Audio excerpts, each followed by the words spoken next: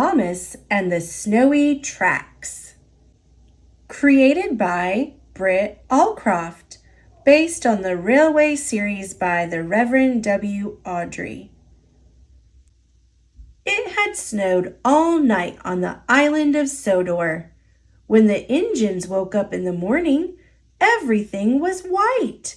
The railway tracks were under a blanket of sparkling white snow, too. Sir Topham Hatt asked Thomas to deliver firewood to the stations. He told Gordon to deliver trucks to the docks. "The snow is slippery, Gordon," he warned. "Take the long way around the hills." "I'm going straight to the docks," Gordon said, pumping his pistons proudly. "I'm strong. I can easily steam over any hill I come to." But Thomas was worried. He'd listened to Sir Topham Hatt. He knew that snow could be dangerous. Gordon huffed away. He came to a hill. "It's not too steep for me," he boomed. And up he went without a hitch. But going down the other side, his wheels slipped and slid. Gordon went faster and faster. Spencer was huffling up the hill toward him. "Slow down!" Spencer shouted. But Gordon couldn't slow down. He wheeshed past Spencer, spraying him, splat, with slushy snow. On Gordon raced. Finally, Gordon slowed down. Soon he came to the biggest hill on the island. "Snow is soft and I am strong," he said. "It won't bother me." But as Gordon pushed upward through the snow, it became a snowball, which grew bigger and bigger. Thomas came up the hill behind Gordon. "Thank you for clearing the tracks," Thomas said. But, the giant snowball had become too big and heavy. It began to push Gordon back down the hill again. "Watch out, Thomas!" he shouted. The snowball pushed Gordon backward, faster and faster. So Thomas chuffed backward, faster and faster, until Gordon rolled into a siding. Then, crash! The snowball bashed into Thomas, knocking him right off the rails. Gordon tried to shunt Thomas and his trucks of firewood back onto the track, but he couldn't do it. "I'm sorry, Thomas," he puffed sadly. "I'm not strong after all. I'll find Rocky. He's better at this than I am." Gordon dropped off his trucks at the docks, where he found Rocky. He shunted Rocky back to Thomas. Rocky used his long crane arm to heave and heave until Thomas was back on the tracks. Thomas thanked Rocky. "Now I must deliver my firewood," he said. "I'm very late. The station workers will be cold." "I'll help you," Gordon said. They puffed slowly off through the snow. Together they delivered firewood to all the stations, and when they came to a hill, they were sure to puff around it.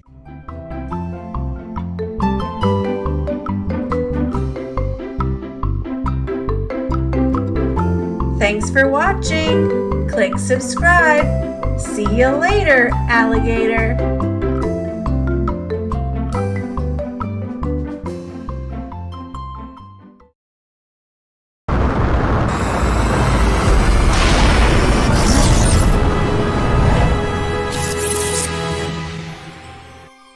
Thomas and the Christmas Tree.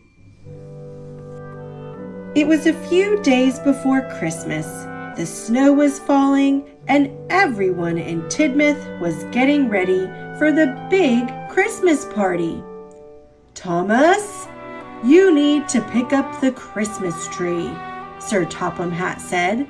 "It is a very important job because everyone comes to see the tree and sing carols around it." "Oh, thank you, sir. You can count on me," replied Thomas, and he puffed away. Let's see who's behind these doors. We've got a man with packages, some Christmas wreaths, another Christmas wreath, and let's see who's over here. Oh, looks like a lady decorating for Christmas. The next morning, Thomas had still not returned with the important Christmas tree. "Thomas must be stuck in the snow," said Sir Topham Hatt. "Donald and Douglas, I need you to rescue him." The twins struggled through the snow, but they couldn't find Thomas. Suddenly, Harold appeared overhead. "I see Thomas!" he cried. Do you see Thomas? I think I see him. There he is, covered in snow. Let's see what's happening over here. Oh, he's smiling now. And let's see what's over here. There's Harold. Thomas was indeed stuck in the snow. Luckily, Donald and Douglas had brought workers to help dig him out. Soon, James came along to give Thomas a helpful push, and in no time, Thomas's wheels were clear. Oh, there's somebody to help dig Thomas out. And there's the other person. Let's see who's behind here. Oh, there's James, ready to give him a push. All the engines worked together to clear the tracks and help Thomas carry the Christmas tree back to Tidmouth Station. Everywhere they went, people came out to wave and cheer them on. The people saw that Thomas had the important tree, and they knew the Christmas party would begin soon.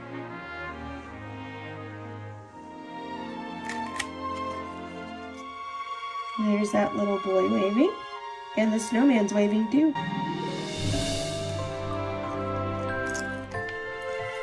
Looks like she's having fun sledding. There was just enough time to decorate the tree before the party began. "Hooray for Thomas!" cried Sir Topham Hatt.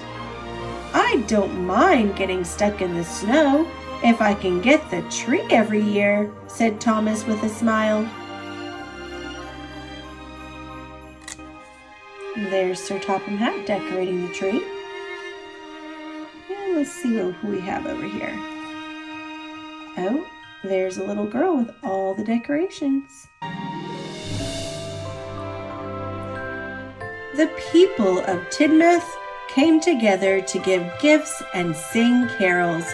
Everyone agreed it was a beautiful tree and a wonderful Christmas party. I bet I know what's on top of the tree. What do you think? Let's see if you're right. Did you guess a star?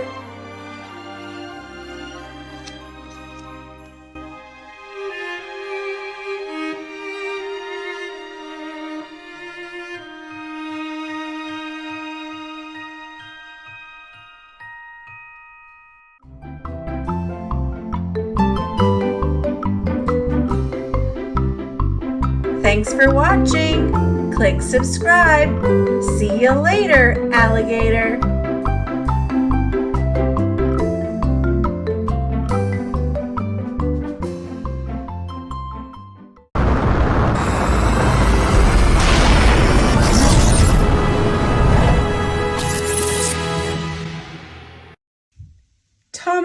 Friends, Santa's Little Engine. Based on the Railway series by the Reverend W. Awdry, illustrated by Tom Lapadula. Christmas on the island of Sodor. Plow, Thomas, plow. It is time for the Christmas fair. Who will play Santa? Sir Topham Hat. Santa needs a sled. Workers hammer. Painters paint. Winston does not look like a sled. Thomas picks up a real sled. Uh-oh, ice. Thomas goes slow. Peep, peep. The sled is safe. Where is Santa? Ho, ho, ho. Santa is ready. Thomas backs up. Watch out, Thomas! Oh no, he bumps the sled. Thomas will save Santa. Hurry, Thomas! Look out for branches! Peep, peep! Ho, ho, ho! Thomas pulls Santa's sled. Merry Christmas!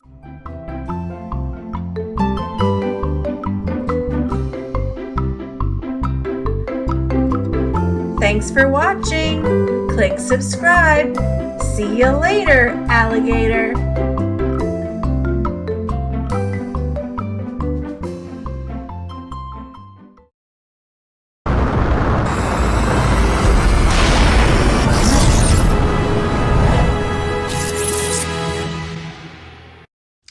Thomas and Friends, the 12 Engines of Christmas. Sing along with Thomas and his friends. On the first day of Christmas, what did Thomas see? A big green star-topped Christmas tree. On the second day of Christmas, what did Edward see? 2 smiling snowmen and a big green star-topped Christmas tree. On the third day of Christmas, what did Henry see? 3 carol singers, 2 smiling snowmen, and a big green star-topped Christmas tree. On the fourth day of Christmas, what did Gordon see? 4 pretty presents, 3 carol singers, 2 smiling snowmen, and a big green star-topped Christmas tree. On the 5th day of Christmas, what did James see? 5 holly wreaths, 4 pretty presents, 3 carol singers, 2 smiling snowmen, and a big green star-topped Christmas tree. On the 6th day of Christmas, what did Percy see? 6 flickering candles, 5 holly wreaths, 4 pretty presents, 3 carol singers, 2 smiling snowmen, and a big green star-topped Christmas tree. On the 7th day of Christmas, what did Toby see? 7 small surprises, 6 flickering candles, 5 holly wreaths, 4 pretty presents, 3 carol singers, 2 smiling snowmen, and a big green star-topped Christmas tree. On the 8th day of Christmas, what did Emily see? 8 yummy fruitcakes, 7 small surprises, 6 flickering candles, 5 holly wreaths, 4 pretty presents, 3 carol singers, 2 smiling snowmen, and a big green star-topped Christmas tree. On the 9th day of Christmas, what did Hero see? 9 candy canes, 8 yummy fruitcakes, 7 small surprises, 6 flickering candles, 5 holly wreaths, 4 pretty presents, 3 carol singers, 2 smiling snowmen, and a big green star-topped Christmas tree. On the 10th day of Christmas, what did Rosie see?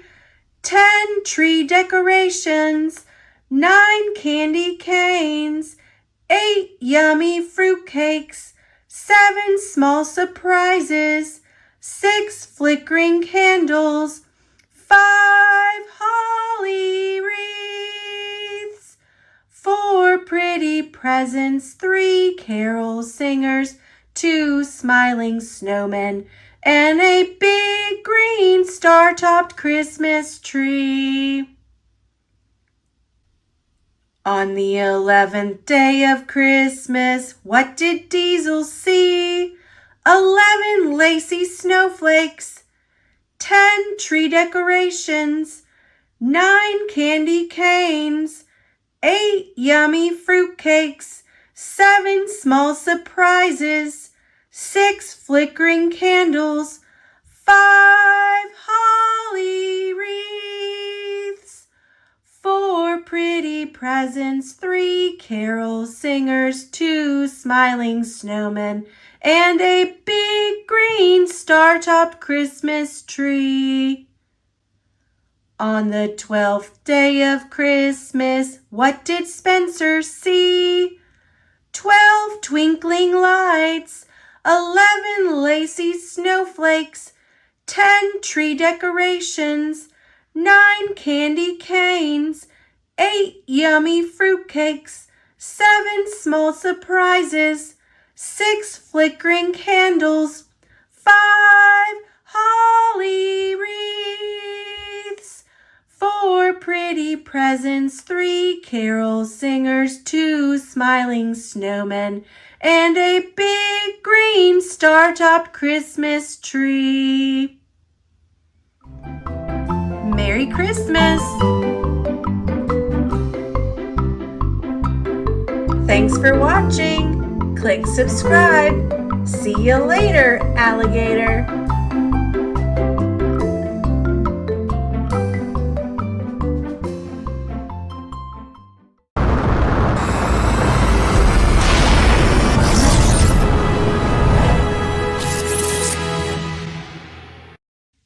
Thomas and the Beanstalk by Christy Webster, illustrated by Tommy Stubbs. It was the end of a very busy day on the island of Sodor. The engines were settling down in their sheds for the night. Thomas the tank engine thought that it would be nice to tell his friends a bedtime story. He told James and Percy his favorite fairy tale, Jack and the Beanstalk. I like the part about the magic beans, Percy peeped when the story was over. I wish a magic beanstalk would grow here on Sodor. Do giants like railway engines? James wondered. The next day, Thomas picked up a load from the farm. Sacks of beans! Thomas chuckled. Just like in my bedtime story, he peeped. Suddenly, Diesel 10 appeared around a bend. He was speeding out of control. Get out of my way, little toy tank engine, Diesel 10 roared. Thomas couldn't move fast enough. Diesel 10 bashed into him and raced off. Thomas crashed into a side rail and tipped over. Some of his cargo spilled out of the trucks. Thomas awoke, dazed and confused. He noticed some beans scattered in the grass next to the tracks. Suddenly, a tiny leaf shot straight out of the ground. Right before Thomas's amazed eyes, the tiny leaf grew and grew into a big plant, and then into a towering beanstalk stretching high up into the sky. Those must have been magic beans after all, Thomas exclaimed. Thomas could hardly believe it. The giant beanstalk was different from the one in his story. It had railway tracks circling all the way up to the top. Thomas wasn't sure what he should do. This was a little scary, but he decided to be brave. He would ride up those tracks to see what was at the top of the beanstalk. Thomas started up the beanstalk. Around and up he climbed, and then he climbed some more. It seemed like the beanstalk went on forever. Finally, Thomas reached the top. He saw an amazing sight. There, up above the clouds, Thomas discovered a giant magical world. The flowers, the grass, even a set of tracks leading up to a huge castle made Thomas feel very small, like a child's toy engine. "Bust my buffers!" he gasped. "Everything's so big!" Thomas couldn't help wanting to explore. He followed the tracks into a castle courtyard. There he realized he was traveling on a Sodor-sized railway. All the buildings, trees, and railroad signs were just the right size for Thomas. It was a toy train set. Thomas looked up and around at the castle with its impossibly high gates and turrets. "Why is everything else so big?" he wondered aloud. Then Thomas heard the sound of a steam whistle.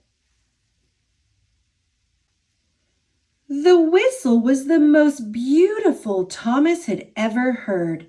It sounded almost musical. He looked around but couldn't tell where it was coming from. At that moment, the ground beneath him began to shake. Thomas tried to hide behind what looked like a huge flower, but when it lifted up and flew away, Thomas saw that it was an enormous butterfly. Suddenly, a gigantic foot landed in front of him. Thomas looked up and saw a man towering over the entire courtyard. He was a giant, just like the giant from Thomas's bedtime story. Thomas had never seen anyone this big. Before he could make a move, he heard a little voice calling to him. "Quick, over here!" Thomas turned and saw a gleaming gold steam engine on the track ahead of him. She was trying to get his attention. He started to roll toward her, but before he could speak to her, the giant reached down with his enormous hand and picked up the little engine. Then he put her down on another track. The giant pushed the gold engine back and forth on the track. All the while he made peep and whistle noises in his booming voice. Then Thomas realized the giant was playing with the little engine as if she were a toy. Suddenly, a loud horn blasted nearby. Thomas looked up and saw Diesel 10 approaching. He was enormous too, big enough for the giant to ride in himself. The giant put down the gold engine and stomped over to the huge Diesel. Thomas saw his chance. He hurried over to the gold engine. "What is this place?" Thomas asked her. "It's the giant's castle," the gold engine replied. "I don't like it here, and I want to get away." She told Thomas that she had been taken from her home, where she was a very special engine. "I run on golden coal," she said, "but here I'm just the giant's favorite toy. I wish I could go home." Thomas wanted to help the gold engine. "I don't know how to get to your home from here, but I can take you back to mine," he said. Thomas told her about the island of Sodor, where everything was the right size for them. "You would be safe and happy there," he said. "Sodor sounds wonderful," the gold engine said. "I climbed up a giant beanstalk to get here," Thomas said. "It's this way."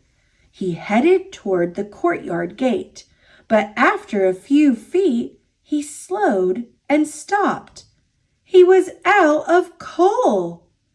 "I must have used it all up climbing the beanstalk," he cried.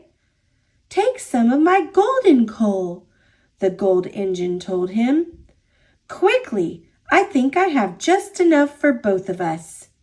With the special gold coal in his hopper, Thomas felt magical. His pistons puffed faster than ever as he raced toward the gate, with the gold engine following close behind him. At that moment, the giant made a loud sniffing noise. "I smell steam," he said. He turned and saw two little engines trying to get away. His thunderous voice boomed, "Fee, fi, fo, fum. I see two engines on the run. If they're toys or if they're real, I'll now have two engines to steal." The giant and Diesel 10 chased after Thomas and the gold engine as they steamed out of the courtyard. "Get back here, little toy tank engines!" Diesel 10's booming voice rang out. Thomas sped up, heading toward the beanstalk.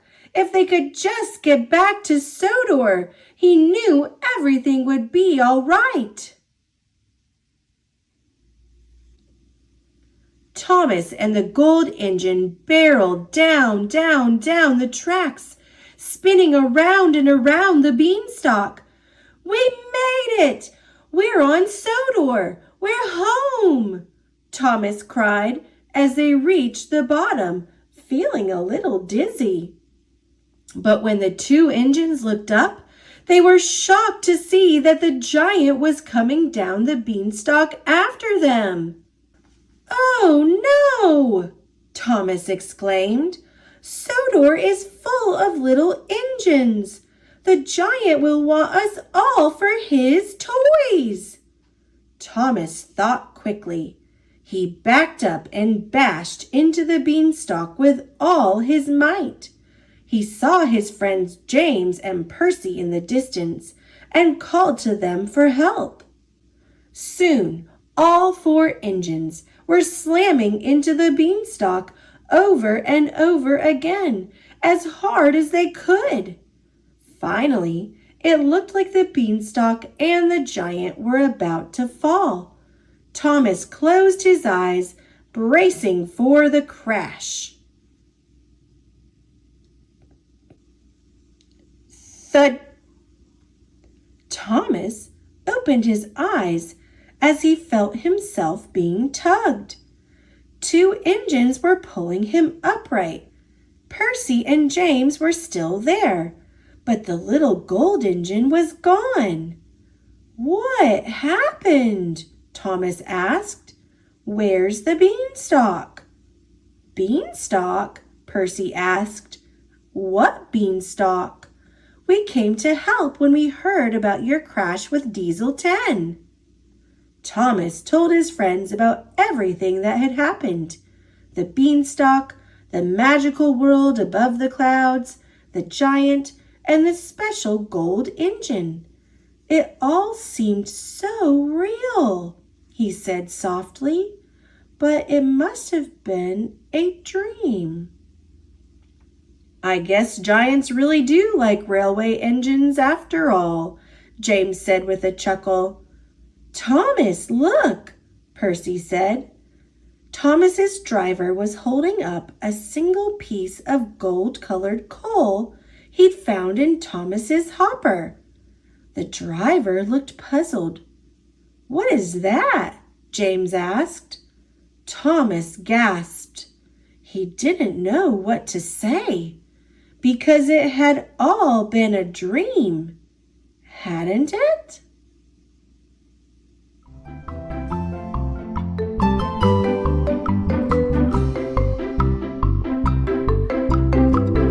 Thanks for watching.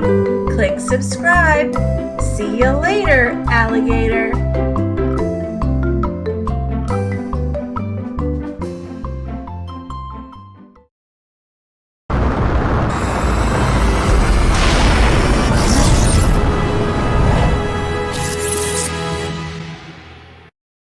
Thomas and the Dinosaur.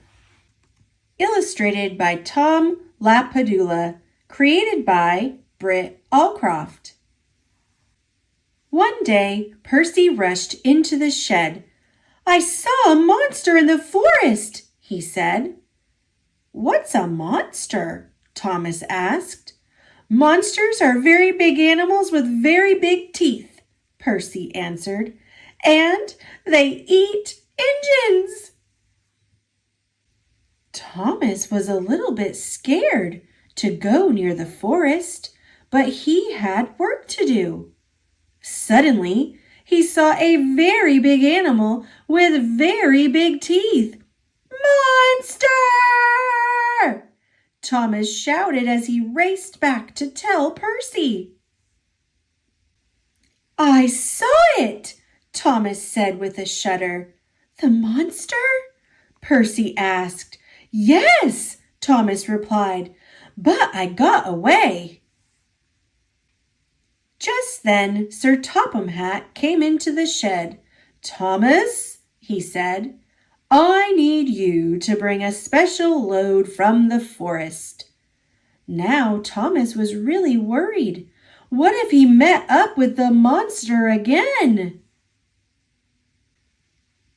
Slowly, slowly, Thomas puffed back to the forest with his driver. Through the trees, Thomas again saw that very big animal with the very big teeth. "Monster!" he shouted to his driver. "That's not a monster," the driver said. "That's just a model of a dinosaur." "What's a dinosaur?" Thomas asked him. "Dinosaurs were animals that lived a long, long time ago," the driver explained. "This is a model for Sodor's new dinosaur park." Thomas chugged a little closer and saw that his driver was right. Soon, Harold the helicopter arrived to lift the dinosaur. Then some workers guided Harold as he carefully lowered the model onto Thomas's flatbed. Percy was puffing along the line when Thomas passed by. "Monster!"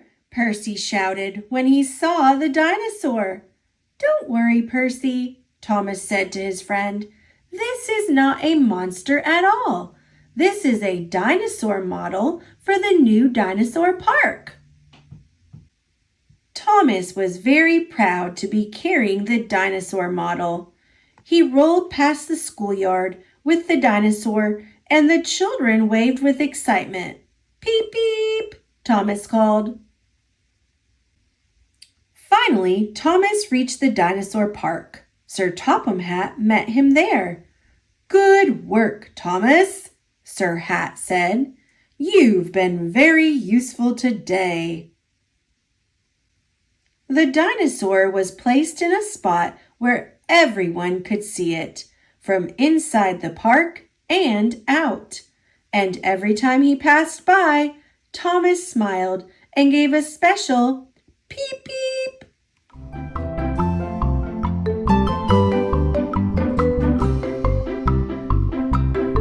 Thanks for watching. Click subscribe. See you later, alligator.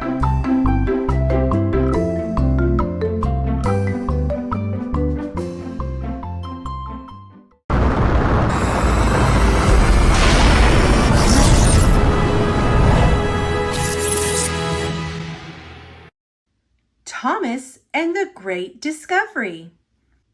Illustrated by Tommy Stubbs. Created by Britt Allcroft. It was a beautiful day on the island of Sodor. Thomas was high in the hills, bringing some freight cars to the wharf. At an unfamiliar junction, he saw an old, overgrown track that looked like a shortcut. Soon he was rattling down the steep track. "No one has been down here for a very long time," he huffed. Then Thomas gasped, "Fizzling fireboxes!" He had arrived at a station. It, too, was overgrown, rusty, and very old. There were crumbling platforms, and the station building was covered in ivy. Thomas had never seen such an amazing sight. "What a funny place to have a station," he peeped and looked around some more. "There are so many buildings. It looks like an old town," he cried. "I cannot wait to tell everyone about this." So Thomas bumped and bashed along the old track and finally made his way down to the wharf. The next day, the news of Thomas's discovery was all over Sodor. Sir Topham Hatt wanted to visit the hidden town at once. "Thomas, you have made a wonderful discovery. This was the town of Great Waterton. When steam engines first came to Sodor," Sir Topham Hatt said, "this was an important town. It was called Great Waterton because the springs here provided water for everyone on the island." "Why does no one live here now?" puffed Thomas. "The springs ran dry, and the people left to live in new towns. The maps were lost. Everyone thought the town of Great Waterton was lost forever too. But now it is found," cheered Thomas. "And if we work hard," added Sir Topham Hatt, "we can have the rededication of the town on Sodor Day." In no time, all of Sodor was working hard to fix up Great Waterton. Because Thomas had rediscovered the town, Sir Topham Hatt put him in charge of all the repair work. It was also Thomas's responsibility to explore all the old tracks around Great Waterton. Thomas liked checking old lines, and he liked being in charge. He wanted to show everyone he could do everything. But one day, there was trouble. Thomas was puffing too fast, and the track was too old. He toppled off the track.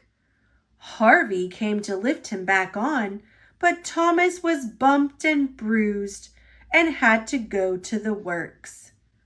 While Thomas was at the works, a friendly new engine named Stanley was put in charge of the work at Great Waterton. When Thomas was as good as new, he hurried back to Great Waterton. A lot had changed. Sir Topham Hatt met Thomas. "Stanley has done a good job, so I have decided that Stanley will stay in charge, and you will help him." Thomas's funnel flattened. He had lost the most important job of all.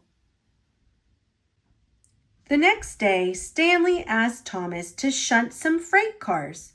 Thomas was very good at shunting freight cars, and he really liked doing it, but he didn't like Stanley telling him what to do. Still, he wanted to show how really useful he was, so he shunted freight cars all over Great Waterton.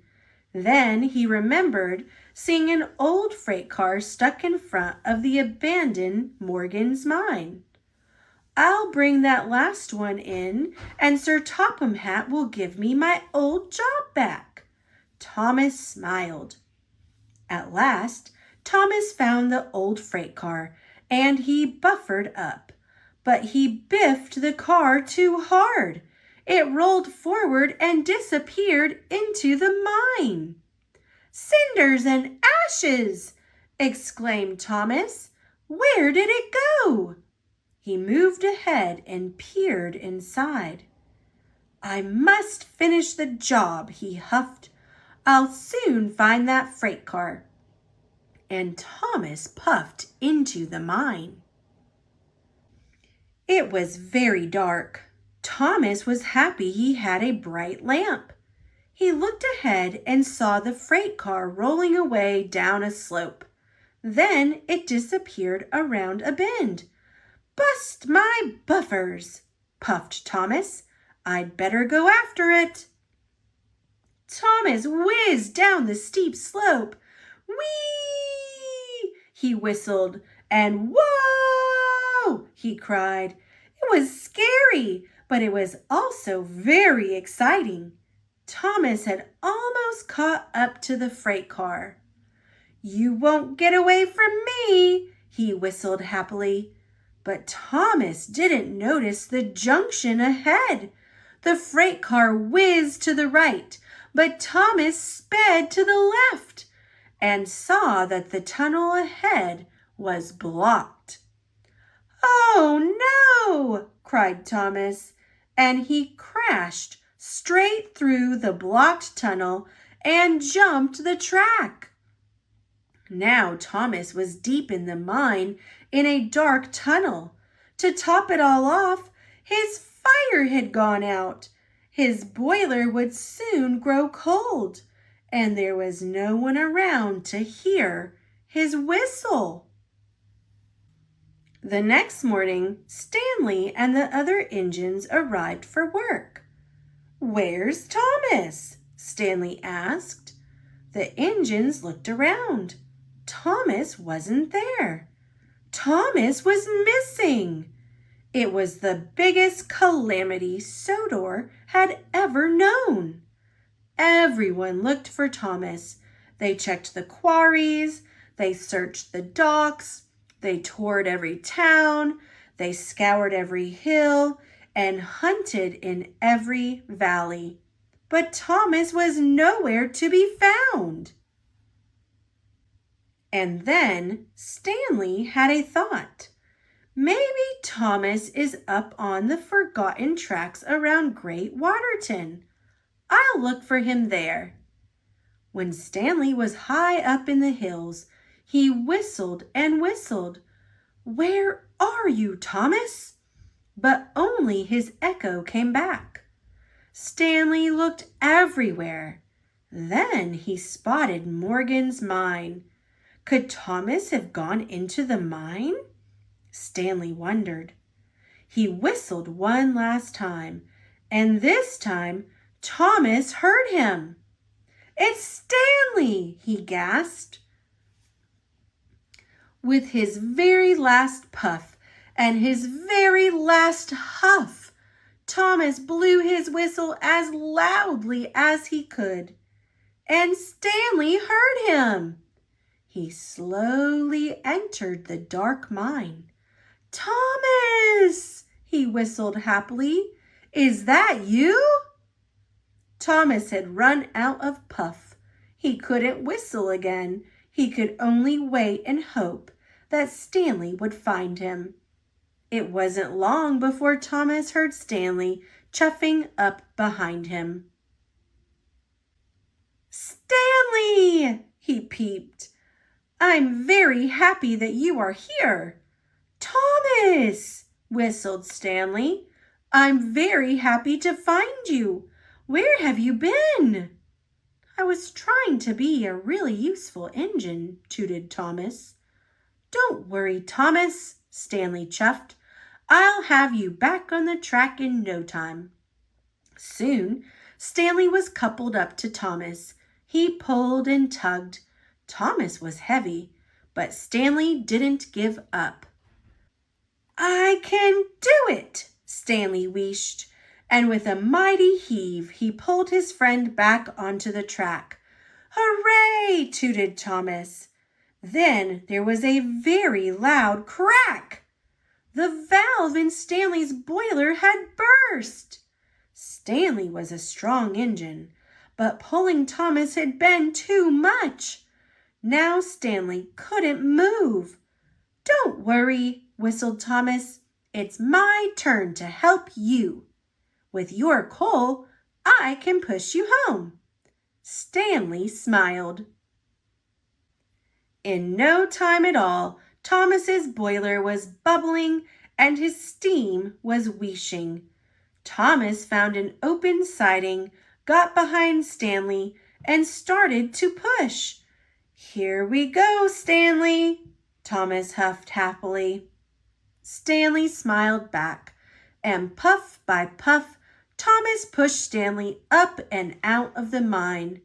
The old tracks rattled and creaked, but Thomas didn't mind. He was happy and proud to push his new friend Stanley home. At last, Thomas and Stanley pulled into Great Waterton Junction. Thomas was tired, but he had never felt happier. When the other engines saw Thomas and Stanley, they tooted and whistled, and soon the sound of engine whistles echoed all around Great Waterton. The news quickly spread throughout Sodor. "Thomas has been found," the engines whistled. Sir Topham Hatt grandly proclaimed, "Stanley saved Thomas, and Thomas saved Stanley." For the next couple of days, everyone worked hard to get Great Waterton ready for Sodor Day. Now, Thomas was happy that Stanley had come to Sodor. Thomas had a wonderful new friend, and just in time, everything was done. The weather for Sodor Day was perfect. Sir Topham Hatt arrived and beamed. "Well done to you all. This is the grandest Sodor Day ever." He and Lady Hatt stood beside the red ribbon with a great big pair of scissors. "Thanks to Thomas, Great Waterton is no longer lost. And thanks to Stanley, the work was finished right on time. Welcome to the town of Great Waterton," boomed Sir Topham Hatt. Lady Hatt snipped the ribbon. "We're all really useful engines, puffed Thomas happily. He couldn't have been prouder.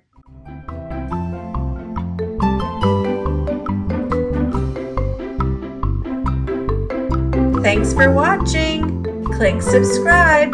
See you later, alligator.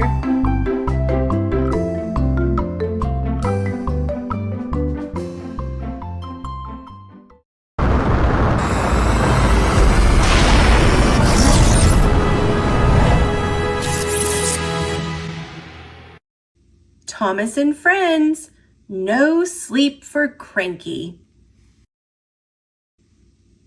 Brendam Docks was always very busy. Cargo ships came there from all over the world. Poor Cranky the Crane, who worked at the docks, was never allowed a nap. He worked all the time, day and night. So he was always cranky. One morning, Cranky was unloading some pipes from a cargo ship and putting them into trucks. "Ahoy there, Cranky!" called Salty, the dockyard diesel. "Where have you been?" snapped Cranky. "Well, that's not a very cheerful way to say hello," Salty replied. Next, the twin engines, Bill and Ben, arrived for work. "Hurry up, you two," shouted Cranky. "I haven't got all day." "You're no fun," grumbled Bill. "You wouldn't be fun if you were stuck up here by yourself," snapped Cranky. "So that's why you're so cranky," said Ben. "You're lonely." "I am not," Cranky cranked. "If you're lonely, I'll keep you company," said Salty. "I could tell you a story." Salty loved nothing better than to tell stories about the sea, but everyone else thought they were boring. "Not another one of your stories," groaned Cranky, and he carried on lifting pipes. "I was in the middle of a wild storm," began Salty.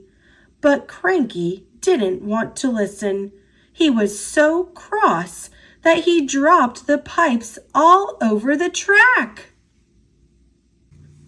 The pipes rolled towards a big shed. Crash! They hit it so hard that the shed came tumbling down. Bill, Ben, and Salty were trapped. "Whoops," said Cranky quietly. "You're going to be in big trouble," giggled Bill and Ben. The Fat Controller was in his office, being measured for a new waistcoat. When he heard the news, he went straight to the docks. There was a big mess. The Fat Controller needed Harvey, the crane engine, to clear it up. But Harvey was on the other side of the island and wouldn't get there until the next day. The Fat Controller had to speak to Cranky through a megaphone. "You have made a terrible mess, Cranky," he called crossly. "I'm sorry, sir," whispered Cranky. "Bill, Ben, and Salty," said the Fat Controller, "you will have to stay here until Harvey can clear up this mess in the morning." "This reminds me of a story," began Salty. "Not another one of your stories," groaned Cranky. Salty spent all night telling Cranky about wild storms, dangerous adventures, and brave ships.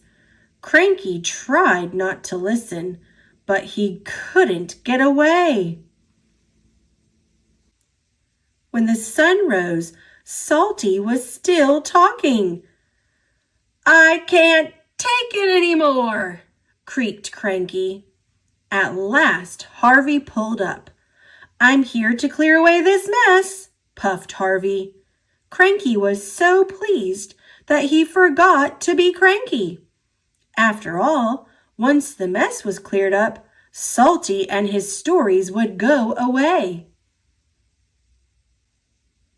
"I'll never be cranky again," promised Cranky, after Salty left.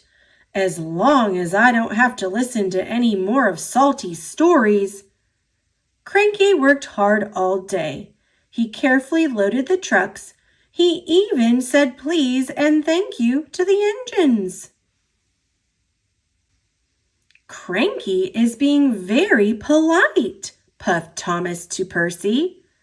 "I hope it will last," smiled Percy.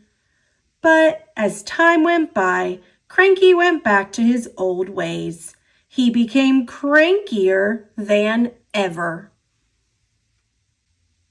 "Oh well, it was nice while it lasted," said Percy to Thomas.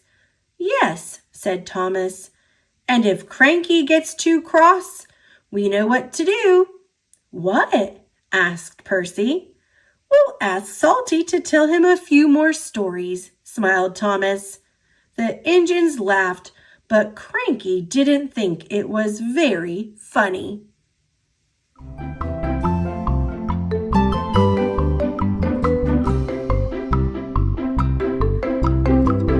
Thanks for watching.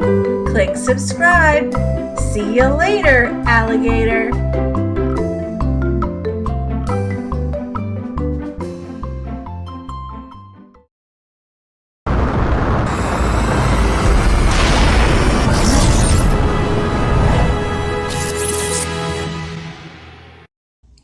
Thomas and Friends, Fast and Slow.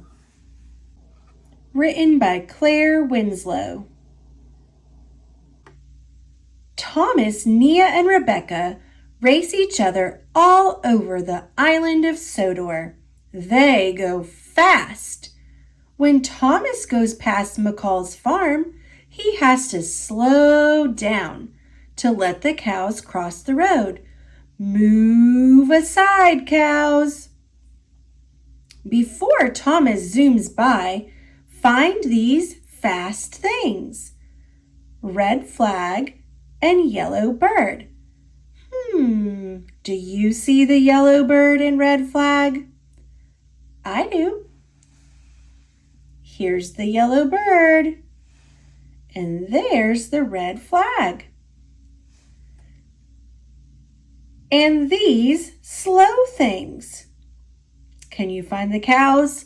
That was easy. Here they are. And it looks like a tractor. Do you see the tractor?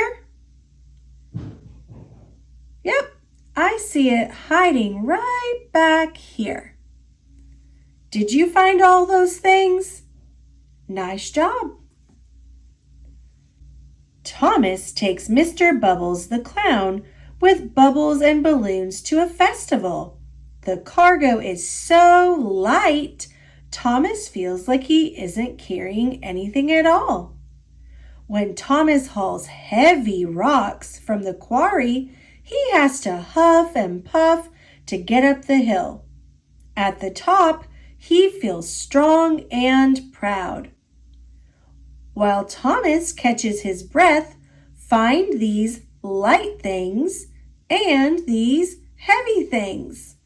Let's start with the light things. Can you find the kite? Oh, I see it. Right here, the little girl is holding the light kite. Do you see the purple balloon? That's right. There it is, right there. Now let's see if we can find the heavy things. Where are those barrels? I see them. They're tucked right back here. Now we're looking for a container of heavy stones.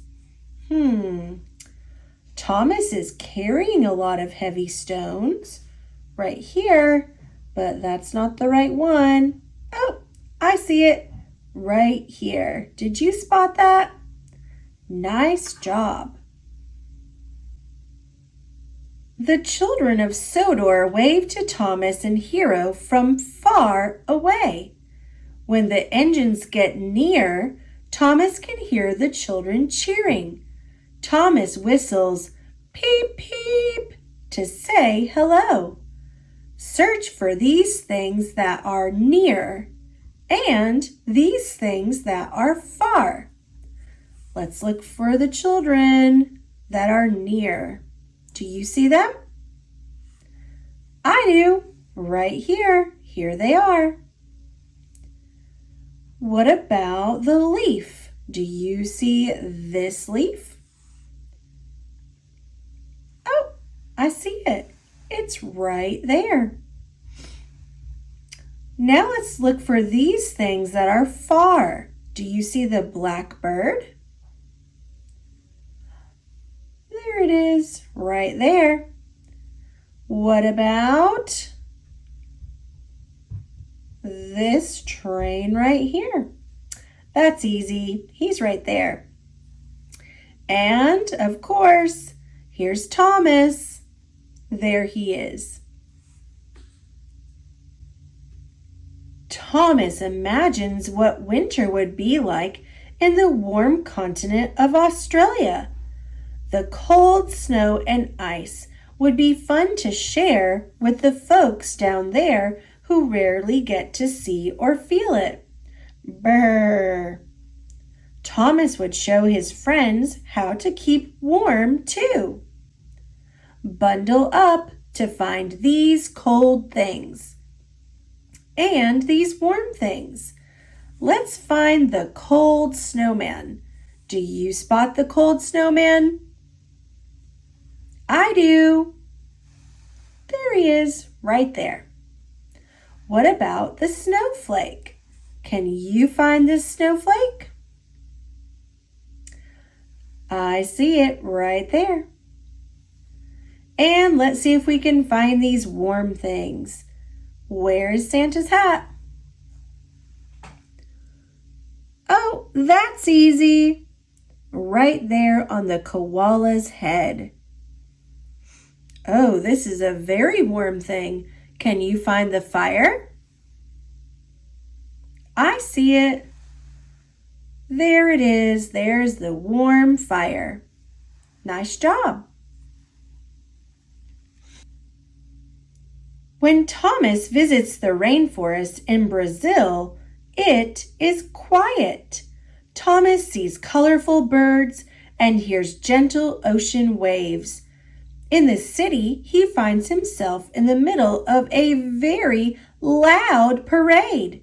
With the music and the cheering crowd, Thomas can barely hear his own boiler. Look closely to find these quiet things and these loud things. Let's find the quiet sailboat. Do you see him? There he is.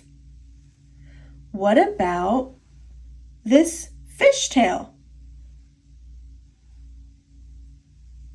Do you see it? I do, right there. And these loud things. Can you find this drum? There it is, right behind the dancer. What about this parrot? Can you find the parrot? There he is, flying up here. Thomas is in front when he pulls his passenger coaches, Annie and Clarabelle. As the leader, he always looks ahead to make sure the tracks are clear. Clarabelle likes to be the last coach in line. She faces backwards so she can see the hills, trees, and animals behind. Take a look and find these things in front and these things behind. Let's see if we can find this sign. Do you see this sign in front of Thomas? I do. It's right here. What about this little lamb? Do you see the little lamb? There he is, right there. Can you find a little duck behind Clarabelle? Oh, I see lots of little ducks behind Clarabelle. What about the number 10 sign? Do you see the number 10 sign behind Clarabelle? There it is, right there. As Thomas and Percy chug along the railway, they pass below a bridge. "Hello, Thomas! Hello, Percy!" Sir Topham Hatt calls from up above. Find these things below, and find these friendly faces above. Can you find the frog below the bridge? There he is, right there on the lily pad. Can you find Percy below the bridge? There he is. Now let's find these friendly faces above the bridge. Where's Sir Topham Hatt? There he is, right there. And what about the yellow bird? Oh, we found him once before earlier. There he is, right there. On a trip to India, Thomas slips off the tracks into a big mud puddle and gets all dirty. Luckily, an elephant helps Thomas back onto the tracks. The elephant uses her trunk to spray Thomas with water. Now Thomas is sparkling clean. Watch out for puddles as you look for these animals getting dirty. And find these friends keeping clean. Can we find these chickens that are getting dirty? I think he's right there. What about these cute little monkeys? There they are. Let's see, can we find this train right here? And I think, is that Nia? I think that's Nia. Let's see if we can find them. Oh, here they are. They do not want to get dirty like Thomas. They want to stay clean. At night, all the engines sleep at Tidmouth Sheds. They deserve a good rest. Thomas says good night to his friends and dreams about tomorrow's adventures. The next day, Thomas and the other engines work hard pulling passengers and cargo. They are really useful engines. Before the engines fall asleep, look for these things at night, and then find these items during the day. Let's see, can we find this owl at night? Oh, he's hard to spot. He is right up here. Can you see him? He's really hard to see. Oh, but we can find the bright moon. Can you find it? Oh, I see it. That one was easy to find. Right here. And let's see if we can find Sir Topham Hatt during the day. There he is. And what about this cute little squirrel? Where is he? Do you see him? Oh, I see him right here. Great job.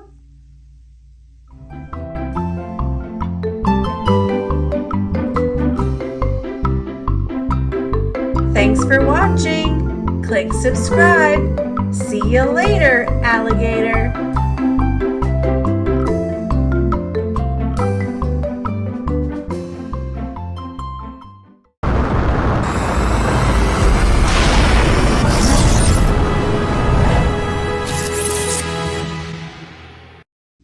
Thomas and Friends. Tell the time with Thomas. At 7 o'clock, Thomas starts out on his first journey of the day with Annie and Clarabelle. At 8 o'clock, Sir Topham Hatt catches a train to work. This train is pulled by James, the red engine. Sir Topham Hatt reaches his office by 9 o'clock. He has a cup of coffee before he starts to read the pile of letters waiting for him. From his window, Sir Topham Hatt can see Gordon the big engine, ready to pull the express. At 10 o'clock, the conductor blows his whistle and waves his flag, and Gordon starts off down the line. At 11 o'clock, Percy collects some freight cars. As he passes the airfield, he toots "Hello" to herald the helicopter.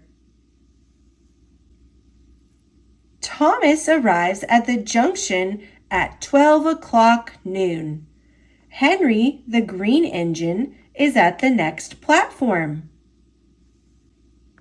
Toby and Henrietta have had a busy morning. At 1 o'clock, Toby stops for a drink of water. His driver and fireman have some sandwiches and tea. Edward is taking some children to the seaside at 2 o'clock.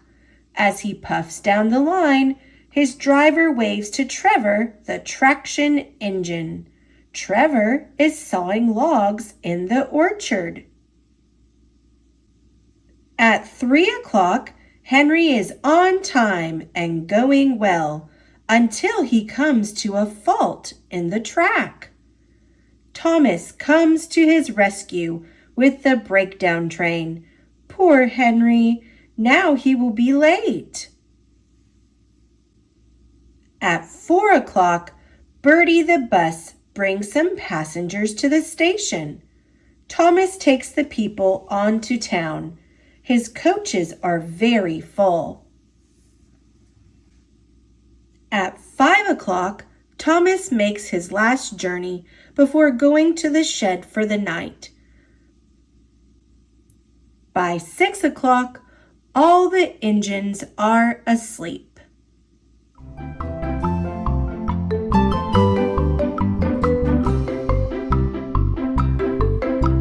Thanks for watching. Click subscribe. See you later, alligator.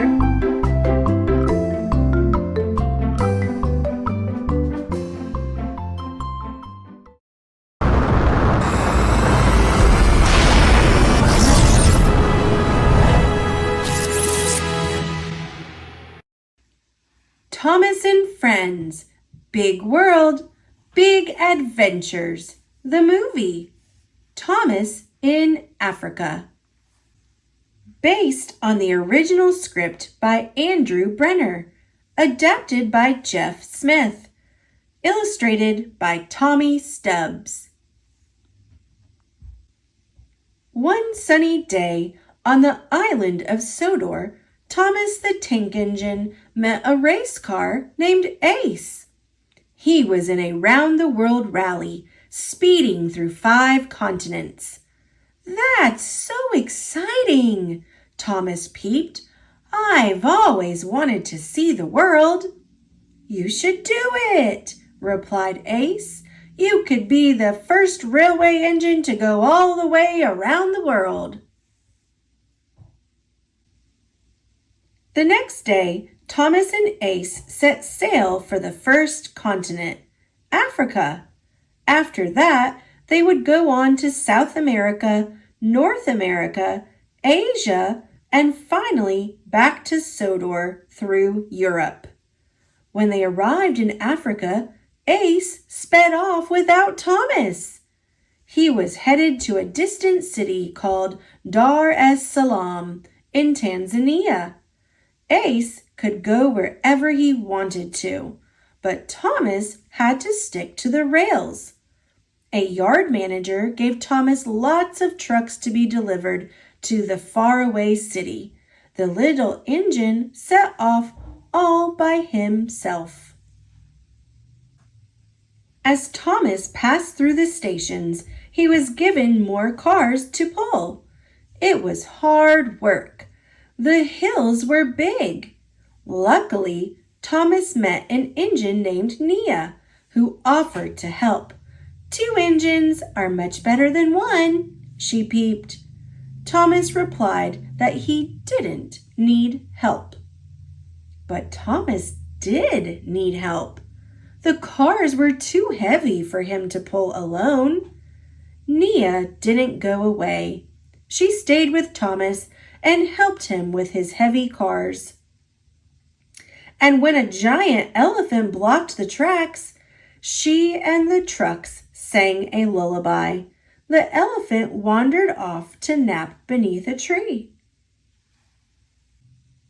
Nia stayed with Thomas all the way to Dar es Salaam. Okay, everybody, Thomas peeped. Please keep your eyes open for my friend Ace. Kwaku, a giant engine friend of Nia's, said he'd seen a group of race cars, but they're all gone now. Ace must have left without me again, said Thomas. Nia said. He doesn't sound like a very good friend. Thomas knew the next stop in Ace's race was Rio de Janeiro in South America. I'll just find a ship and go there by myself, wherever that is. Nia asked if she could help Thomas, but he told her to go home. Then he steamed to the docks and was loaded onto a ship. He continued on his big adventure all alone.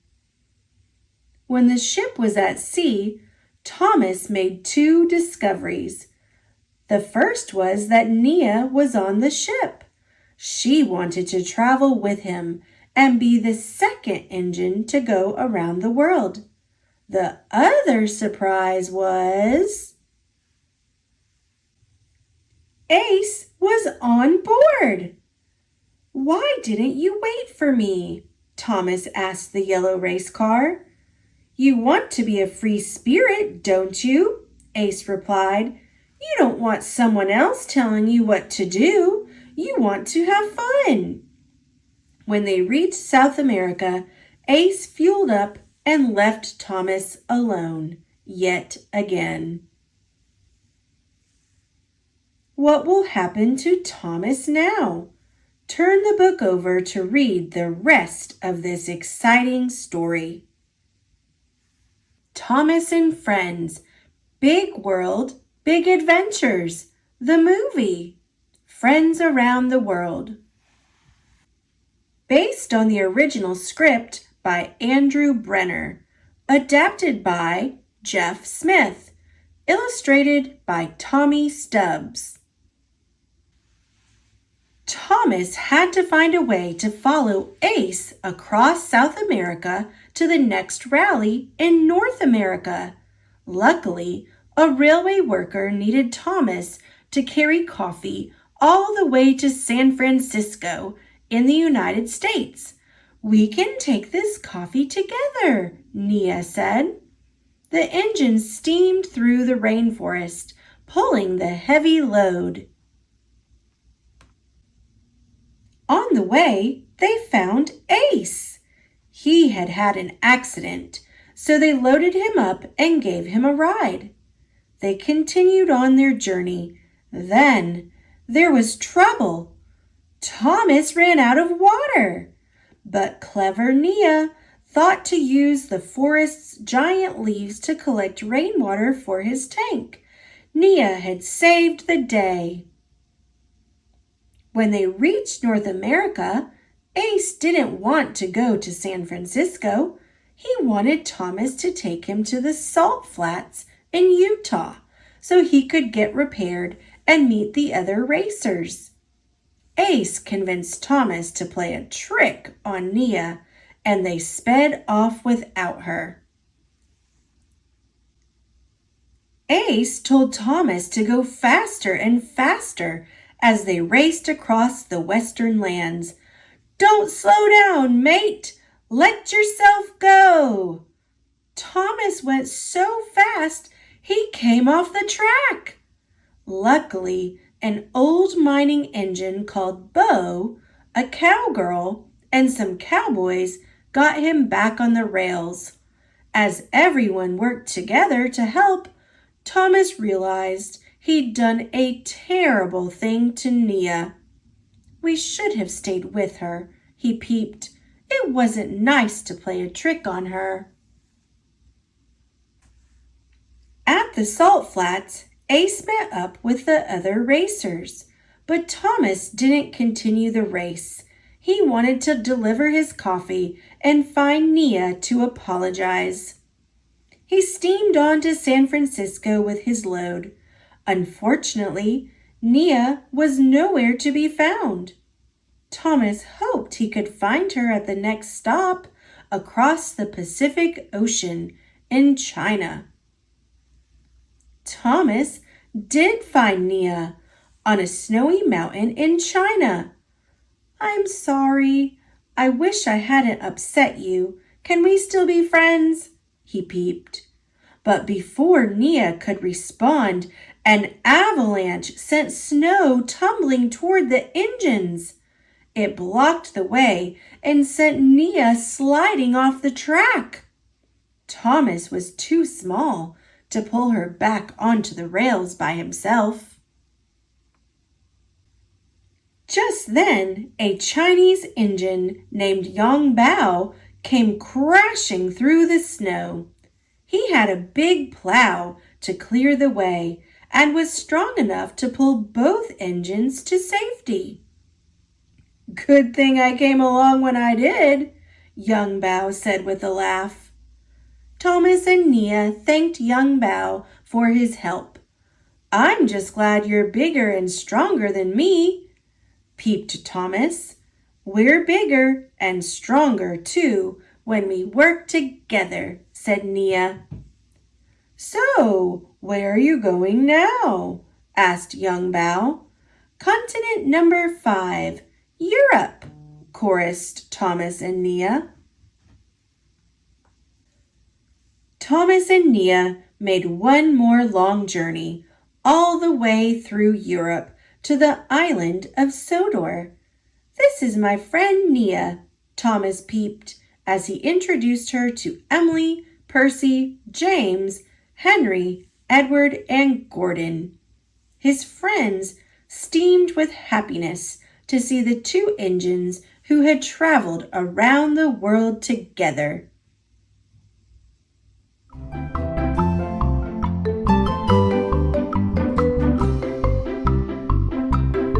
Thanks for watching. Click subscribe. See you later, alligator.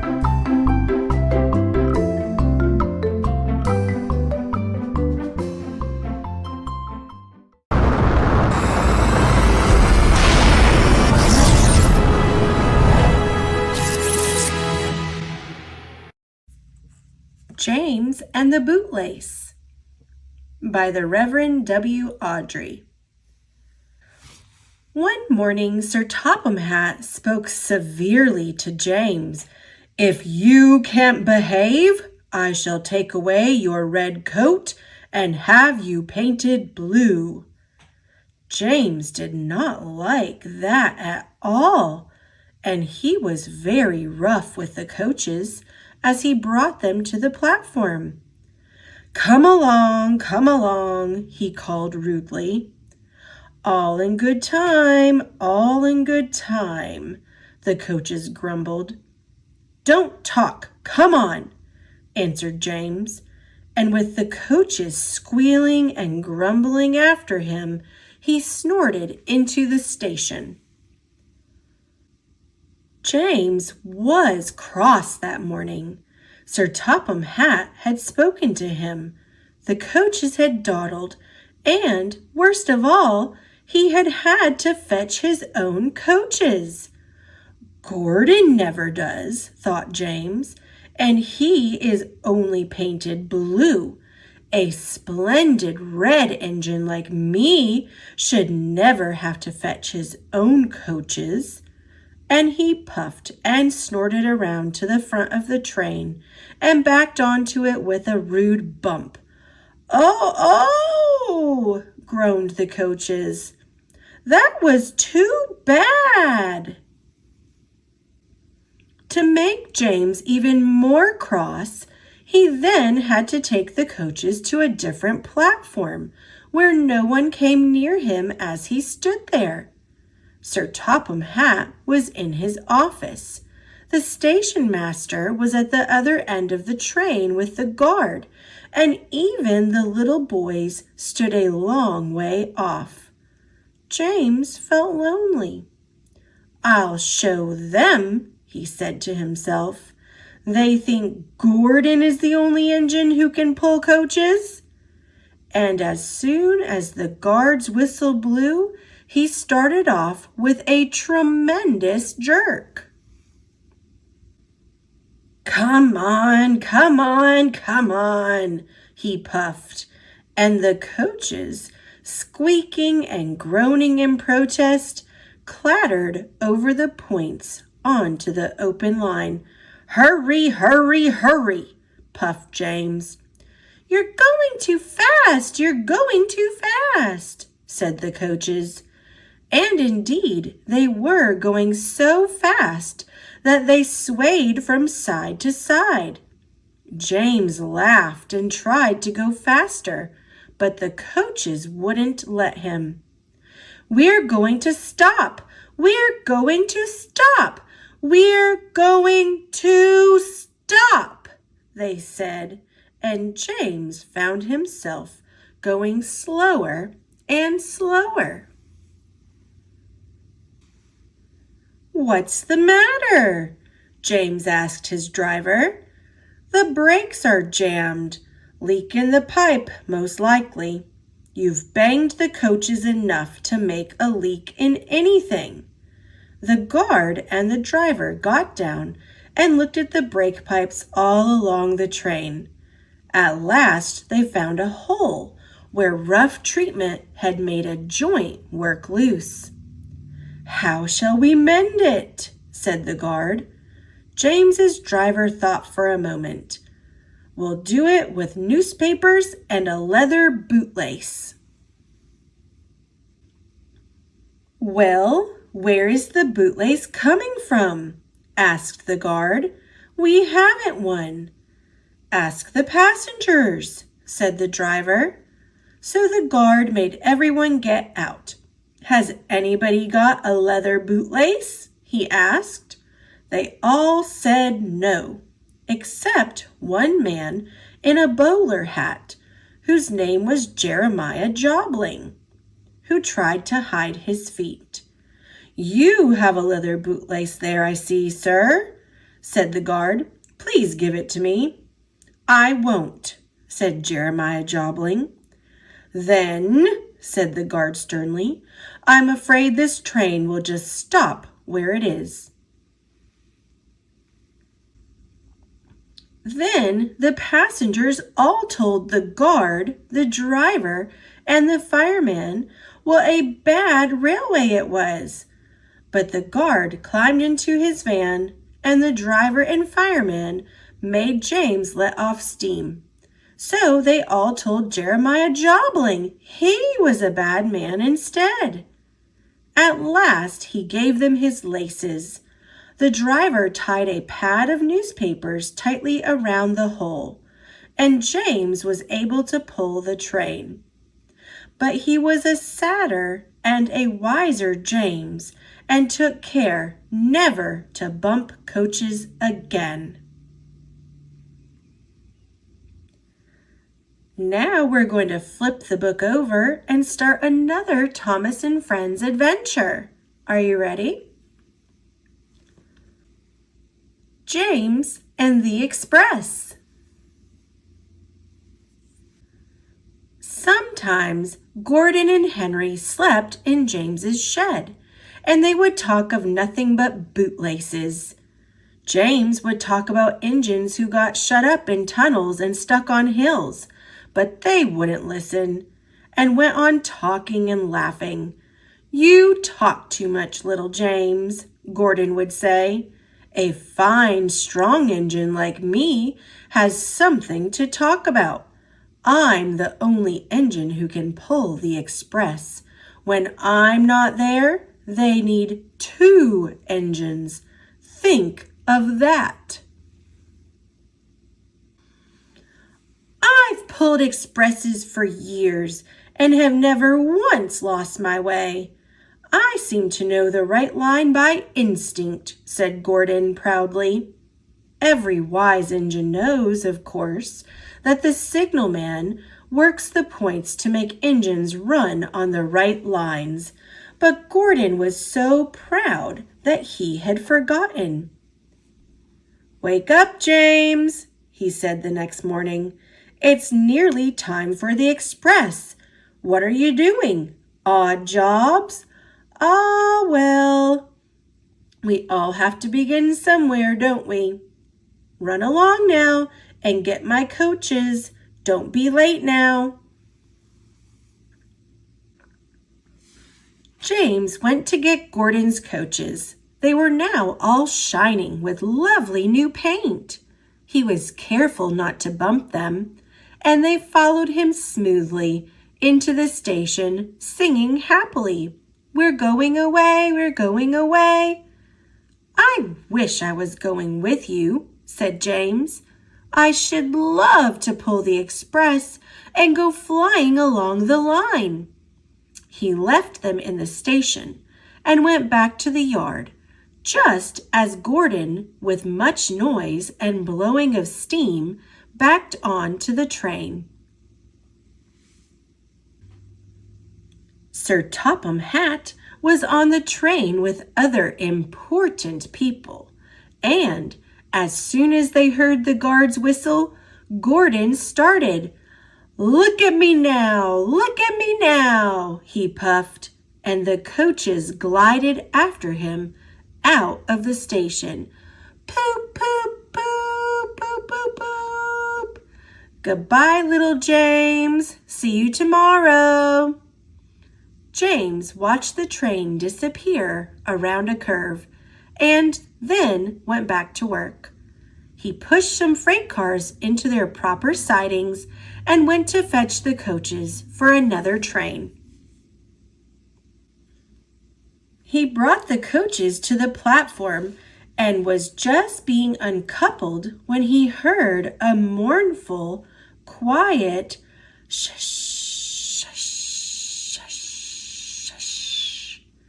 And there was Gordon trying to sidle into the station without being noticed.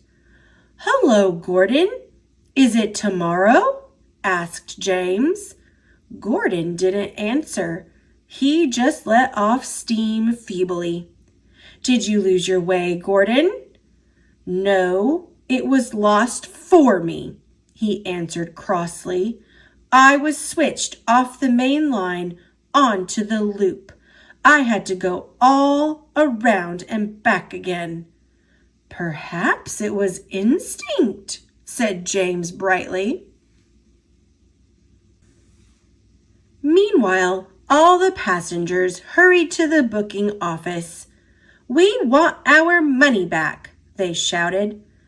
Everyone was making noise, but Sir Topham Hatt climbed on a trolley and blew the guard's whistle so loudly that they all stopped to look at him. When he promised them a new train at once, "Gordon can't do it," he said. "Will you pull it for us, James?" "Yes, sir, I'll try." So James was coupled on, and everyone got in again. "Do your best, James," said Sir Topham Hatt kindly. Just then the whistle blew, and he had to run to get in. Come along, puffed James. You're pulling us well, sang the coaches. Hurry, puffed James. Stations and bridges flashed by. The passengers leaned out of the windows and cheered, and they soon reached the terminus. Everyone said, "Thank you to James." "Well done," said Sir Topham Hatt. "Would you like to pull the express sometimes?" "Yes, please," answered James happily. Next day, when James came by, Gordon was pushing freight cars in the yard. "I like some quiet work for a change," he said. "I'm teaching these freight cars manners. You did well with those coaches, I hear." "Good, we'll show them." And he gave his freight cars a bump, making them cry, "Oh, oh, oh, oh." James and Gordon are now good friends. James sometimes takes the express to give Gordon a rest. Gordon never talks about bootlaces, and they are both quite agreed on the subject of freight cars.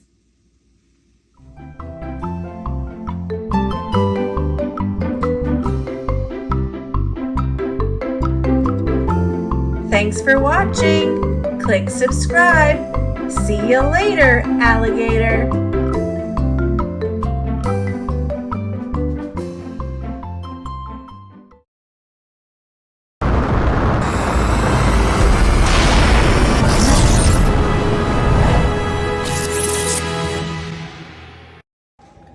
Thomas and Friends, Blue Mountain Mystery, the movie, Risky Rails. Illustrated by Tommy Stubbs.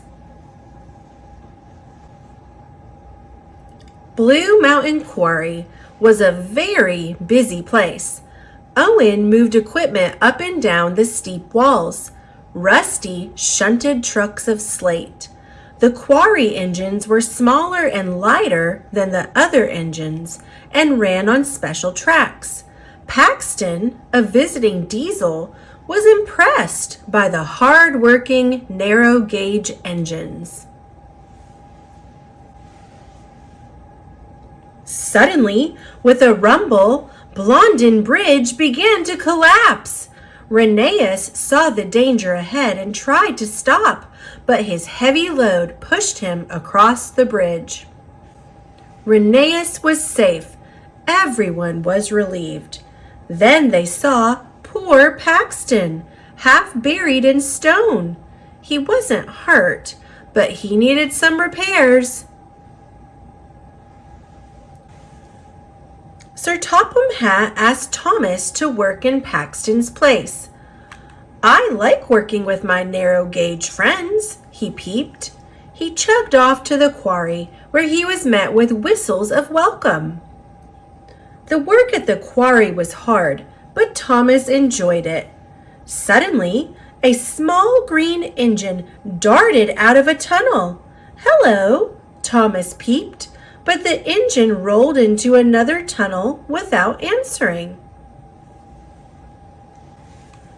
The next morning, Thomas saw the little green engine again. "Who are you?" Thomas asked. The little engine puffed off without answering. Thomas tried to follow. "Go, Luke!" Skarloey cried, as he and the other narrow-gauge engines blocked Thomas. "Who is Luke?" Thomas asked Skarloey. "Why does he run away?" "He hides because long ago he did something very bad," Skarloey said. "He's afraid that if he's found, he'll be sent away from Sodor forever." Thomas promised to keep Luke's secret. Later, Thomas steamed off alone to think. "Don't worry, Luke," he said aloud. "I'll find a way to help you." Someone was watching. The next day, Luke emerged from a tunnel and approached Thomas. "I'm sorry I hid from you," he said. "Will you be my friend?" "I'd like that," Thomas replied. Thomas and Luke worked together at the boulder drop. Thomas asked Luke why he had to hide.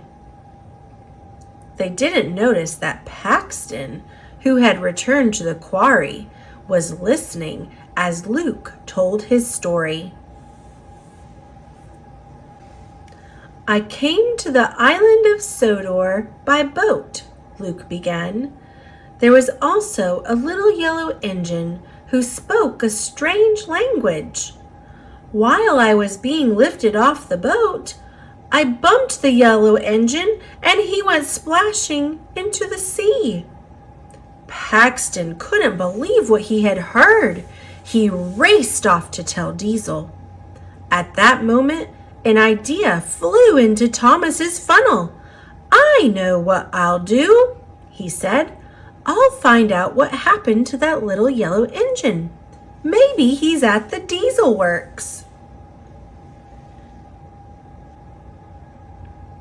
Thomas was shocked to hear Paxton repeating Luke's story to Diesel. "We have to tell," said Diesel. "Luke will have to leave Sodor forever." Thomas had to find the little yellow engine. He chuffed to the steamworks to talk to Victor. "That engine was me," Victor said. Victor's story about his journey to Sodor matched Luke's. But there was one big difference. "The chains holding my wheels were broken," he said. "That's why I slid into the sea when the green engine bumped me. When Cranky fished me out, I was in a terrible state." "It was an accident?" peeped Thomas. "And you were repaired?" "Yes," said Victor. "I chose to be painted red, a new color for my bright new life." "I have to tell Luke," Thomas said. "Is Luke the little green engine?" asked Victor. "Yes," said Thomas, "and he needs your help." Later, Diesel and Paxton found Luke at the quarry. Luke rolled up the narrow gauge tracks where Thomas and the other engines couldn't follow. "You can't hide now," shouted Diesel. "Sir Topham Hat is coming to kick you off Sodor. Even Thomas can't save you." "Yes, I can," Thomas peeped as he sped into the quarry. Rocky and Owen helped Thomas climb all the way up the quarry's walls. But Thomas's wheels were too big for the narrow gauge tracks at the top. They jumped off the rails and Thomas rolled toward the edge of the cliff. "Help!" Thomas peeped. Just then, Luke came around the bend. "Watch out, Thomas!" cried Diesel. "He's going to push you off, just like he did that yellow engine." "Don't worry," said Luke. "I'll pull you back to Owen." And slowly but surely, he pulled Thomas back toward the platform. Luke felt strong. Luke got Thomas safely to Owen's platform, but the two engines weighed too much for Owen. The platform began to drop straight down. "Cinders and ashes!" peeped Thomas. Gears whined, sparks flew, but Owen brought Thomas and Luke safely down. Just then, Sir Topham Hat arrived with Mr. Percival, the narrow gauge controller. They were confused and angry. Then Victor steamed into the quarry. "Luke, you didn't push me," he said. "It was an accident." Sir Topham Hat was upset with Diesel. "You didn't find out what really happened?" he said. "And the real story is what matters." "Well done, Thomas," said Sir Topham Hatt. "Today is a happy day for Mr. Percival and his engines." "Thomas has made it a happy day, sir," Luke said. "He's my hero and my friend." Thomas and all his friends, new and old, whistled happily.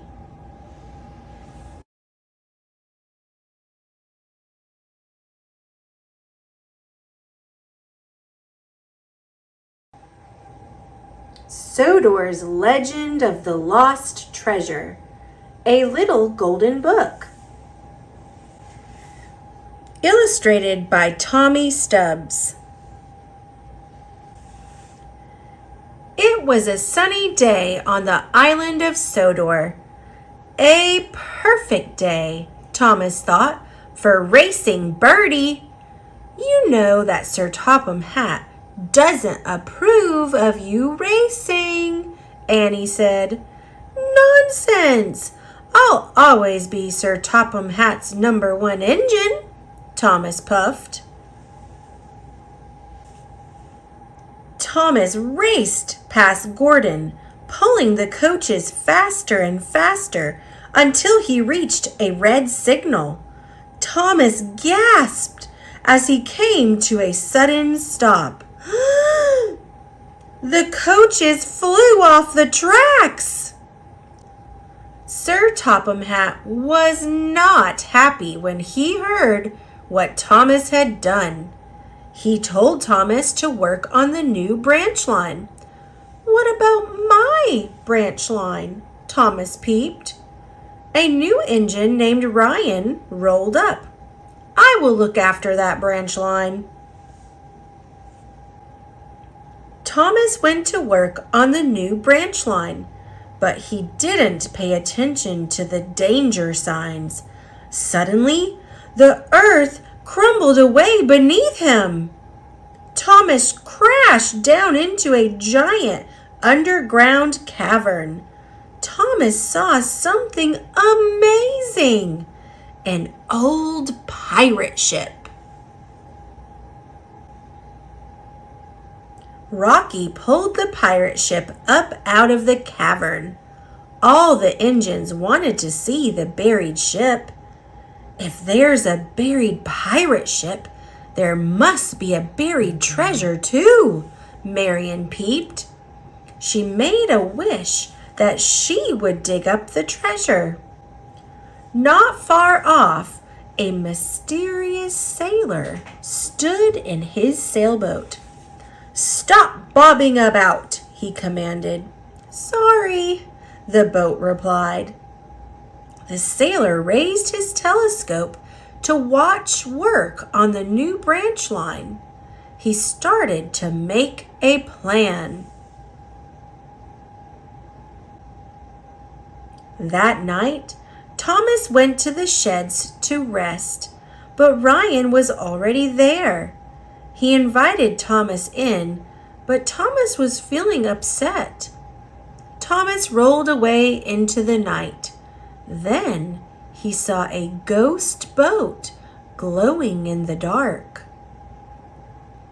Thomas followed the eerie sailboat. A ghostly figure stood on its deck. It glided up to the edge of the hole that led into the cavern.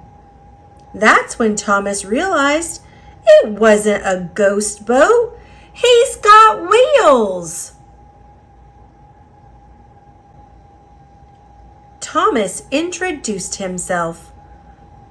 "My name is Sailor John," the man said. "And I'm Skiff," the boat said. "We're looking for treasure." Sailor John tied a rope around his waist, and Thomas lowered him into the cavern. "I've found it!" Sailor John exclaimed from the hole. "The treasure?" Thomas asked. "No," the sailor called back. "The map." The sun was rising as Thomas returned to the new branch line.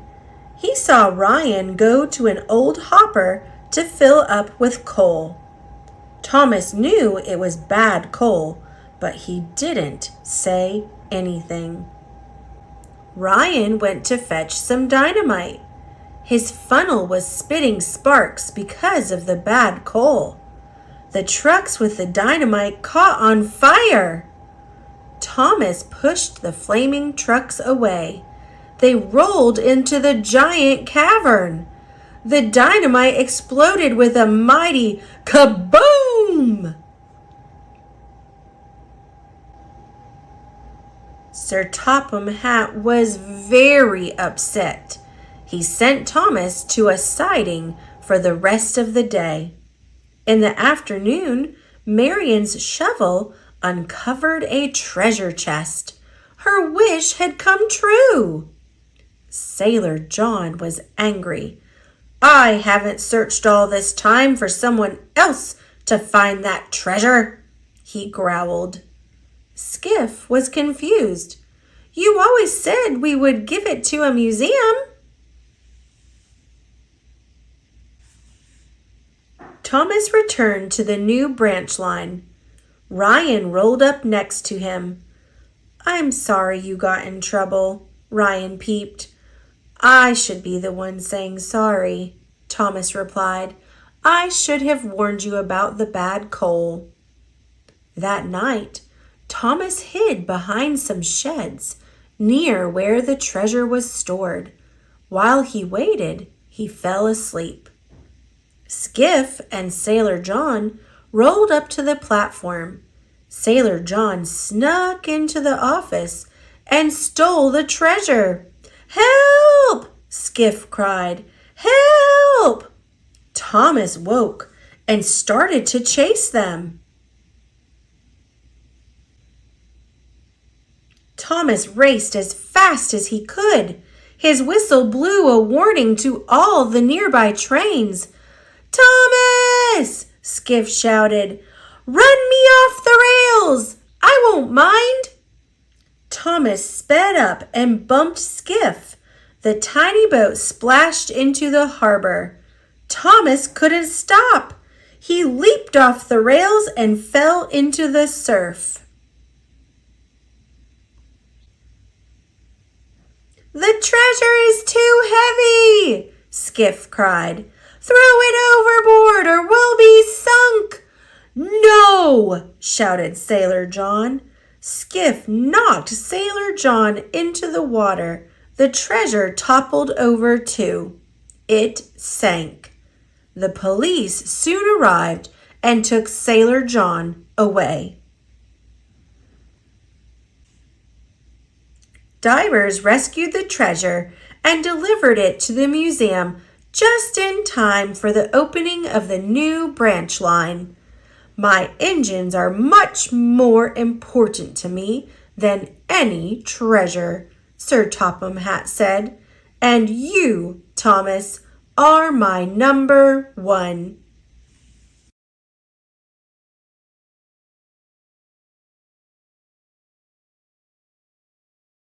Thomas and Friends.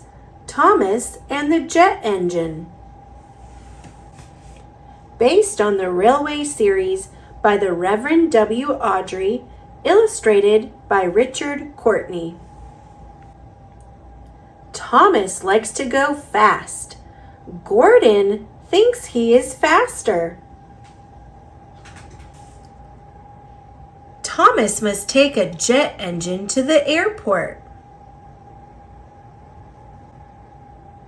A jet engine goes by pushing hot air out its back. It is like a balloon full of air. When you let it go, off it zooms. Cranky does not look. His hook bumps the switch. Click! The jet engine starts up. Vroom, vroom! The jet engine rockets Thomas up the track. Zoom, zoom! Clear the lines! Runaway train! Thomas passes Percy. Whoosh! Thomas passes Henry. Whoosh! Hi, Gordon! Vroom! Bye, Gordon! Zoom! At last, the jet engine runs out of fuel. Phew! Thomas chuffs to the airport on his own steam. Beep, beep! Back at the shed, Gordon ignores Thomas. Gordon may not be a jet engine, but he is full of hot air.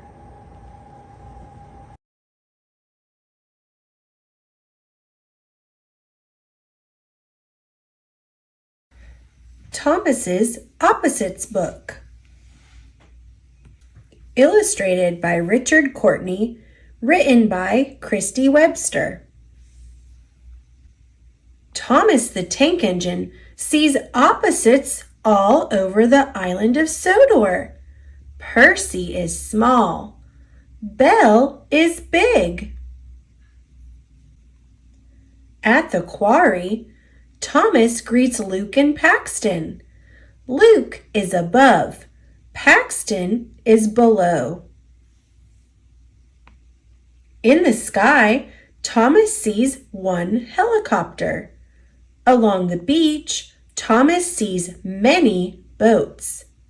Harold the helicopter is high in the air. The boats are low in the water. On the way to the docks, Thomas sees Mavis and Diesel. Mavis is near. Diesel is far. At the docks, Thomas sees Cranky and Salty. Salty is short. Salty is also happy. Cranky is tall. Cranky is also grumpy. At the sheds, Thomas sees Emily and Toby. Toby is inside. Emily is outside. At the farm, Thomas sees Edward. Edward's first truck is full. Edward's second truck is empty. At the washdown, Thomas sees James and Henry. James is dirty. Henry is clean. Thomas sees Gordon pulling the express. Gordon is going fast. Thomas is going slow. Gordon must go. Thomas has to stop. You've learned all about opposites with your friend Thomas. Here they are again. Near, far. One, many. High, low. Small, big. Above, below. Happy, grumpy. Short, tall. Go, stop. Dirty, clean. Inside, outside. Full, empty. Fast, slow. There are so many opposites to see on the island of Sodor.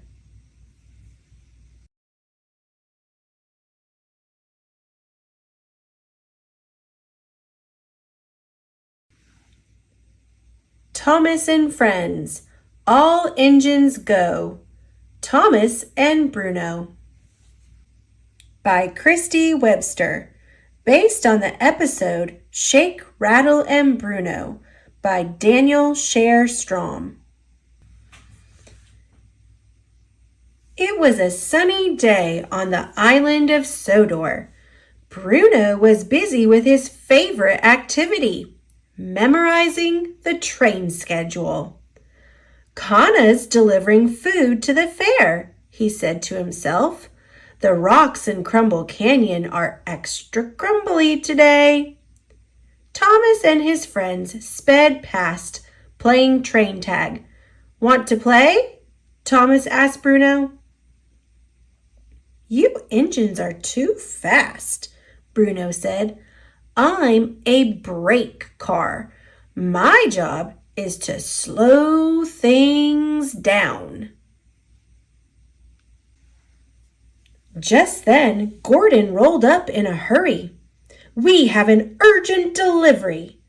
Bruno remembered the train schedule. There are no deliveries scheduled right now, he pointed out. You're right, Gordon replied, but Vickerstown Lighthouse needs a replacement light before sundown. We need someone strong and fast. Diesel pulled up. No one's faster and stronger than me, he bragged. I'm on it. Gordon told Bruno to go with Diesel to keep him safe. What's the fastest route, Bruno? Diesel asked. It would normally be Crumble Canyon, but, said Bruno. Great, Diesel interrupted. He coupled up with Bruno and the flat car holding the light. Before Bruno could say another word, they were off. Thomas saw that Diesel didn't let Bruno finish what he was saying about Crumble Canyon before they sped away. Uh-oh, he said, worried. Thomas decided to follow them. As Diesel approached the canyon, Bruno finished his warning. We shouldn't go this way, he said. There could be avalanches. I'm not scared of a few falling rocks, Diesel scoffed. I'm faster. Thomas followed Diesel and Bruno into the canyon. The rumbling sound of Diesel's fast wheels was loosening the rocks above. Diesel tried to speed up, thinking he could outrun the rock slide. Bruno slammed on the brakes to stop Diesel before the rocks fell on top of them. The sound of the screeching brakes was so loud. Bruno puffed on headphones from his stovepipe to muffle the sound.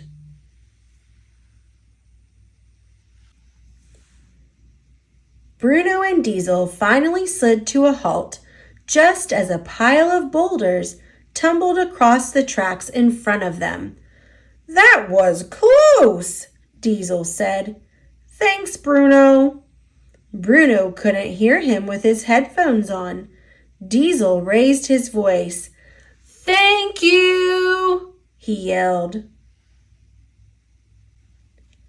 Thomas caught up to his friends as Diesel's loud voice rang through the canyon. The sound of his yell loosened even more rocks above. Thomas slammed on his brakes as they started to fall. Thomas stopped just in time, but now an even bigger pile of boulders covered the tracks. This time, it was behind Bruno and Diesel. Luckily, they were safe, but they were trapped. If we're late delivering the lamp, the boats will be late delivering to the docks, Bruno said nervously. Thomas knew Bruno loved talking about the day's deliveries.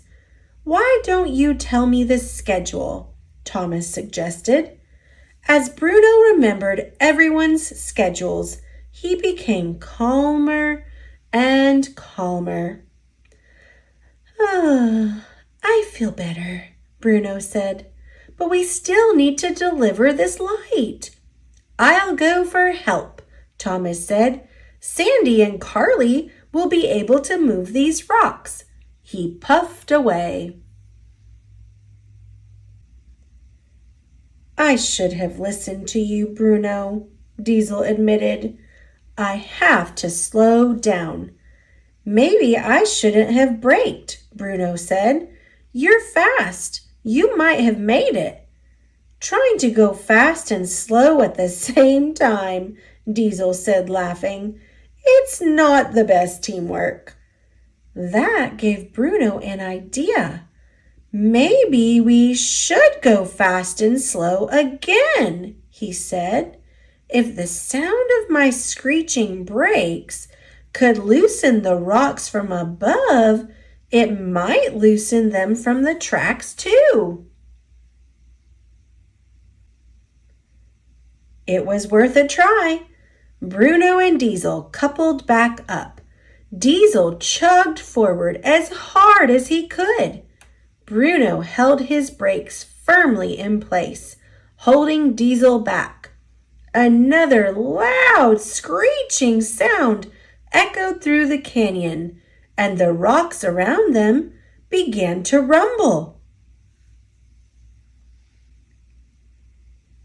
It worked! The rocks fell to either side of the tracks, clearing the way. Diesel, Bruno, and the light could finally make it out of the canyon. "Let's roll," Diesel said. When Thomas returned to the canyon, his friends were already gone.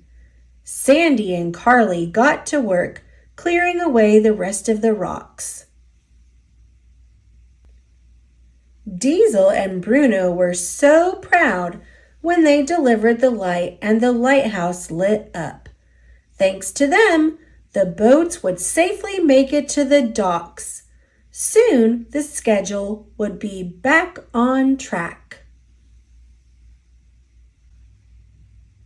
Later that night, Diesel and Bruno met up with their friends. "You made it!" Thomas peeped. "How did you get out?" "We went fast and slow," Bruno said. "Yes," Diesel smiled. "We worked well together, and Bruno is great at his job."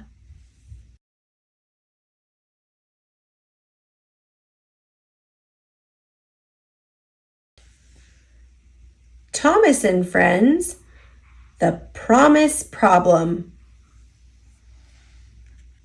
by Christy Webster. It was a beautiful day on the island of Sodor. Thomas the Tank Engine was playing Stack the Tracks with Carly, a crane car. His best friend Percy watched, and the Fix-It engine Sandy cheered him on. Thomas knew he could do it. He was the #1 engine. He kept the tall stack steady as Carly reached way, way up and placed the final track. "Ta-da!" Thomas peeped. "We knew you could do it," Percy said. Toot! Thomas and his friends turned to see an engine racing toward them. It was Diesel. "Nice stack, but I bet I could go higher," he bragged.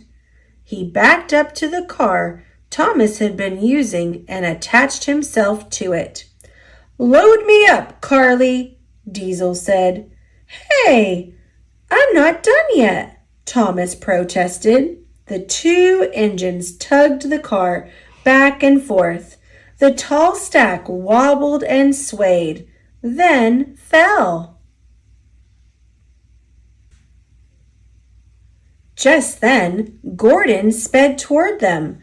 Gordon was going too fast. He wasn't able to stop in time.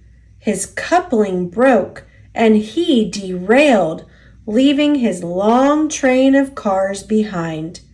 "How am I supposed to make my delivery now?" Gordon asked. Gordon's cars were filled with tires and bicycles, furniture, and train parts. "These items are old, but still useful," Gordon said. "I was on my way to Whiff's recycling plant." "I can take them," offered Thomas. Thomas, promise. "It's too much for a little engine," Gordon said. There were 6 cars, all full. A thought flew into Thomas's funnel. "I can take half, and Diesel can take half," he said. "That's a smokin' idea," Diesel said, letting black smoke drift out of his vents. "We can race to see who gets there first," Thomas said. He wanted to prove he was still the #1 engine. Thomas and Diesel each coupled to 3 of Gordon's cars and took off toward Whiff's. Both engines chugged along as fast as they could. As they struggled up a steep hill side by side, Diesel saw a chance to make the race easier for himself. He tilted toward Thomas, causing a heavy refrigerator to fall into one of Thomas's cars. Thomas tried to keep going up the hill, but the extra weight made it harder.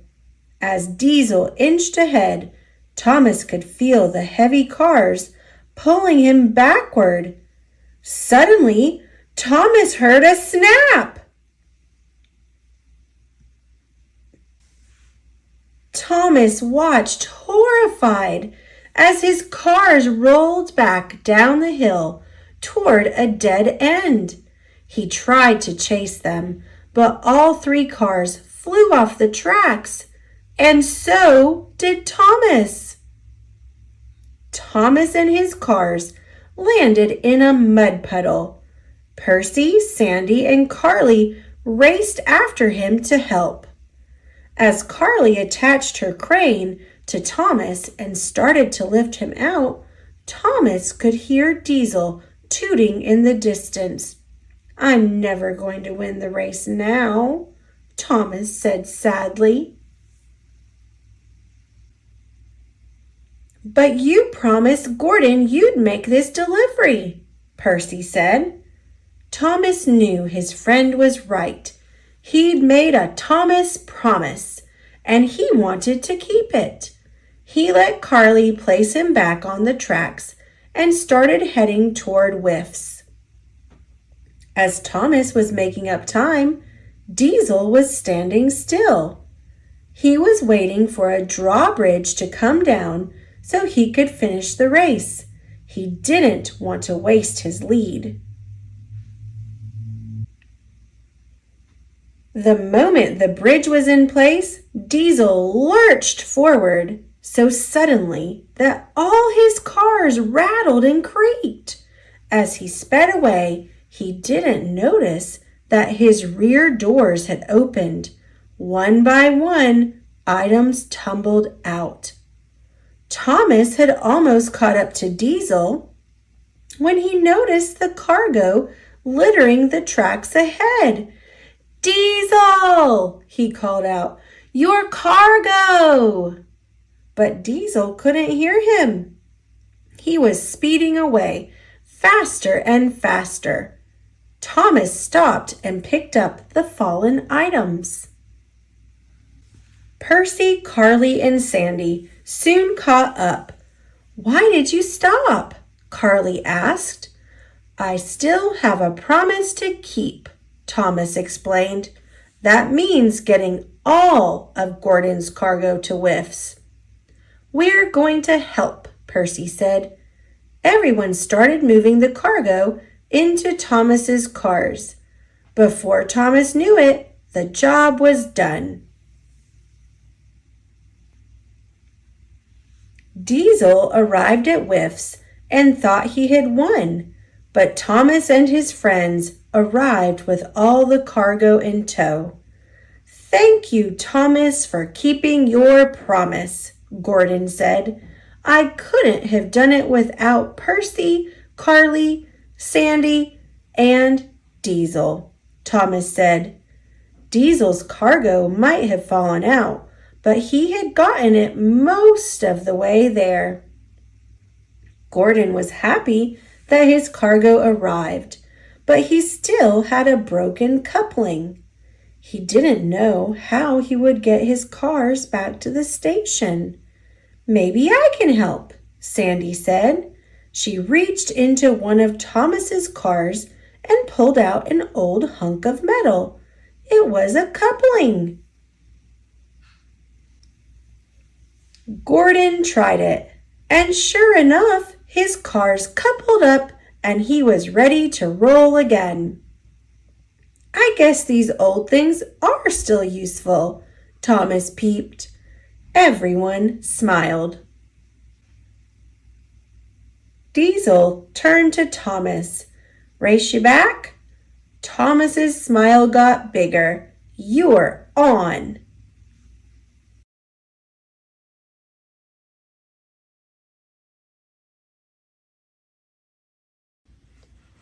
Thomas and Friends.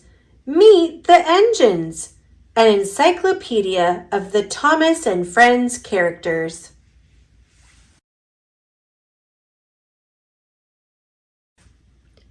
Written by Julia March. Contents.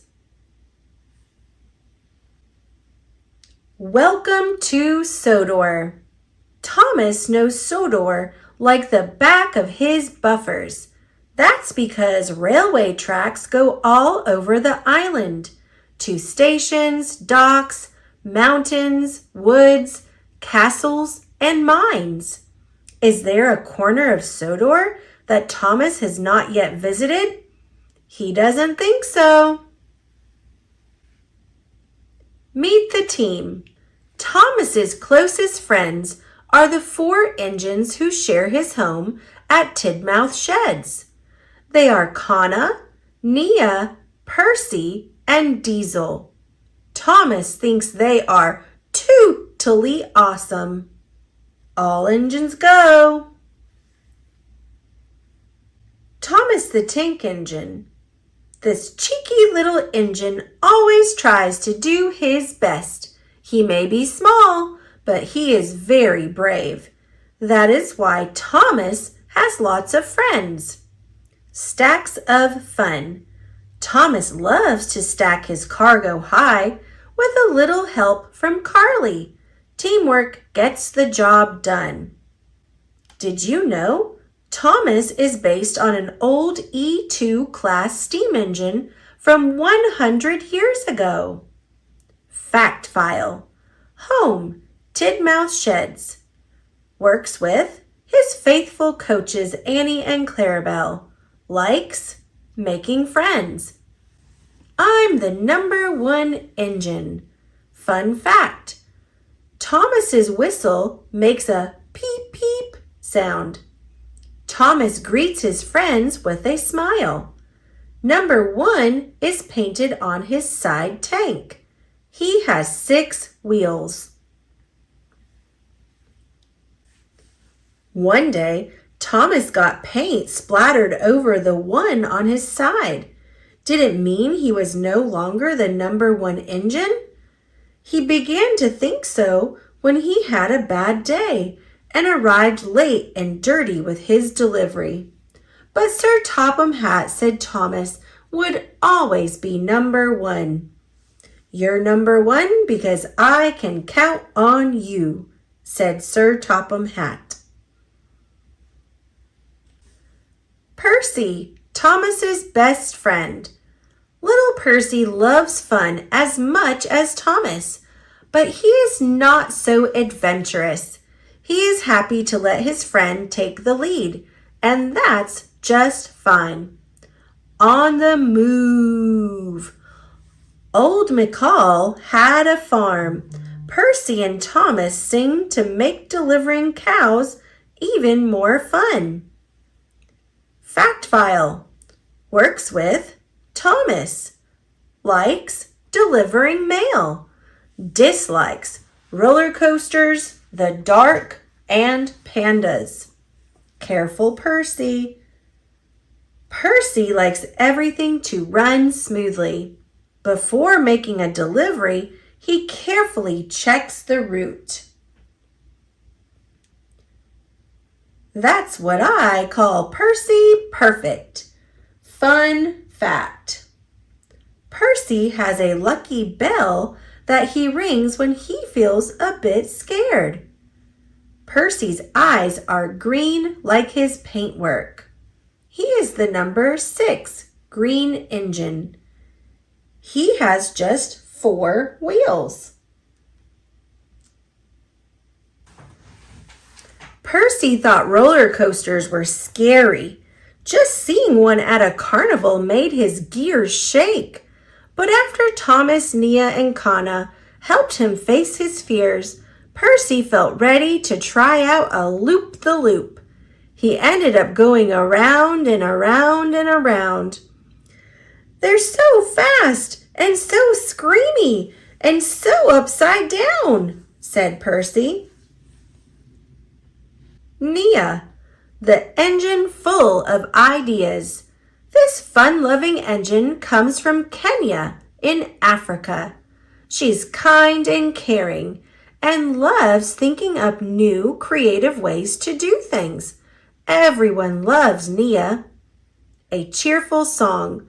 At an overnight stop, Percy is scared to sleep outdoors. Kind Nia cheers him up with a campfire song. Fact file. Comes from Kenya. Roll. Pulling cargo or passengers. Likes. Traveling and seeing new places. A bridge too far. Not all Nia's ideas work out. Trying to dash over a faulty drawbridge is a big mistake. Wow, I made a new sound. Fun fact. Nia has invented a dance called the piston pop. Nia usually wears a big, bright smile. Kenyan pattern on tank. She has 8 orange wheels. The balloon is bigger than I planned, said Nia. Nia was carrying a train-shaped balloon to Vickerstown for a parade. She decided to take Floaty through a tunnel where the wind couldn't blow it away. But oh dear, what a tight squeeze! With a big push from Kana and Thomas, they just about got through. Knapford Station. Situated to the west, Knapford Station is the largest station in Sodor. Working engines come and go all day at this busy station. Its graceful glass roofs and spacious platforms make it a perfect place for special events too. Sir Topham Hatt, the railway owner. Sir Topham owns the railway. He also arranges all the special events in Sodor. This jolly gentleman is rarely seen without his hat, except when the wind blows it away. Musical mix-up. When instruments for a concert go missing, Sir Topham is eager to track them down. The show must go on, he says. See you all at the parade. King Topham. Sir Topham enters into the spirit of all his events. For a medieval fair, he dresses in full king's regalia. Fun fact. Close friends call Sir Topham by his first name, Bertram. Fact file. Home, Vickerstown. Works with all the engines. likes, showing visitors to Sodor a great time. He is proud of his shiny top hat. His booming voice is perfect for making announcements. Sir Topham looks sharp in his dapper tailcoat. James, the really splendid engine. Is James the most handsome engine in Sodor? He certainly thinks so.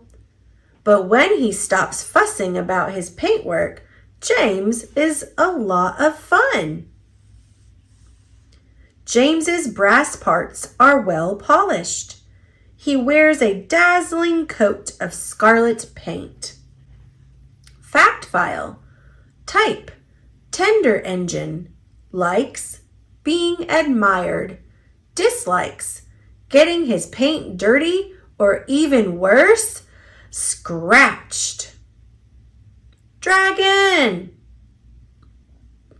James panics when he comes face to face with a model dragon made for a medieval fair. He thinks it's a real one. Mind my paintwork. Junction jostle. When a signal failure causes a snarl up at a junction, arrogant James tries to push through before Diesel. Bump. Fun fact. James thinks he would make an unbearably charming knight. He also has perfectly buffed buffers. Henry, the number 3 green engine. Henry is a big green engine who chugs around wishing everyone a breezy good morning. He is a bit of a worrier and prefers calm days. Barrier bother. During a power outage, Henry got stuck at a signal. He didn't have to worry for long. Carly arrived and raised the barrier for him. His steam dome is gold. Henry's face reflects his mood. Fact file. Home, Vickerstown. Favorite job? Pulling cargo trains. Likes? Good manners and respect. Edward, the old reliable engine. Good old Edward. He's patient, wise, kind, and very hardworking. With years of experience under his buffers, Edward is ready for anything. Stop, Edward! Quick Draw Bridge began to lift just as Edward was about to puff onto it. He made a quick stop. Gentle, cheerful smile. His linings are red. I'm ready. Fact file. Age? Who knows? Likes? Stories set in the past. Dislikes? Being teased about his age. Diesel, Thomas's friendly rival.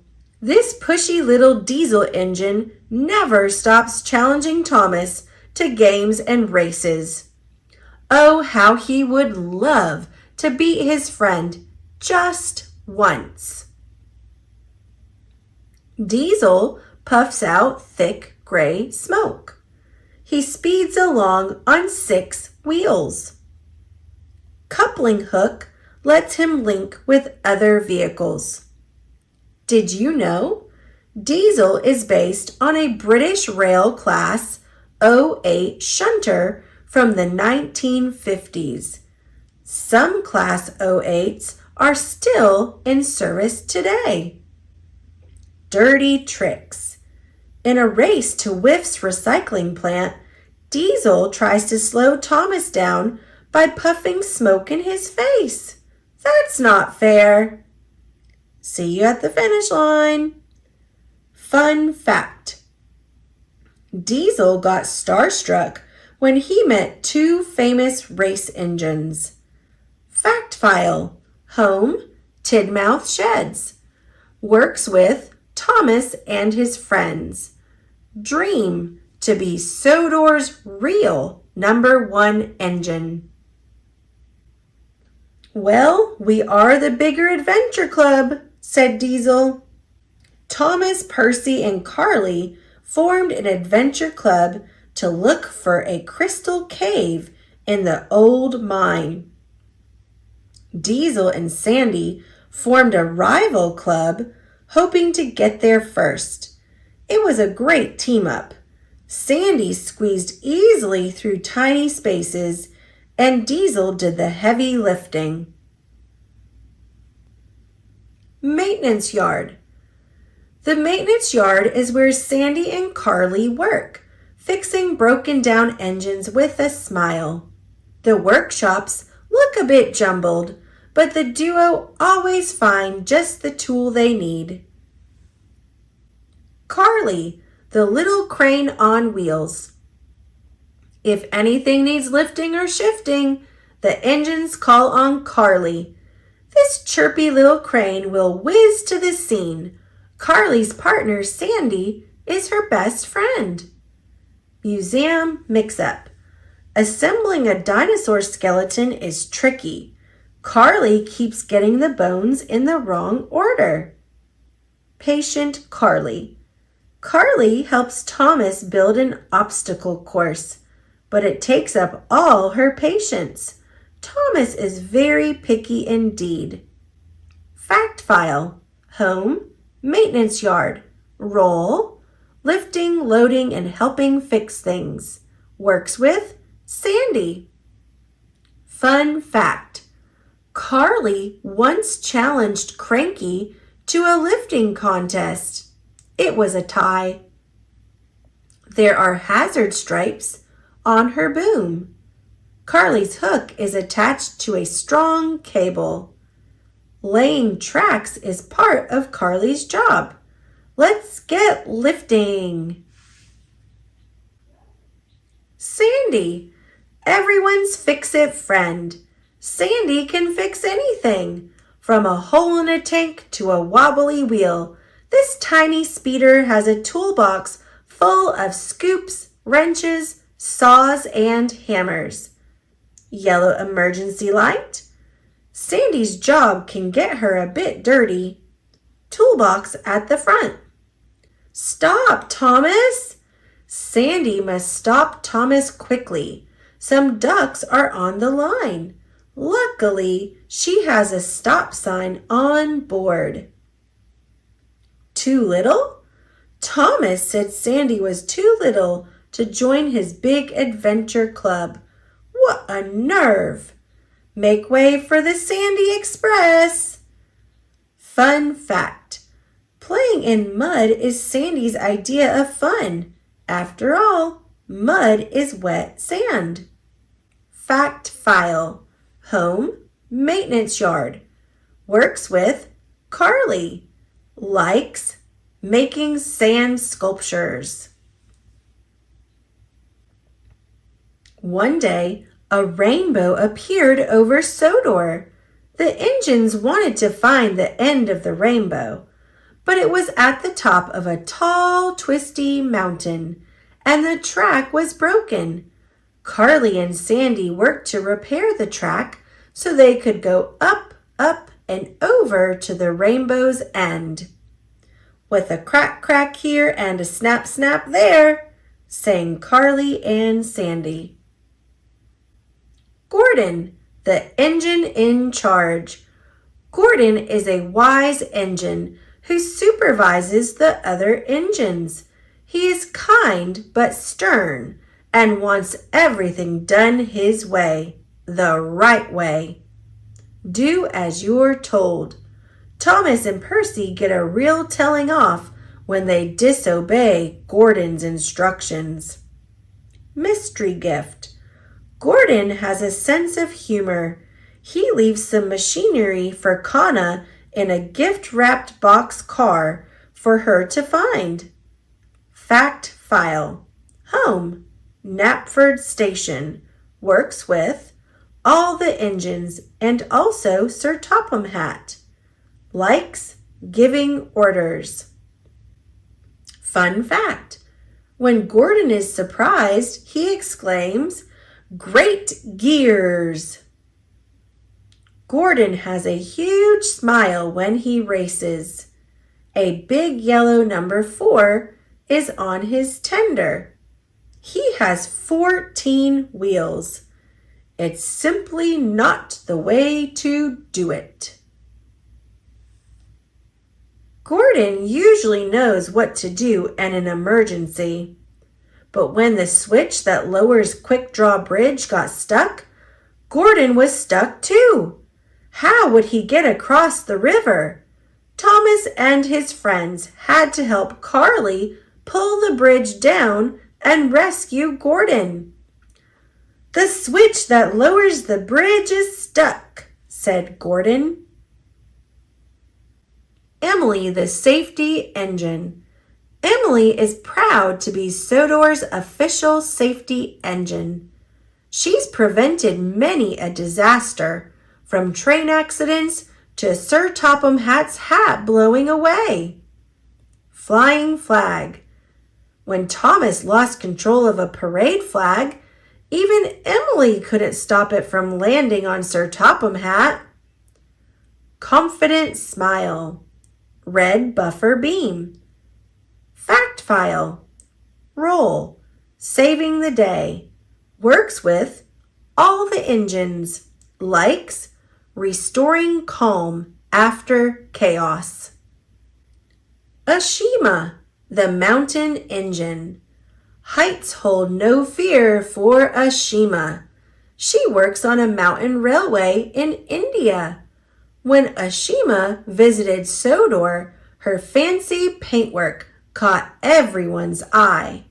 Fun fact, Ashima's name means without limits in the Hindi language. Ashima has a calm, gentle expression. Hot pink is her main color. She has brightly colored decals all over her. Be who you are and go far. Fact file comes from India. Best friend, Thomas. She encourages him to challenge himself. Likes shunting. Kenji, the silver racer. Sleek silver Kenji is a high-speed electric train who wins races all over the world. Kenji is super smart and super fast, but super modest too. Door for passengers. Kenji's silver face wears a serene smile. His skirts are deep purple. Fact file comes from Japan. Works with Kana mostly. She can usually keep up with him. Ambition, to win the Sodor Cup with Kana. Did you know Kenji is based on a Zero Series Shinkansen engine, a super fast bullet train from Japan? Going bust. When Kana nearly crashes, Kenji busts a fender trying to stop her. Is he out of the race for the Sodor Cup? Fun fact, Kenji is very ticklish. He giggles as Sandy examines his fender. Don't let them get to you. Annie and Clarabelle, kindly coaches. These two comfy coaches travel together, usually pulled by Thomas. They love pretty scenery and like to snooze on night trips. Pretty risky. Crumble Canyon is very pretty, but also very dangerous. Look out for falling rocks. Sleep tight. Annie and Clarabelle are settling down to sleep. Carly kindly puts a snuggly blanket over them. Fact file. Roll. Giving passengers tours of Sodor. Best friend. Each other. Likes. Thomas, except when he makes a noise and wakes them up. Fun fact. Until recently, Clarabelle preferred to travel facing backward. They like a steady pace. Only Clarabelle has freckles. Kind, caring expression. The patterns on their sides are different. We're taking the scenic route. Brendam Docks. Brendam Docks is a large port that handles all goods coming to or from Sodor. It is home to Cranky, who spends his day grumpily hoisting cargo between Bulstrode and the waiting engines. Cranky the grumpy crane. This big crane works at Brendam Docks. Cranky gets grumpy when engines mess around, but he always sees the funny side in the end. Hey, enough playing around. Helpful Cranky. Cranky is helpful when engines are polite. He is happy to give Thomas a lift onto Bulstrode. Fun fact, Cranky got Percy used to heights by whirling him around. That's funny. When a truck full of confetti explodes all over Diesel, Cranky just has to laugh. Ha ha ha ha. Cranky has a light on his boom tip. Hook for lifting crates and sometimes engines. He looks stern when he is concentrating. Cranky is the tallest crane in Sodor. Fact file. Home, Brendam Docks. Role, loading and unloading cargo. Dislikes, being kept waiting.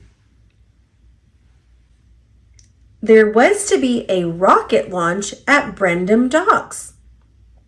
Each engine brought one of the rocket parts. Thomas was supposed to bring the battery, but he thought it was too small to be very important, so he forgot. Cranky wasn't very happy about that. Thomas, the rocket can't take off without your battery, grumbled Cranky. Bulstrode, the laid-back barge. Bulstrode is a big, slow, steady barge. Nothing upsets Bulstrode. He often doesn't even notice when there's a fuss going on around him. Fun fact, Bulstrode likes to hum lazily to himself. Dum-za-dee-dee-dee-dum. He has a very deep, very slow voice. Bulstrode carries lots of life preservers. Rope fender protects his bow. Sea chase. Thomas asks Bulstrode to help him chase the orb of destiny. It's really a wind-tossed beach ball. Come on, mateys!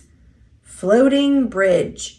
When Thomas and Kana use Bulstrode as a bridge, he isn't annoyed at all. He's just a bit puzzled. Fact file. Role, carrying cargo to Brendam Docks. Best friend, Skiff. Likes, doing things at his own pace. Slow. Skiff, the little sailboat. This little sailboat has big ideas. Skiff loves to set himself challenges, like sailing in really high winds. He only needs a little help sometimes. Lighthouse, here I come. Fun fact. When Skiff gets enough wind in his sail, he can do somersaults. Skiff into bat. Skiff is nimble and a good shot. The little sailboat uses his sail to bat a stray beach ball back to dry land. Fact file. Ambition. To sail to Vickerstown Lighthouse all by himself. Best friend, Bulstrode, likes a strong wind. Skiff's sail has yellow and white stripes. Friendly, eager expression. Skiff's inner woodwork is painted blue. His hull is a dazzling white. A new record. Thomas is amazed to see Skiff sailing so far from home. Skiff shouts that he just set a new record. Lighthouse Tunnel. The tunnel near Vickerstown is a favorite with the engines. When they whiz out of the end, they get a wonderful view of a jolly red and white lighthouse against a bright blue sky. Young Bao, the tiger train. Young Bao is from China. This hero engine has made many brave rescues. He teaches Thomas that it's okay to be scared. Even heroes get scared. Young Bao has golden stripes. Yellow lights like a tiger's eyes. Tiger face design. Fact file comes from China. Roll, preventing accidents and saving engines in danger. Likes, colorful firework displays. Fun fact, Young Bao has a tiger painted on his side as a symbol of courage. You've got to be scared to be brave. A tiger's roar. The engines meet Young Bao as he arrives in Sodor. He greets them with a friendly roar. Facing fears. On a rescue in the mine, Thomas admits he is afraid. Young Bao says he is scared too, but he is ready to face his fears to help others. Troublesome trucks. The worst trucks ever. These bad-mannered cargo trucks are nothing but trouble. They grumble, sneer, and fake injuries to avoid work. Dirty trick. The green truck sees Nia pulling a new movie screen to a film showing. He flicks dirt at the lovely clean screen just for fun. One truck is painted olive green. The other truck is painted reddish brown. Hey, my wheel is loose. Fun fact, when their schemes go wrong, the trucks blame each other. It's for real. From Lookout Mountain, Thomas sees a truck going out of control. This time, it's for real. Fact file. Rolls, carrying cargo. Likes, getting the engines in a jumble. Dislikes, hard work. Harold the helpful helicopter.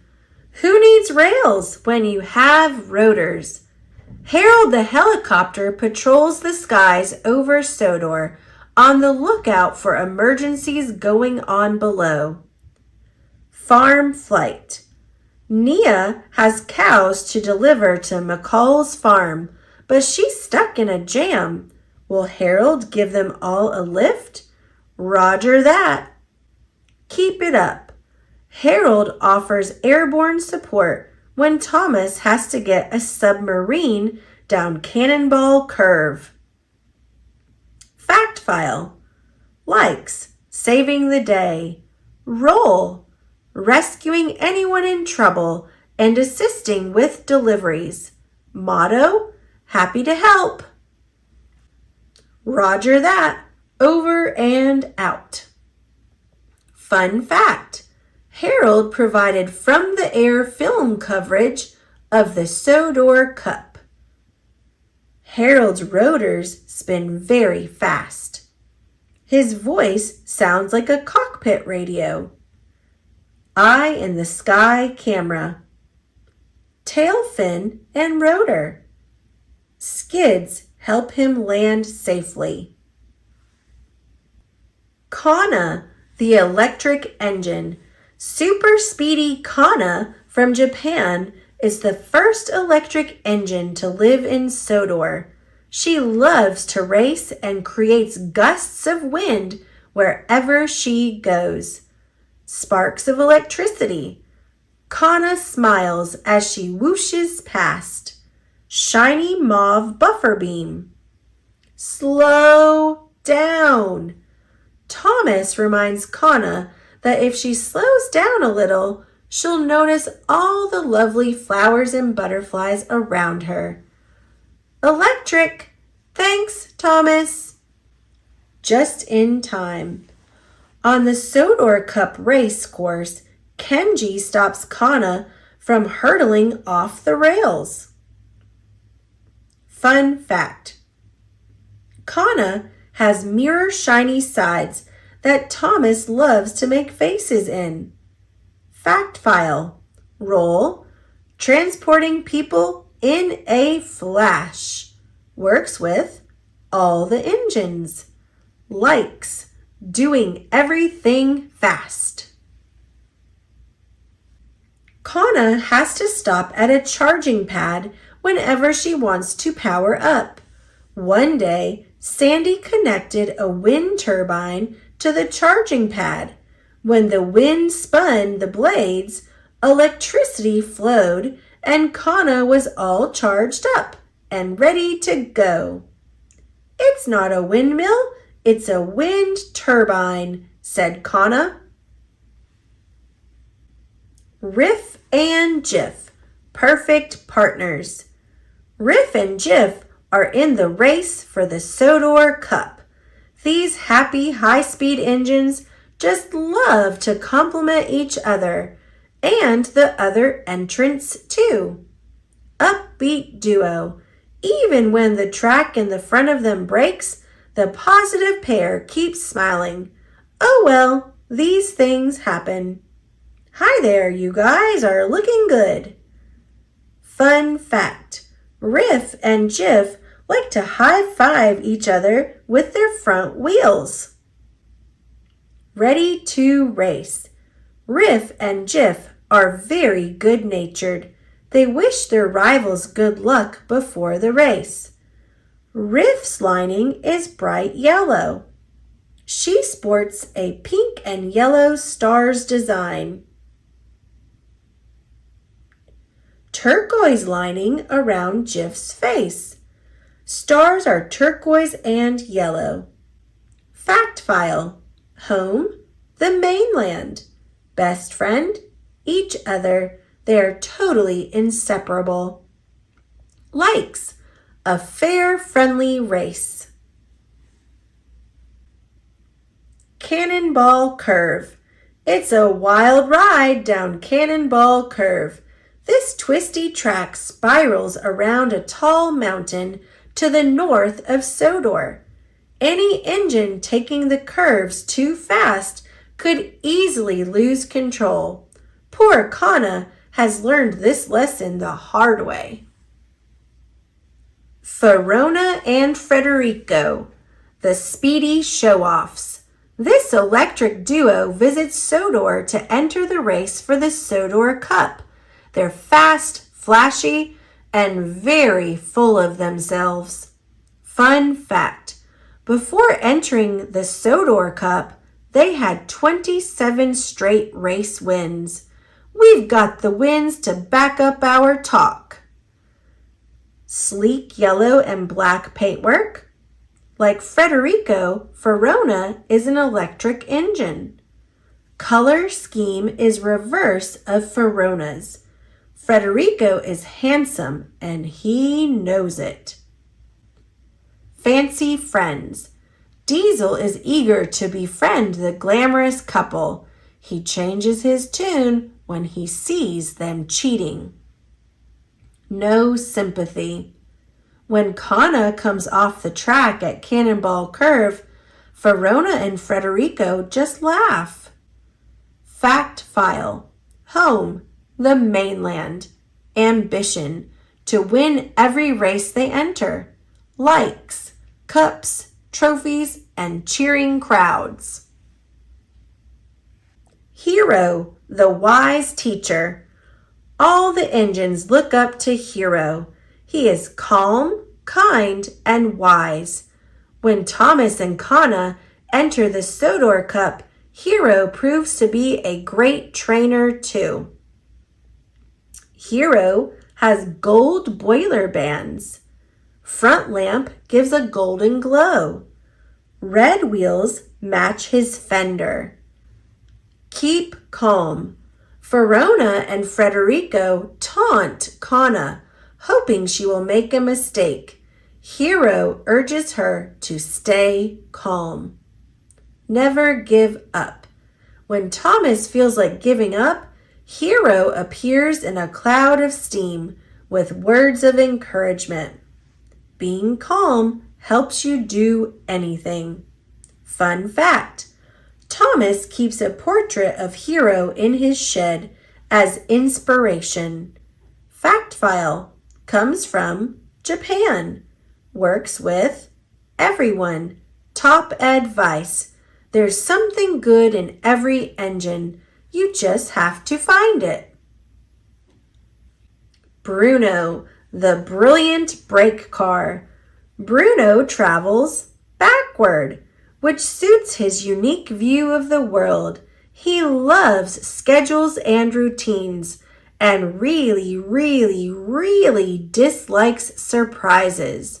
Fun fact: when Bruno gets excited, his lantern spins and flashes. Number 43 on Bruno's side. Yellow ladder. He has a black metal railing at the front. Did you know? Bruno is based on an old caboose, which is a type of American brake car. Whiff, the recycler engine. Whiff's job is trash, and he loves it. He works at the recycling plant in Sodor, gathering all kinds of waste and sorting it for reuse. My name's Whiff because I'm a bit smelly. Whiff wears big, round glasses. He usually has splotches of dirt on him. Bright red buffer beam. Fun fact: Whiff is a bit of a tech whiz who enjoys inventing things. Fact file: home, recycling plant. Role, processing trash and broken machine parts. Dislikes, anything going to waste. Lookout Mountain. High on Lookout Mountain is an old abandoned rail station. Even higher is a lookout point with a breathtaking view of Sodor. It's the perfect place for Thomas and his pals to have their clubhouse.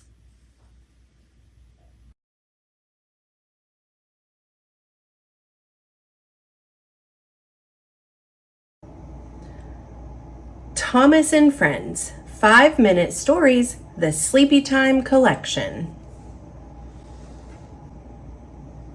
Story 1, Busy Engines. It was a special day on Sodor. The railway inspector was coming to inspect Sir Topham Hatt's railway. Thomas, you should be shunting coal trucks when the inspector arrives, said Sir Topham Hatt. He wants to see busy engines. It's very important. Thomas went to find some of his engine friends. He wanted to ask them to help shunt trucks. He puffed to Marin Station. Percy was there, waiting for the mail. "Hello, Percy," peeped Thomas. "Will you come and shunt coal trucks with me? The inspector is arriving soon, and he wants to see busy engines." Percy was supposed to deliver the mail, but he did want to help Thomas too. Percy was uncoupled, and away he whooshed. And where did the inspector go first? To Marin Station. When the inspector arrived to check on things, Percy wasn't there. The inspector was not very pleased. In the meantime, Thomas huffed to the quarry where Mavis was waiting to pull some slate trucks. "Will you come and shunt coal trucks?" peeped Thomas. "The inspector is due to arrive, and he wants to see busy engines." Mavis had a lot to do, but she decided to help Thomas too. And where do you think the inspector went next? The quarry. When he arrived at the quarry, Mavis wasn't there. Uh-oh. The inspector was not pleased at all. Thomas was chuffing cheerily back to the docks. Percy and Mavis had already shunted a long line of coal trucks. They knew that the inspector would be so pleased. Then Thomas heard Gordon's whistle go peep as he delivered the inspector to the docks. "We must look busy," Thomas said urgently. So Percy shoved and Mavis shunted, and the coal trucks biffed and bashed together. And then, oh no, coal dust flew down Gordon's funnel. It made him sputter and splutter and cough. The dust flew back out of his funnel and landed everywhere. Sir Topham Hatt was very cross. "What's going on?" he shouted. "Thomas, what have you been up to?" The inspector is not pleased at all. Poor Thomas. He felt terrible. Thomas knew he had to make things right. He heaved and hauled Gordon to the steamworks for repair. Soon Gordon's funnel was fixed and his firebox was roaring away again. Thomas steamed back to the docks. He was ready to be a very busy engine. He shunted and shoved until all the trucks were in the right places. He was so busy that he didn't notice that Sir Topham Hatt and the inspector were watching him. "You've been a very busy engine," the inspector said to Thomas. "Next time, Thomas," said Sir Topham Hatt, "remember that you can be a busy engine all by yourself, and a really useful one too." "Oh, I will, sir," Thomas replied. "I certainly will." And he beamed from buffer to buffer. Story 2. The Lost Puff. One day, Sir Topham Hatt told the engines that there was some damaged track at Knapford Bend. All the engines on the railway listened carefully, except Paxton and Thomas, who were laughing at the antics of a duck that was waddling toward the sheds. "May I remind you two, in particular, not to be silly," Sir Topham Hatt said sternly. "You must pay attention. I don't want any accidents." A little while later, Paxton arrived at the broken track. As he rolled over it, it rattled his radiator, making him laugh. "That was fun," he said, grinning. When Thomas arrived at the bend, Paxton got him to try it too. "Woohoo!" Thomas said with a giggle as he bounced along. "Get up some speed and go over it really fast," Paxton suggested. So Thomas raced backward around the corner and, oops, bashed right into Toby, who was filling up at the water tower. Water splashed all over, and all over Thomas. It put out his firebox. "Oh, no!" Paxton cried. "Sir Topham Hatt told me not to be silly, but I was, and now there's been an accident." Paxton rolled away quickly and quietly to deliver his trucks to the shunting yards. When Toby arrived at the shunting yards, Paxton heard him tell Stafford that Thomas had lost his puff. That sounded serious. Paxton decided that he would go and look for Thomas's lost puff. He would find it. He raced along, looking all around, but he didn't really know what to look for. Then he saw a puff of steam and raced after it. But it turned out to be just Gordon pulling the express. Next, Paxton spotted a fluffy white cloud in the sky. "That must be Thomas's missing puff," he said, as he hurried toward it. Paxton followed the cloud all the way to Ulfsted Castle, where he met Stephen. "Hello, Paxton," Stephen said. "What are you doing here?" "Thomas has lost his puff, and I thought that might be it," Paxton told him, looking up at the cloud. "Up there? That's just a cloud," Stephen replied. Paxton felt rather silly. He sped away as fast as his wheels could carry him. Paxton realized he didn't know anything about a steam engine's puff because he was a diesel engine. But he knew someone who did know about steam engines, Victor, whose job it was to repair them. Paxton hurried to the steamworks to find Victor. He asked Victor if he had a spare puff for Thomas. This made Toby, who was at the steamworks for repair, laugh. "Puff just means steam," Toby explained to Paxton. "When Thomas bumped into me, his firebox got wet. Steamies can't make puffs when their fire goes out." Once again, Paxton felt silly, but he cheered up again when he realized that Thomas would be fine just as soon as his firebox dried out. As Paxton sped back to the water tower, he heard a cheerful peep, and there was Thomas puffing around the corner. "You're okay," Paxton said happily. "Yes, I found my lost puff," Thomas joked. "At least I learned something today," Paxton said, smiling. "That puff just means steam?" asked Thomas. "Yes," Paxton said, still smiling, "but also that when Sir Topham Hatt tells me not to be silly, I shouldn't be silly." And Thomas wholeheartedly agreed. Story 3. Thomas and Scruff. Thomas's friend Whiff worked at the waste dump on the island of Sodor, biffing and bashing trucks full of trash. Keeping Sodor clean and tidy was a lot of work. It was a very important job.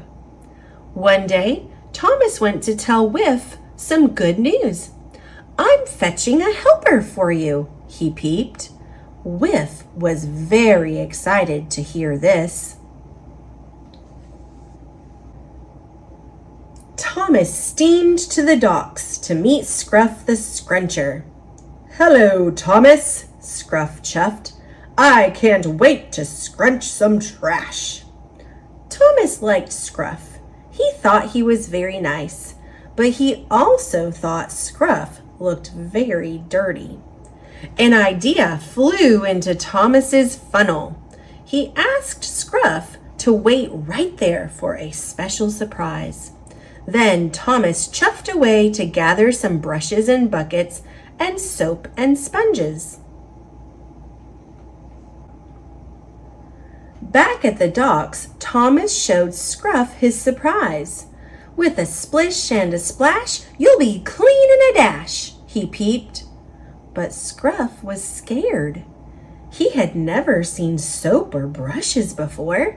He did not like this surprise at all. With a clickety-clack, Scruff whooshed away and hid in a siding. Thomas realized that Scruff was scared of being washed. "Please come out, Scruff," he called. But Scruff refused to come out of hiding. Thomas asked Gordon to see if he could get Scruff out of the siding. "Scruff, would you like to see my express carriages?" Gordon asked. "They're green and very grand." But Scruff didn't want to see the carriages. He stayed right where he was. Next, Thomas asked Henry to try. "Scruff, would you like to help fetch my special coal?" Henry huffed. "It makes me fast and fearless." But Scruff didn't want to fetch any coal. He was not going to come out of that siding. After that, Thomas asked Percy to give it a try. "Scruff, would you like to pull my mail trucks?" Percy peeped. "They're packed with parcels." But Scruff didn't want to pull the mail trucks. He just stayed put. Finally, Thomas remembered the one thing that Scruff did want to do. "Scruff, would you like to go and scrunch some trash at the waste dump?" Thomas asked. "You don't have to be clean for that." When he heard what Thomas said, Scruff wheeshed quickly out of the siding. He was ready to go. Thomas and Scruff steamed off to the waste dump, where Whiff was waiting for them. Scruff looked around at the dirty dump. "I'm going to like it here," he whistled. "There isn't any soap and no water and brushes either." He laughed happily, and Thomas and Whiff laughed with him. Story 4. Percy's New Friends. It was a very busy day on Sodor. All the engines were huffing and puffing as they worked, all except for Percy. Percy wasn't busy. He wanted to play.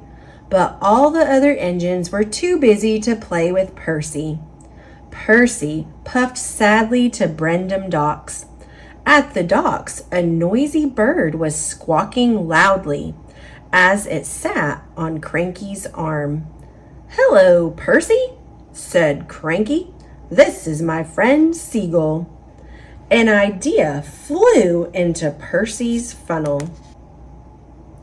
"I could make friends with animals too," Percy thought, and he clattered away to make some new friends. The noise scared Seagull. Away he flew. "Not so loud, Percy," Cranky warned, but Percy didn't hear. Percy puffed into the woods. There he saw a rabbit. With a wheesh and a whoosh and a hoot and a toot, Percy rushed to make friends. But the rabbit was frightened. It turned tail and raced away into the bushes.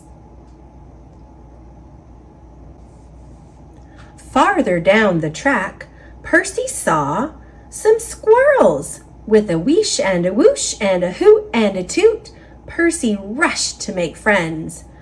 But the startled squirrels scurried away up a tree with their bushy tails waving. Percy chuffed on through the woods until he saw a bird. Again, he rushed to make friends, but the bird squawked loudly and flew off. Percy was puzzled. Why didn't any of the animals want to be his friend?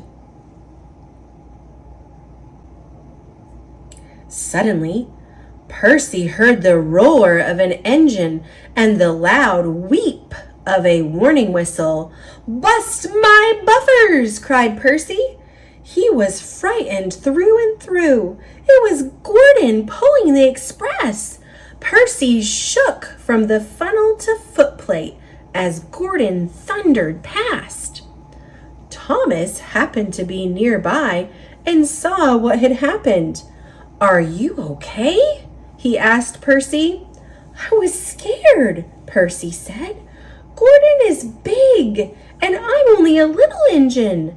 Then, suddenly, an idea bubbled up in Percy's boiler. Percy set off back through the woods. This time, he puffed slowly and carefully. Soon he saw the little bird. "Hello," Percy said quietly. "Cheep, cheep," the bird replied, and he flew onto Percy's buffer. Percy puffed on carefully and calmly. Next, he saw the squirrels. "Hello, Mr. and Mrs. Squirrel," he said softly. "I didn't mean to scare you before." The squirrels leaped onto Percy's buffer too. Finally, Percy saw the rabbit again. "I'm sorry for being too loud before," he said to the bunny. The rabbit twitched its nose and hopped up next to the squirrels. Percy puffed proudly on with all of his new friends. He was the happiest engine on Sodor. Story 5. Don't Bother Victor. One day, up in the hills on the island of Sodor, Thomas saw Peter, Sam, and Mr. Percival. "I'm off to meet Sir Topham Hatt today," he said. "So I'm putting you in charge for the day, Peter Sam." Peter Sam gasped. "Me, sir?" he said. "I'll take good care of things. You can be sure of that." Mr. Percival told Peter Sam that Victor would be coming by later that day. Victor was in charge of repairs at the steamworks, and he was a very important engine. "Don't go bothering him before then with little things," said Mr. Percival. "Good luck, Peter Sam," Thomas said as he started to chug away. "Being in charge is fun. You get to make all the decisions." Thomas took Mr. Percival to meet Sir Topham Hatt. Peter Sam was now in charge. Just then, Renius chuffed along. "Sir Handel is creaking and groaning at Daisy Halt," he said to Peter Sam. "You must fetch Victor to mend him." Peter Sam looked serious. "No, Renius," he said firmly. "We must not bother Victor with little things. I will fix Sir Handel myself." When Peter Sam arrived at Daisy Halt, Sir Handel was indeed creaking and groaning. "Please fetch Victor," he said to Peter Sam. "I'm sure I can fix you," said Peter Sam. "I think you just need more oil." So Sir Handel's driver added more oil, but Sir Handel creaked more than ever. Just then Renius came along. "Now Skarloey's funnel is broken," he reported. "Peter Sam, you must fetch Victor." "We must not bother Victor," Peter Sam replied. "I will chuff over to Skarloey and fix him myself." And off he puffed, leaving Sir Handel behind. Skarloey was wheezing with worry. "My funnel is blocked," he said. "Please fetch Victor." "Don't worry, Skarloey. I'm sure I can fix you," said Peter Sam. He thought hard. We need to put some water down your funnel. So Skarloey's driver put water down his funnel, but that only made things worse. All that water has put my firebox out, Skarloey cried. Peter Sam was upset. He realized that he hadn't done a very good job of being in charge. He puffed along sadly until he came to a stop himself. "Oh no," he groaned. "Now I've run out of coal." Luckily, Renius came by and found Peter Sam. "I've run out of coal," Peter Sam told him. "Please fetch Victor." Renius chuckled. "But you said we shouldn't bother Victor." Then Peter Sam remembered what Thomas had told him. When you are in charge, you get to make all the decisions. Peter Sam said out loud, "Renius, I've decided we can bother Victor." Victor managed to fix all the broken engines. "Why didn't you come and get me earlier?" he asked. "Mr. Percival said not to bother you," Peter Sam told him. "I don't mind," said Victor. "It's my job to fix really useful engines." Later that day, Thomas brought Mr. Percival back to the hills. "How was your day in charge, Peter Sam?" he asked. "No bother at all," Peter Sam replied. "Don't you agree, Victor?" "I do indeed," Victor answered. "It was no bother at all." Thomas and Friends, Story 6, on Misty Island. One day, Thomas and Edward were given a very special job. They were told to bring Joby wood from Misty Island back to Sodor. "You'll need our help," Bash and Dash told Thomas. "The log loaders can be very naughty. We're used to working with them." "That's right," Ferdinand added. But Thomas had been to Misty Island before, and he thought he knew all about it. He didn't need any help. When Thomas and Edward got to Misty Island, Thomas showed Edward around and then led the way to the Shake Shake Bridge. The logging station was just on the other side. As the two engines crossed the bridge, it wibbled and wobbled under their wheels. Edward was scared.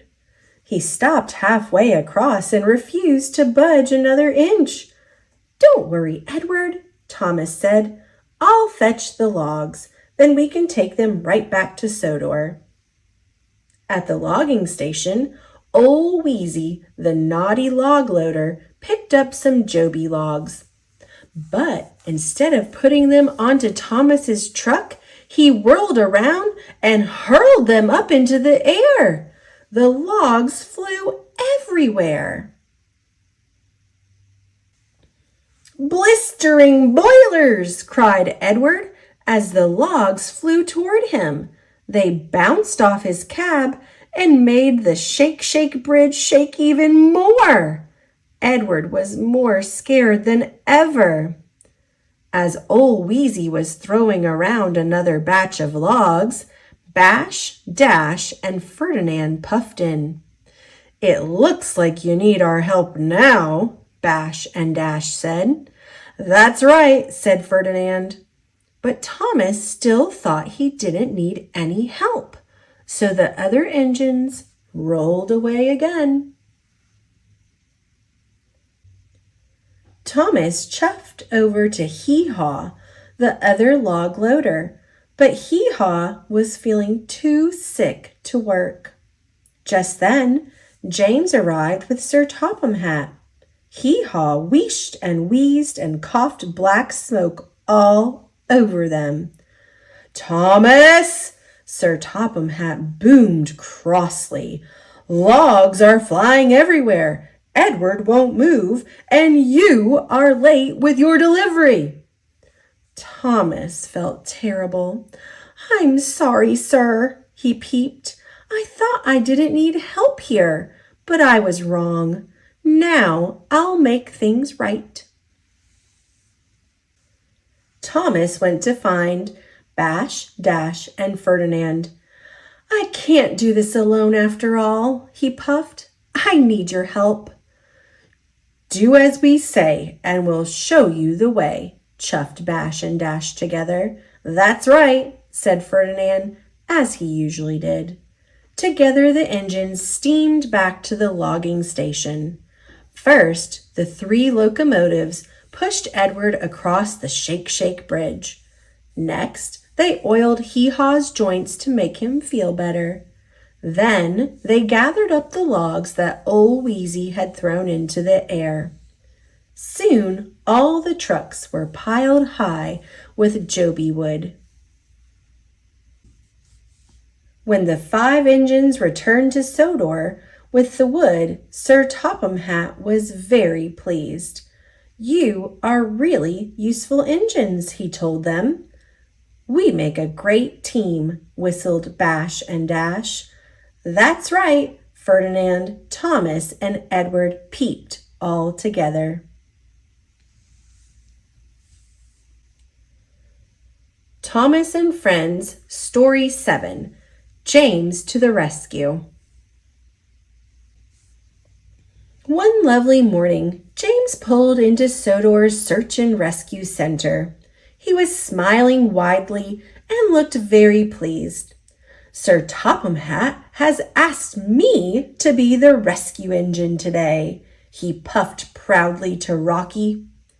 Just then, Toby trundled up the track. "Hello, James," he tooted. "Sir Topham Hatt has sent me to help you." But James most certainly didn't want any help.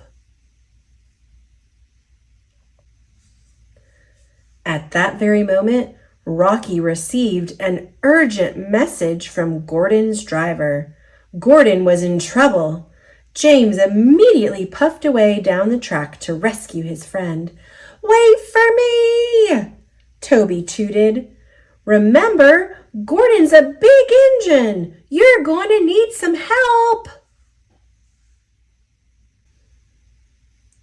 But James most certainly didn't want any help.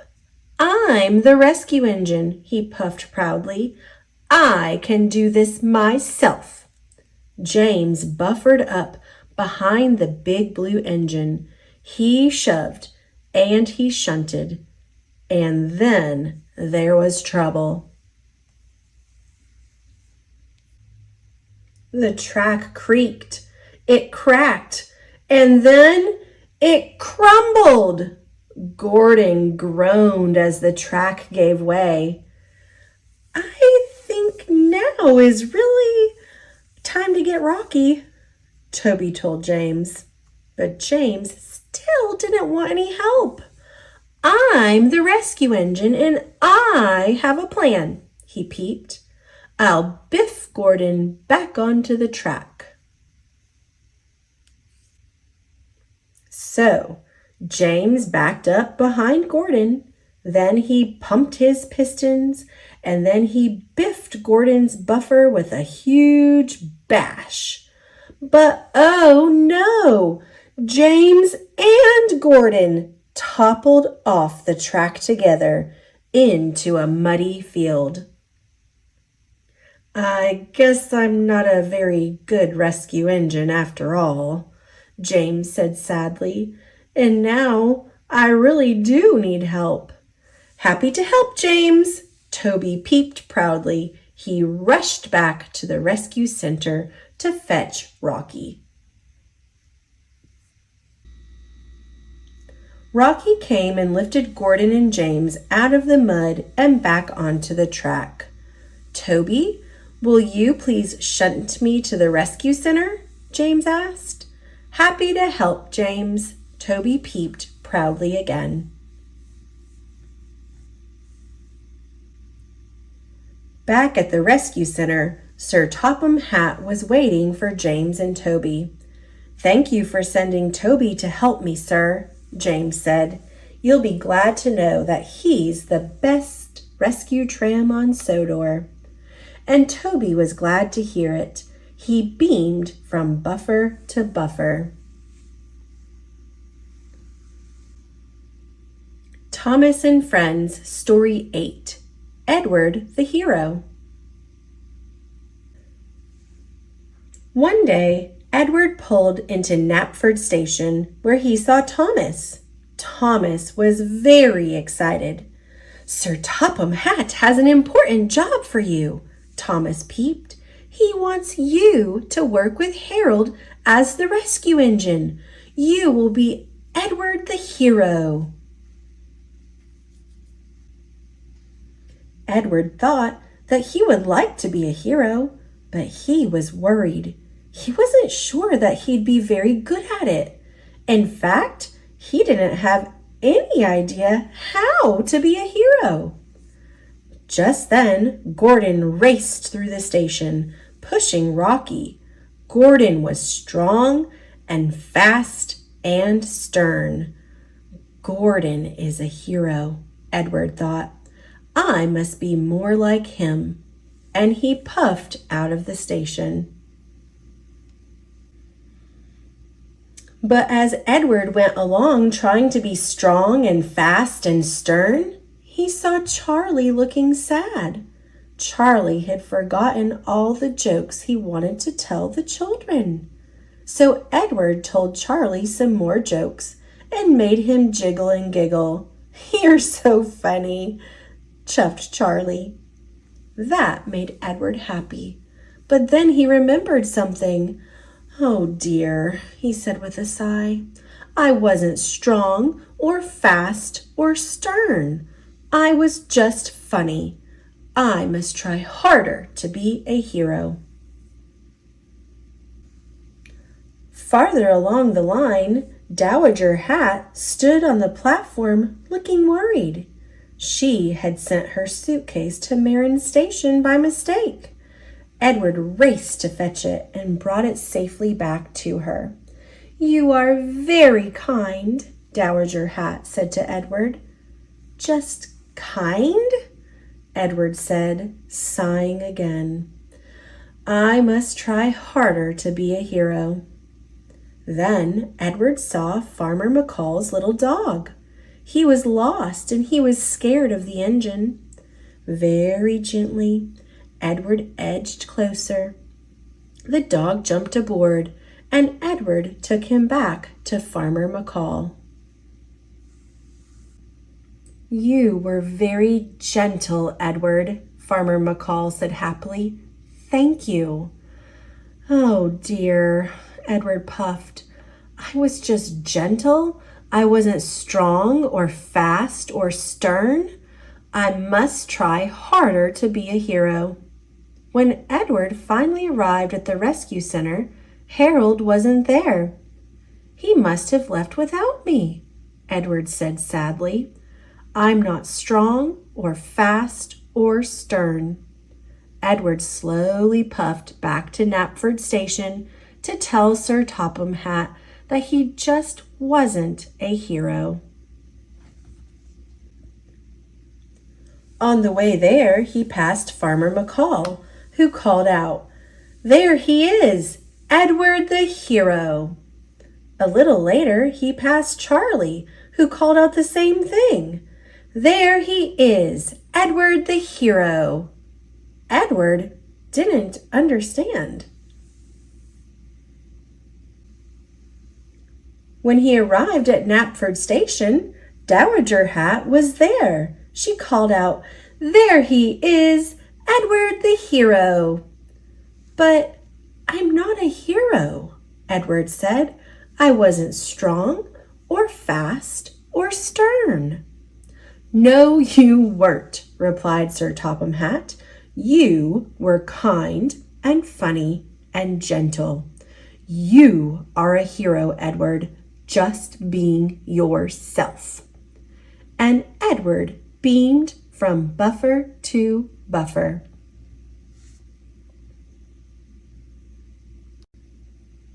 Thomas and Friends, Story 9, Belle's New Friend.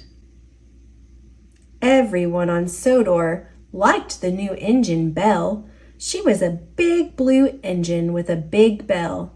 Belle could fight fires with a whoosh of water.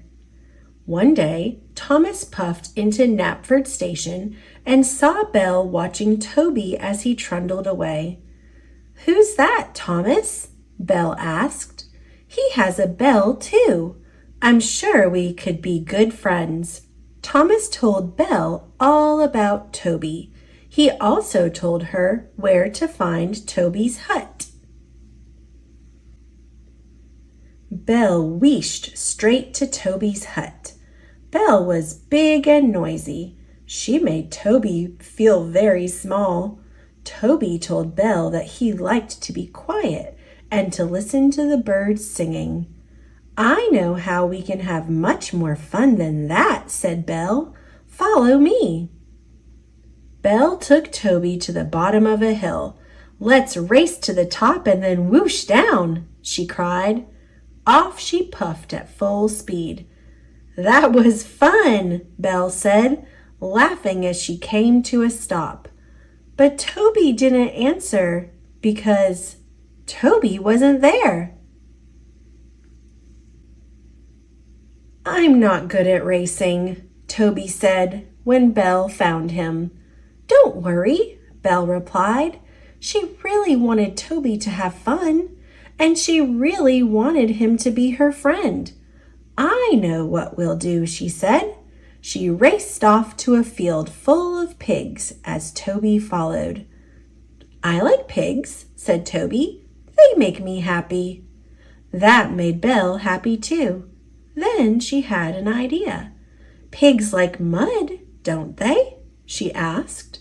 She whooshed water from her spouts into the field. But Toby didn't answer because Toby wasn't there. "I don't like whooshing water," Toby explained when Belle found him. "Don't worry," she replied. "Follow me." Belle chuffed off to Mathwaite Station and rang her big loud bell, ding, ding, ding, ding, for all the waiting passengers to hear.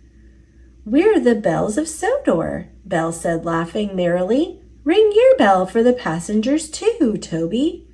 But Toby didn't answer because Toby wasn't there. Belle was worried. She wanted to find Toby. She wheeshed away to look for him. Belle found Toby hiding in his shed.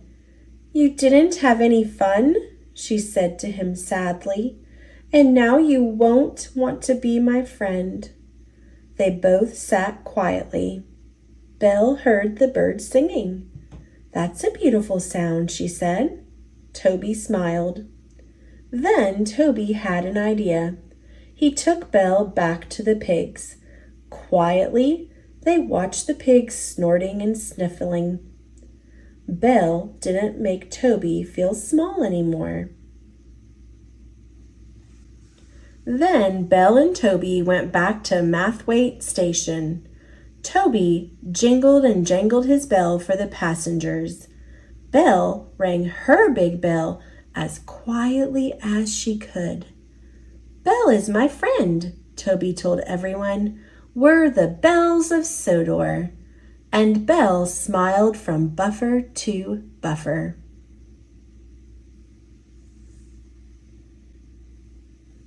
Thomas and Friends, Story 10, Gordon Runs Dry. One morning on the island of Sodor, Gordon's coaches were late. "I shouldn't be kept waiting," he moaned. "The express is the most important train on the island." Thomas thought local trains were important too, but Gordon didn't agree. At last, Gordon was coupled to the express and he rushed off to the main line. Farther along the track, Paxton was pulling stone trucks. He didn't know that Gordon was hurrying toward him. Suddenly, Paxton's signal turned red. As Paxton braked, a stone flew out of his truck. It hit Gordon's boiler. "I'm so sorry," Paxton said with a gasp. "Are you okay?" "I'm fine," Gordon replied. "You can't damage a strong engine like me so easily." "You should get checked for damage just in case," Paxton warned him. "Nonsense," Gordon replied. "The express must not be late." But Gordon didn't get far before his boiler began to run dry. "That's funny," he said to himself. "I thought I had plenty of water." So when he saw a water tower, Gordon asked his driver to stop and fill up his tank. But Gordon didn't get much farther than that before his boiler felt hot and dry again. "I can't stop twice," he fretted. "I'll be late. I must keep going. This is the express." Thirsty Gordon tried to ignore the river he passed, but with his boiler running dry again, he had to stop at the next water tower. Gordon's passengers weren't happy. The express was meant to be a fast train, not a slow one. "I'll be fast now," Gordon promised as he hurried to Wellsworth Station. But as soon as he was back on the main line, his boiler felt dry again. Poor Gordon left a wet trail behind him as he went slower and slower and finally came to a stop. Thomas followed the wet trail along the tracks and found Gordon. "I've run out of steam," Gordon said sadly. "You must have a leak," Thomas said. Gordon wondered how that could have happened. It was when Paxton arrived that Gordon remembered the accident. "I should have been checked after that stone hit me," Gordon said to him. Then Thomas saw the hole in Gordon's boiler. "Don't worry, Gordon," he said. "I'll take your passengers, and Paxton can push you to the steamworks to be fixed." He smiled at Gordon. Later that day, Gordon pulled into Knapford Station, blowing steam from his mended boiler. The other engines teased him, but Gordon had learned his lesson. In the future, he would always make sure to take care of his boiler. Thomas and Friends, Story 11, Noisy Stafford. Lots of engines on the island of Sodor are noisy steam engines like Thomas and Percy. But Stafford is quiet because he is a battery-powered electric engine. One day, Stafford saw some children waving from a bridge as Thomas and Percy tooted and peeped below them. But when Stafford gently hummed past, the children wondered why he was so quiet. A little later, Stafford met Thomas and Percy on the main line. "I know I'm an electric engine," Stafford said to them, "but I want to chuff and puff loudly like a steam engine." "We'll teach you," Thomas said with a smile. "Chuff, chuff, chuff. Puff, puff, puff," Stafford said, copying Thomas and Percy. "Well done, Stafford," said Percy. "You sound just like a steamy." Stafford beamed happily as he raced away. At Brendam Docks, Stafford heard Henry wheeshing loudly. "Oh," said Stafford, "that's another steamy sound I'm going to make." And he also copied Gordon, who honked his horn and blew his whistle. "Woo, woo!" The next time Stafford passed the children on the bridge, he made all the steamy noises. Puff, puff, puff, chuff, chuff, chuff, wheesh, woot, woot. The children cheered with delight. When Stafford went to the yard to charge his battery, Sir Topham Hatt was there. He had an urgent job for Stafford. "You're needed at Farmer McCall's farm," Sir Topham Hatt said. "You're just the engine for the job." But when Stafford arrived at the farm, making his steamy sounds, he scared the farmer's sheep. "I asked for you because you're a quiet engine," Farmer McCall said to Stafford, "but your steamy noises have made my sheep run away." Stafford heard the sheep baaing farther along the track. Quietly, he took Farmer McCall to find them. Stafford hummed softly as the farmer loaded the sheep into his truck, and he watched happily as they trotted out of his truck into their new field. "The sheep really like you because you're nice and quiet, Stafford," said Farmer McCall. Stafford realized that sometimes it was good to be a quiet engine. Later, when Stafford hummed into the yard, Thomas and Percy asked him what had happened to his steamy sounds. "I'm not making them anymore," Stafford replied. "I'm not steamy Stafford.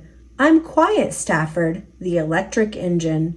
And off he went, hardly making a sound. Story 12.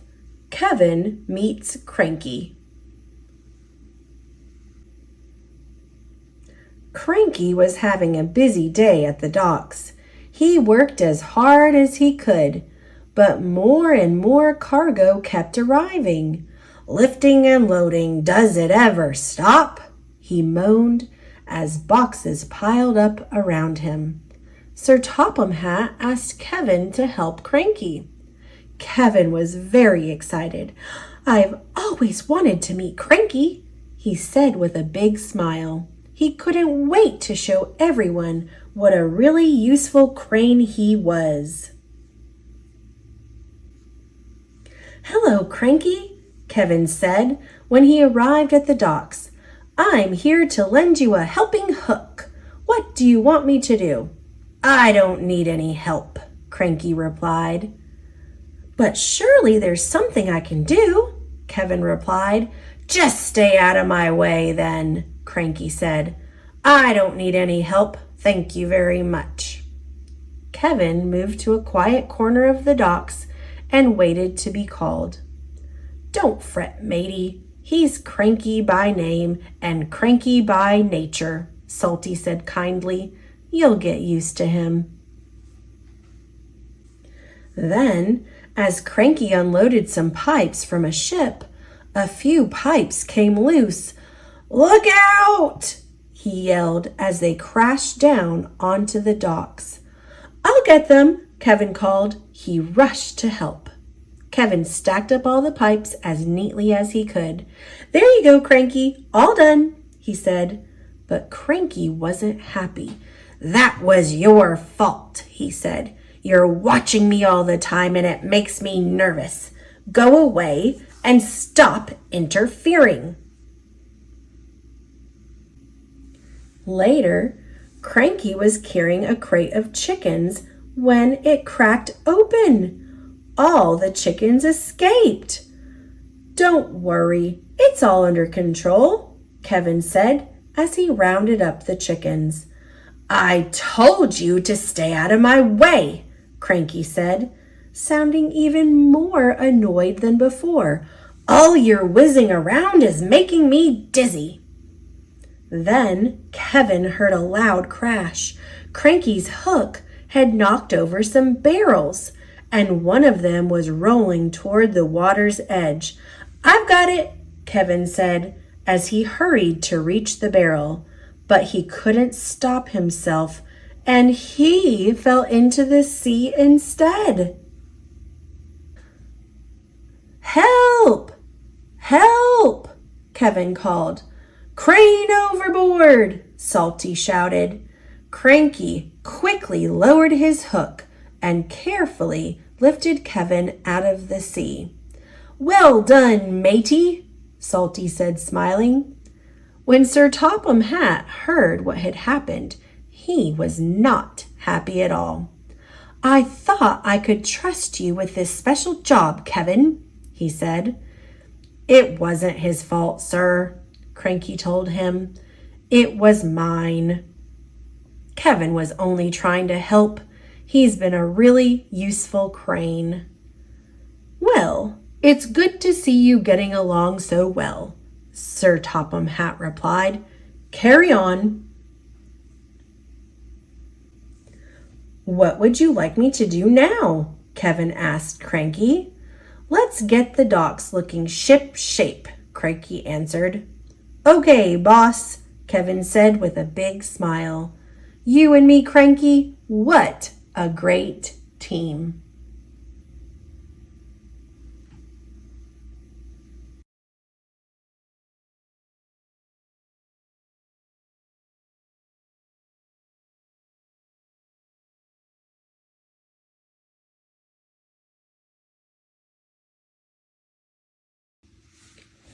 Thomas's ABC book.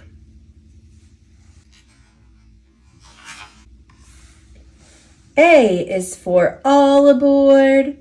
All aboard, calls Thomas the tank engine. B is for Bertie the bus.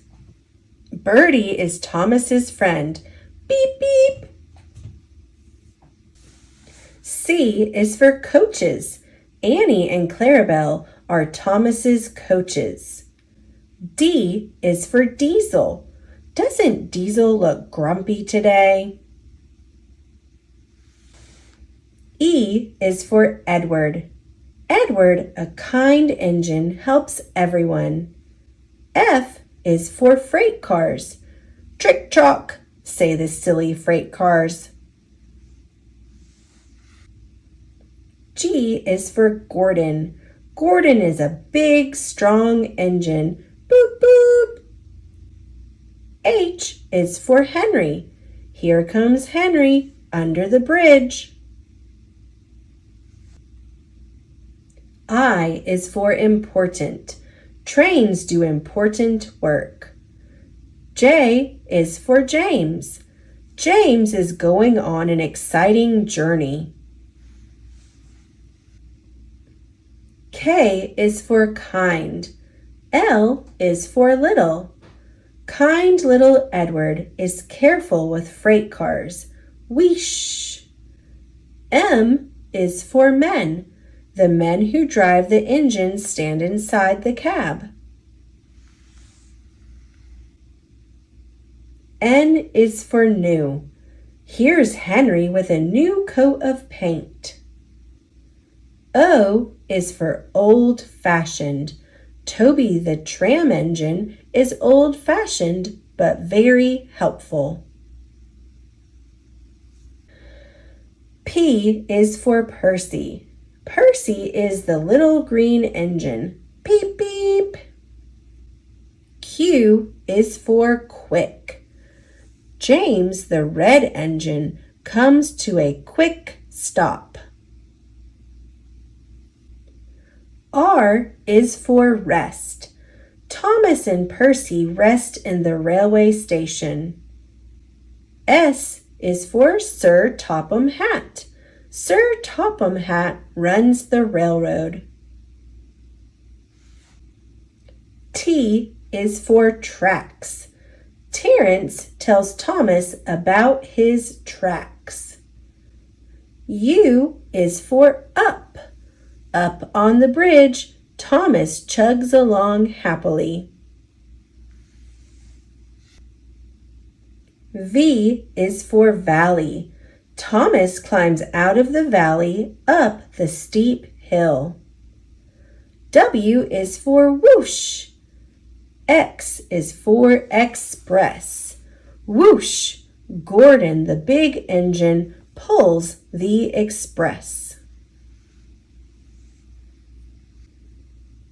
Y is for yard. Z is for zip. Zip, zip. Thomas is busy in the yard, pushing and pulling. Isn't he a really useful engine?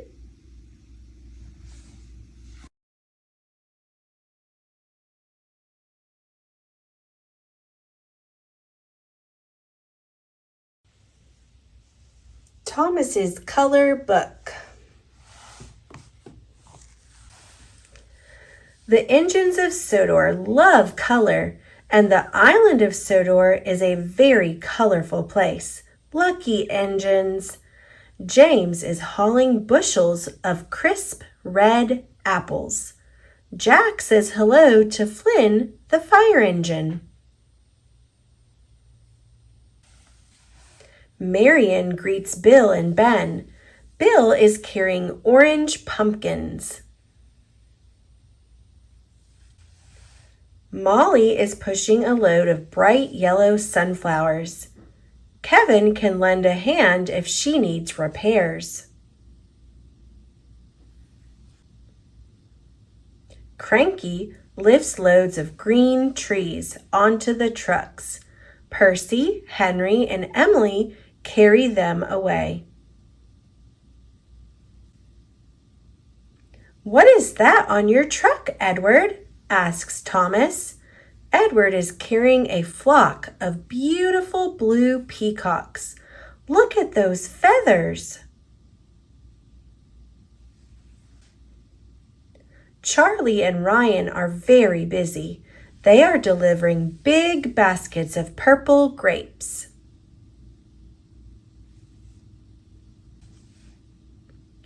Toby gets to carry a big brown chocolate cake. It's the biggest cake ever baked on Sodor. It's for the Harwick Town Fair. It looks delicious.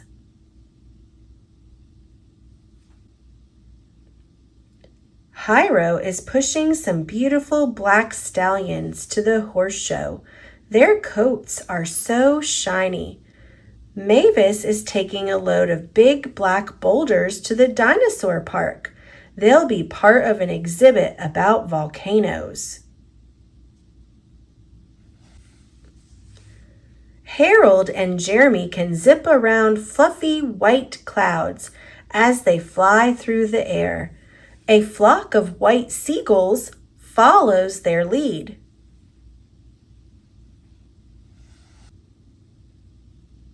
Rosie is hauling sweet-smelling pink roses.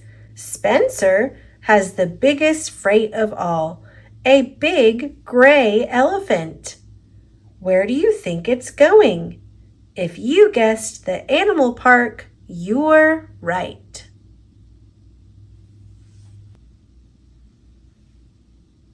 So many colors. Name them all. Red, orange, yellow, green, blue, purple, brown, black, pink, white, and gray. What a colorful day it has been on the island of Sodor. Now look around your neighborhood for colorful things.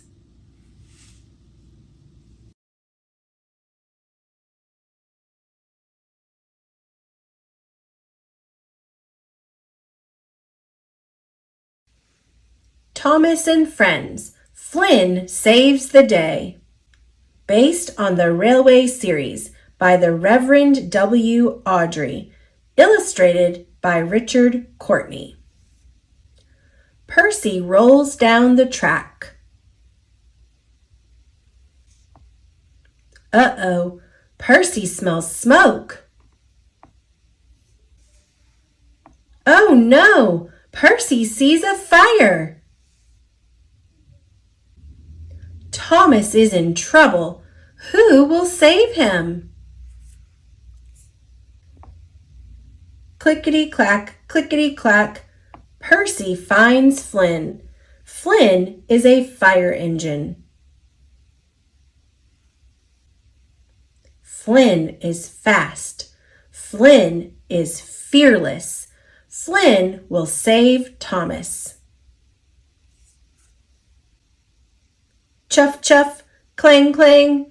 The engines hurry to help. Smoke swirls. Flames flash. The engines work together.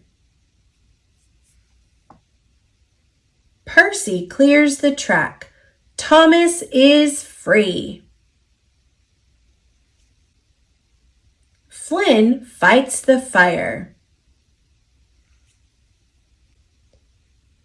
Whoosh goes the water. The flames flicker.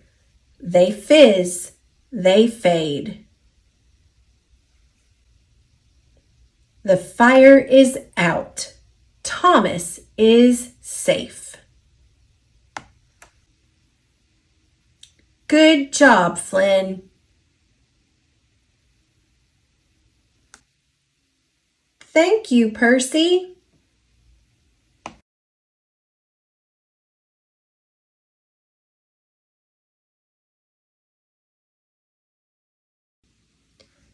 Thomas and Friends, Henry and the Elephant.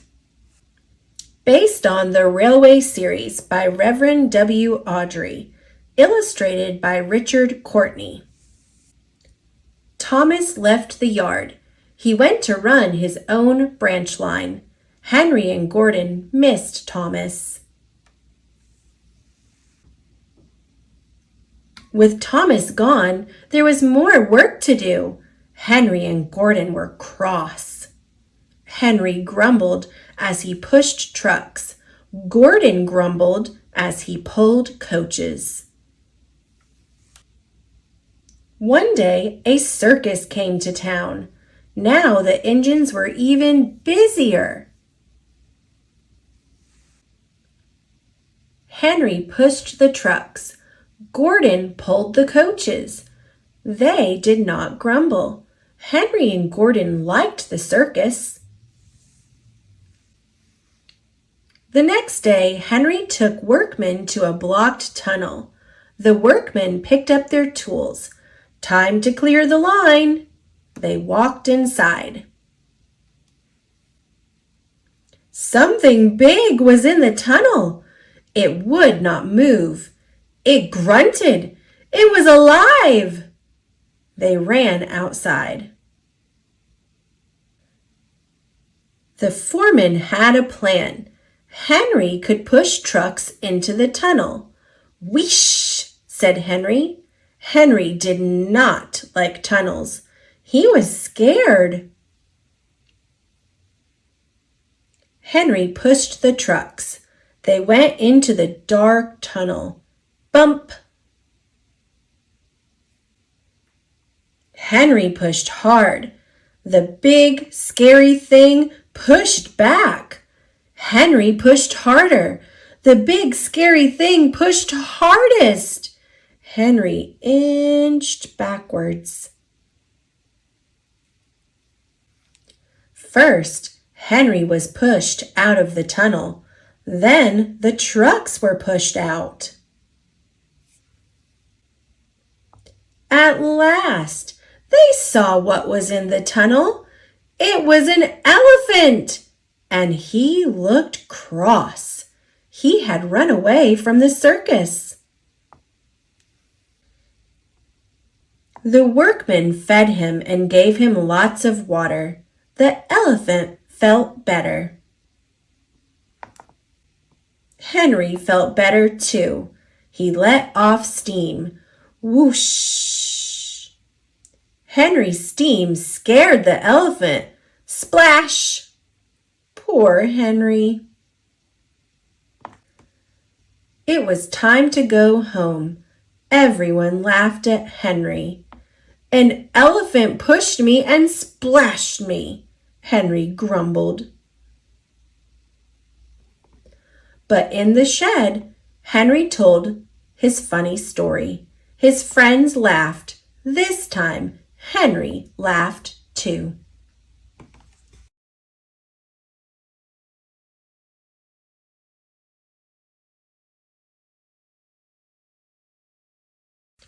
Thomas and Friends, Stuck in the Mud. Based on the Railway series by the Reverend W. Awdry. Illustrated by Richard Courtney. Click, clack, click, clack. Thomas puffs down the track. Thomas finds an old engine.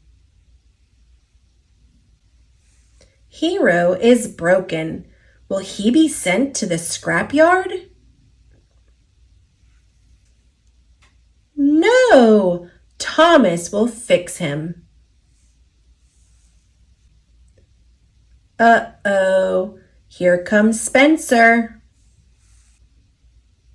I'm going to tell, says Spencer.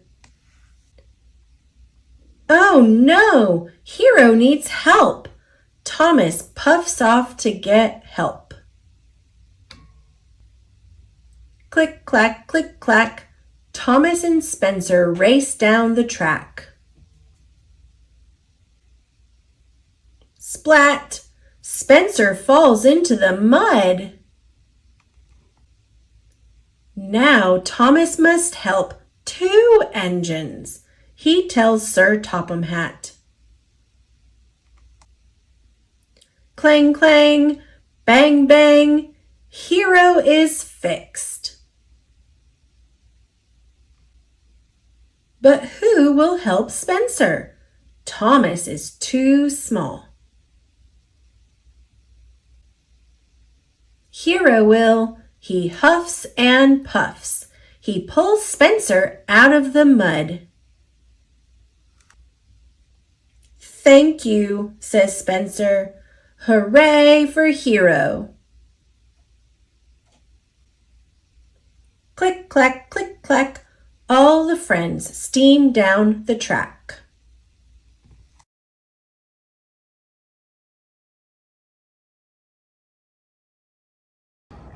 Gordon's New View. Gordon was big. Gordon was tall.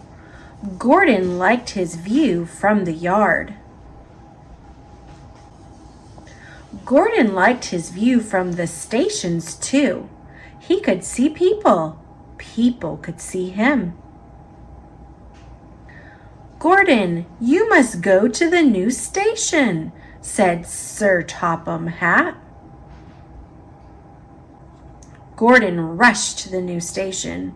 He stopped inside. There was no view. Gordon could not see the people. They could not see him.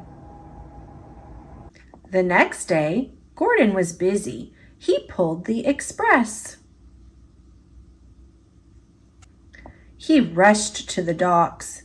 He raced back to the new station.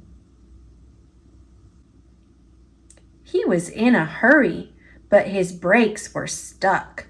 He could not slow down. Crash! Gordon crashed into the bumper. Smash! Gordon smashed into the wall. Now people could see him, but Gordon could not see them. His eyes were shut tight. The breakdown train pulled Gordon back. Gordon, go to the works, said Sir Topham Hatt. When Gordon came back, he was fixed. The wall was fixed too. It had a new window. Gordon likes his new view. He can see people. And people can see him. Peep, peep.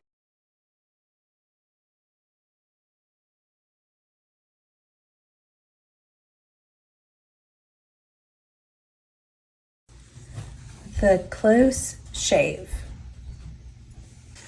The Close Shave, based on Railway Series by the Reverend W. Awdry, illustrated by Richard Courtney. Thomas and Duck are friends. They are not friends with the troublesome trucks.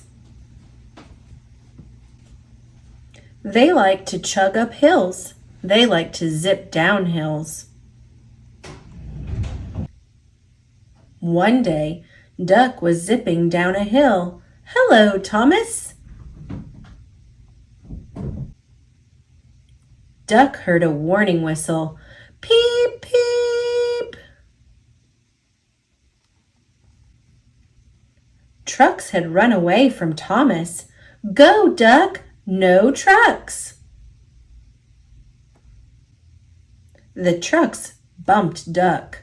Mad Duck, glad trucks. Duck and the trucks rushed down the hill. Duck saw the end of the line. Duck had to stop.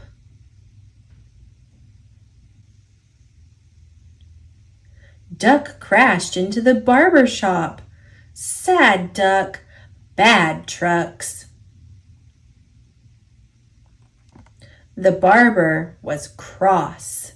Soapy Duck, dopey trucks. "I am sorry," said Duck. "I had to stop the runaway trucks." No one was hurt. The shop could be fixed. Duck was a hero.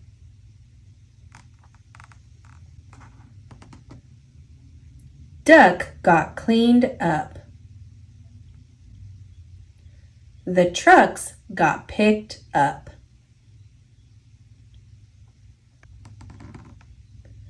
Duck had a close shave.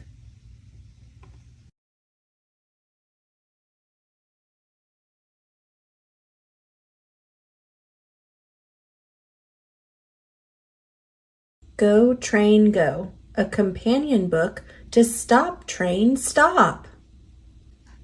Here comes the judge in her big red hat. She has come to see the train show. Who will take the judge to the train show? Thomas will. Thomas will go. Thomas will take the judge to the show. Hurry, Thomas, take me to the show. Take me there fast. Go, train, go. Clickety-clack, clickety-clack, up, up the hill. Thomas the tank engine goes faster than fast. Screech! Go the brakes. Thomas goes so slow. Slow, slow, slower than slow he goes. Hurry, Thomas! Why do you go so slow? Take me to the train show. Go, train, go! But Thomas cannot go. Thomas sees a goat. The goat is on the track. Peep, peep, goes Thomas. Bah, the goat jumps back. Clickety-clack, clickety-clack, down, down the hill. Thomas the tank engine goes faster than fast. Screech, go the brakes. Thomas goes so slow. Slow, slow, slower than slow he goes. Hurry, Thomas! Why do you go so slow? Take me to the train show. Go, train, go! The tunnel is so dark.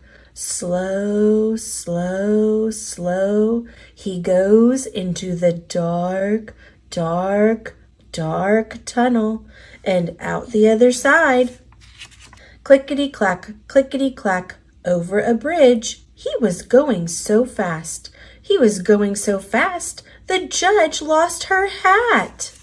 Screech, go the brakes. Thomas goes slow. Slow, slow, slow he goes. Hurry, Thomas! We're running late, you know. Take me to the train show. Go, train, go! But Thomas must go slow. There is a cow on the track. Moo, moo, goes the cow. Beep, beep, goes Thomas. The cow moves back. Clickety-clack, clickety-clack. Thomas the tank engine moves faster than fast. Screech, go the brakes. Thomas goes slow. Slow, slow, slow he goes. Don't stop, Thomas. Go, train, go. Don't stop now. I'm late for the show. But Thomas must go slow. There are logs on the track. The crane engine clears the logs. Clickety-clack, clickety-clack. Around the logs goes Thomas, faster than fast. There is mud up ahead. The judge wants to go slow. Slow, little engine. Slow, slow, slow. Watch out for the mud. Whoa, train. Whoa. But Thomas cannot go slow. Thomas goes faster than fast. Into the mud. Splish, splash. Thomas goes fast. Past a town. Fast, fast. Past a dog. Faster still. Fast at last. Nothing can stop him, nothing at all. No goat, no dark, no cow, no log, no crane, no mud, no town, no dog. This is the fastest that Thomas can go. Screech, go the brakes. Good job, Thomas. We made it here at last. You are a little engine, but you go so fast. Here comes the judge. The train show begins.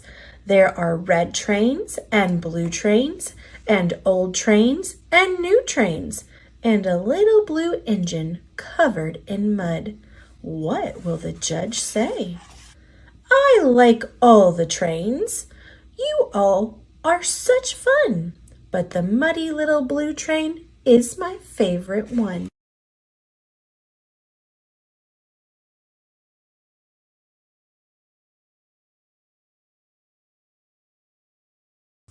Thomas and the Piglets.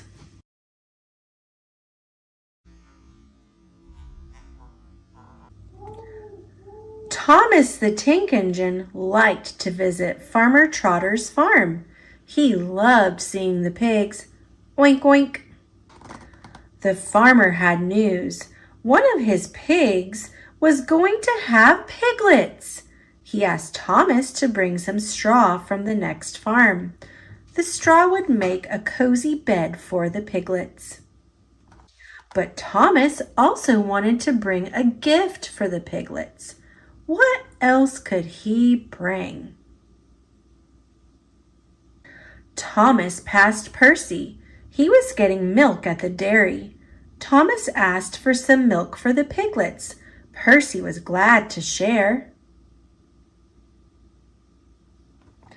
Then Thomas saw James at the apple farm. He was getting apples. Thomas asked for apples for the piglets. James was glad to share. Next, Thomas saw some children picking chestnuts. Thomas asked if he could take some nuts for the piglets. The children were glad to share. At last, Thomas got to the next farm. Now he would get straw for the piglets. But Thomas did not have room for the straw. His truck was full of milk, apples, and nuts. Thomas sped back to Trotter's farm. He dropped off the milk, apples, and nuts. Farmer Trotter told Thomas to rush back with the straw. The piglets would be born soon. Soon Thomas came back with lots of soft straw. He was just in time. The farmer opened the barn door. There were the new piglets. They were very sleepy. Farmer Trotter put the straw on the ground. It was soft and warm. The piglets lay down and fell asleep. Farmer Trotter thanked Thomas. He even named one of the piglets Thomas. Hooray!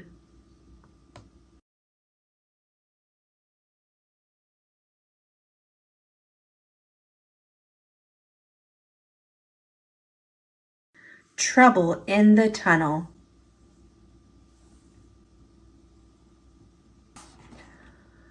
Peep, peep! Thomas was going to the mainland. Cranky lifted him onto a raft. Goodbye, called Thomas. The boat sailed to sea. Thomas bobbed behind on the raft. Soon night came. Thomas could not see, but he could hear. Crack, crash! The chain snapped. Help! Cried Thomas. The boat chugged away. Thomas was all alone. Thomas was scared. The next morning, the raft floated to a far-off island. How would Thomas find his way back to Sodor? Clickety-clack. Thomas rattled around a bend. Then, screech! He stopped. 3 strange engines were in front of him. I'm Bash, said one. I'm Dash, said another. I'm Ferdinand, peeped the last. The new engines said they could help Thomas, but they were silly. They made jokes. They teased Thomas. He huffed away. He puffed up hills. He chuffed past rocks. He raced along the track. Thomas was lost. Now he needed help. Thomas found Bash, Dash, and Ferdinand. I need help, said Thomas. Will you tell me how to get home? The engines took Thomas to an old tunnel. This leads to Sodor, they said. They puffed inside. The tunnel was dark. The tracks were twisty. Smash! Crash! Rocks tumbled down. Thomas and the engines were stuck. The engines had a plan. They told Thomas to puff as hard as he could. Puff, puff, puff. Thomas's puffs rose high into the sky. Back on Sodor, Percy wondered where Thomas was. Then he saw 3 puffs. Thomas! Cried Percy. He whooshed away to get help. Clickety-clack, clickety-clack. Thomas heard something in the tunnel. We'll save you, peeped Percy. The engines from Sodor bashed through the rocks. Thomas was rescued. Hooray!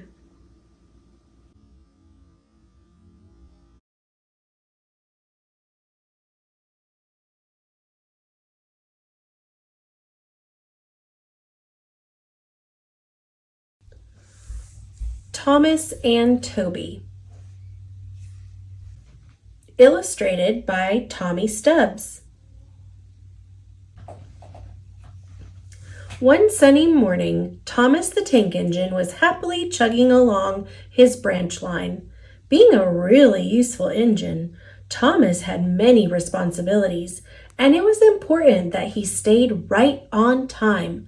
Pulling Annie and Clarabelle, Thomas started toward the quarry for his first delivery of the day. Thomas was especially careful on one part of his branch line because it ran beside a long stretch of road. Peep, peep! He'd whistle hello to anyone who might be near so they'd have plenty of time to get out of the way. This late summer morning, as Thomas chugged around a bend, he noticed a policeman standing by the next crossing. Thomas had been close friends with the old constable, who'd recently retired. This must be the new constable, thought Thomas, and he greeted the policeman with a friendly peep peep. But the new constable's reply was far from friendly.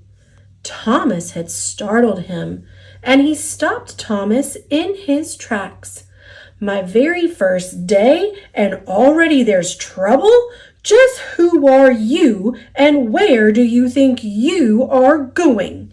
asked the red-faced policeman. Thomas did his best to explain, but the policeman was not in a mood to listen to an Injun. "No cowcatcher? Not a single side plate in sight?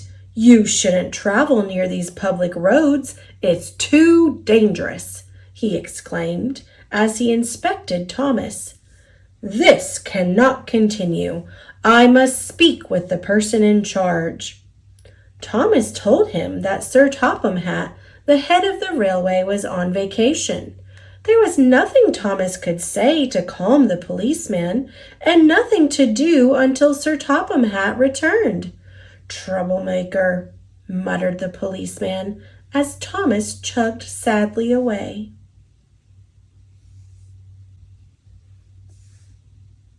Sir Topham Hatt was having a much better time than Thomas. He was vacationing with his family on the other side of Sodor. His grandchildren had discovered an old-fashioned steam tram that still gave rides to passengers. The short, sturdy tram's name was Toby. He had cowcatchers, side plates, and a cheery bell that he rang to greet all he met. He traveled with Henrietta, a tram coach whom he considered a good friend, if sometimes fussy friend. Long ago, they were very busy transporting goods and people to the main line, but now almost everyone traveled by cars and buses.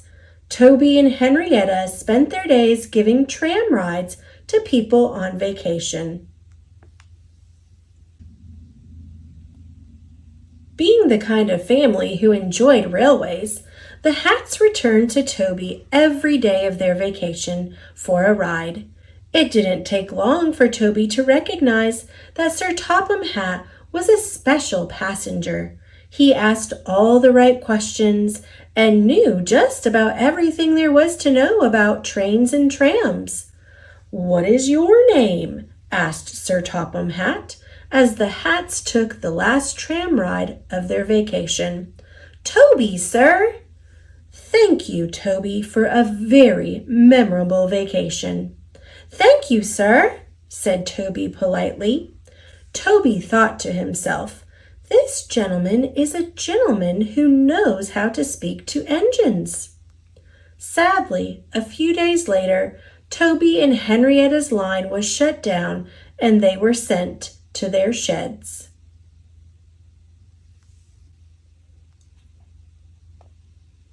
When Sir Topham Hatt returned from vacation, he was informed immediately about Thomas's trouble with the new constable. He remembered Toby. He knew that underneath the chipped paint and rusty spots was a very useful tram engine who could handle the quarry line and the prickly policeman. And there were plenty of other things to keep Thomas occupied as well. Soon, Toby and Henrietta arrived, and they took to their new jobs very quickly. Toby was especially good at making the trucks behave. Thomas noticed this right away, and he was very impressed. He knew firsthand how troublesome those trucks could be. In no time, Thomas and Toby became good friends. James, however, was not at all impressed with Toby.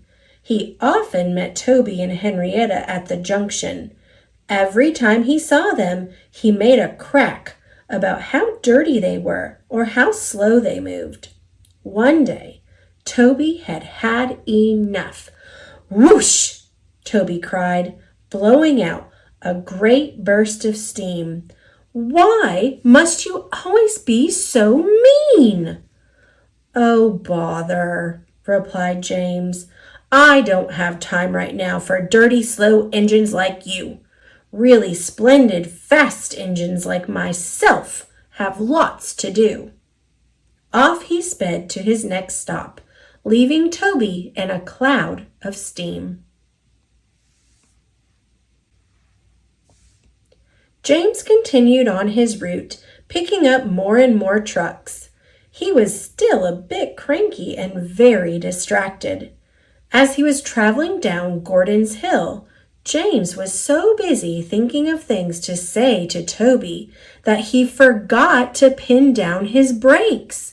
Faster, faster, he flew as the trucks bumped and pushed him down the steep hill, for they loved to go fast and make trouble. "I've got to stop!" screeched James as he pulled on the brakes. But it was no use. James could not slow down. "Hooray!" cheered the trucks. And then, crash! James had finally stopped at the bottom of the hill. He'd run straight into two tar wagons. What a sticky, dirty mess! A short time later, the breakdown train and all available engines arrived to help with the cleanup. Toby immediately started getting the trucks under control. When he saw James, Toby couldn't resist having a little fun. "Is that James?" Toby asked innocently. "It can't be. James is such a splendid, fast engine." James pretended he didn't hear Toby, and from that day on, James was a lot nicer. Toby knew just about everything when it came to moving trucks. He had many years of experience and a very patient nature. So Sir Topham Hatt asked Toby to coach Mavis, a new diesel engine at the Farquhar quarry. Like most new engines, especially diesels, Mavis thought she knew it all, or at least more than that old-fashioned tram did. She quickly grew bored with moving the trucks at the quarry.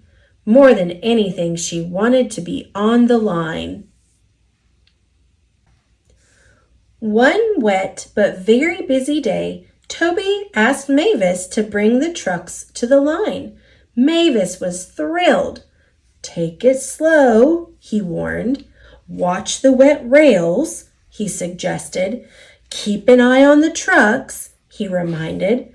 But Mavis was too excited to pay attention to Toby. As soon as she started on her way, though, she wished she'd listened more closely. The trucks realized she was new at this. The cold autumn rain made the rails extra slick, so they bumped and pushed, and before she knew it, Mavis was stalled right in the middle of a busy crossing. Soon there were many angry people who needed to get by. Mavis didn't know what to do, and the trucks just laughed at her. She knew that Toby would be angry, and he was. But Toby also remembered that it was Mavis's first time on the line and how tricky those trucks could be. He helped Mavis out of the crossing and promised to spend more time teaching her at the quarry. Toby had been there only a short while, but already his hard work was recognized. Sir Topham Hatt gave both him and Henrietta a long overdue fresh coat of paint and some shiny new parts. And best of all, Toby got a new number of his own. Now he, too, truly was a really useful engine. Toby and Thomas's friendship grew and grew. Thomas especially liked it when he found out that Toby always startled the not-so-cheery policeman with a cheery ring of his bell.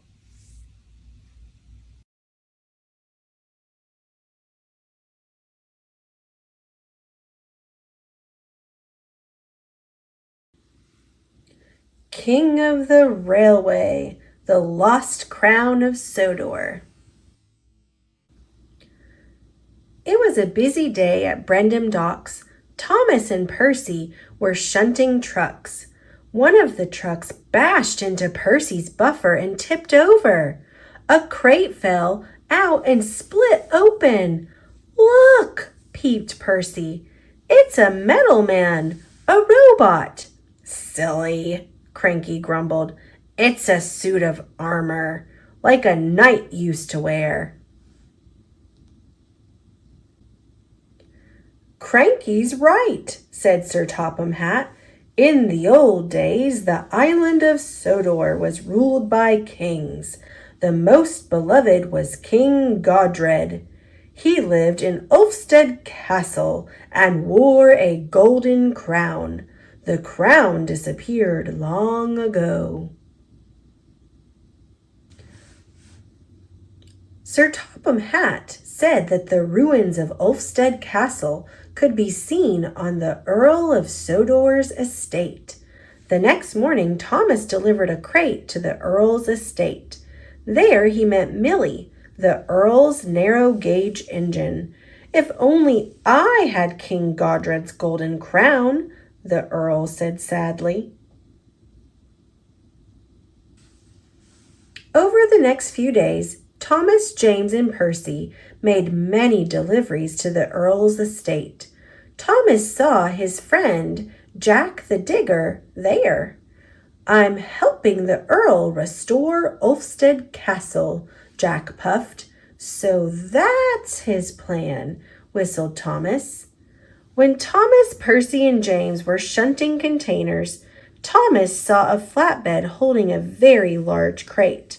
The Earl said it was a special delivery for the steamworks. He climbed into Thomas's cab, and the three friends pulled the crate to the steamworks. When they got there, a gantry crane lifted the crate to reveal an old engine named Stephen. His wood was worn, and he had rust holes in his boiler. He hadn't run in years. Surprise! The old engine peeped. Victor said that he'd have Stephen fixed up in no time. The Earl told Thomas he had a special job for Stephen, but it's best not to say anything. I won't say a word, said Thomas. I promise. Victor worked quickly. Soon Stephen was good as new. You look really useful again, Thomas peeped. Stephen had told the engines about his early days. I worked so fast, they called me the Rocket, he said. But what job would he do now? As the others rolled away to work, Thomas saw that Stephen looked sad. So Thomas broke his promise and told Stephen that the Earl had a special job for him. Stephen was very excited. Thomas, James, and Percy steamed to the Earl's estate. Inside the castle walls, they were amazed to see a giant platform on rails. The Earl called it the Traveler. You three will move the Traveler into place for the men. You must be careful to keep the platform stable. Meanwhile, Stephen wanted to know about his special job, so he rolled off to Brendam Docks. There's no work here for an old engine like you, Cranky said. Next, Stephen went to Blue Mountain Quarry. We can always use help, Luke peeped, but the trucks Stephen tried to pull were too heavy. He steamed and strained, but they wouldn't move. When I worked in a mine, the trucks weren't this heavy, said Stephen. Are there any mines around here? Skarloey told him there was an old mine near the castle ruins. I don't think anyone works there now, he said. Stephen found the entrance to the abandoned mine. He sighed. There's no job on this island for me. Nearby, Thomas was working with the troublesome trucks. Suddenly, the trucks slipped loose and roared down the hill, right towards Stephen. Stephen had no choice but to push into the mine. His funnel hit the roof and fell off. Rocks crashed down behind him, sealing up the entrance. Stephen searched for a way out. He crept around dark bends and through empty tunnels, but the tracks just went in circles. The only thing he found was an old wooden crate. Thomas and Percy searched for Stephen at the entrance to the old mine. Thomas saw something familiar lying on the ground. It was Stephen's funnel. Thomas chuffed away to get Jack the digger. Jack cleared the mine entrance and Thomas raced in. "Stephen! Stephen!" he peeped.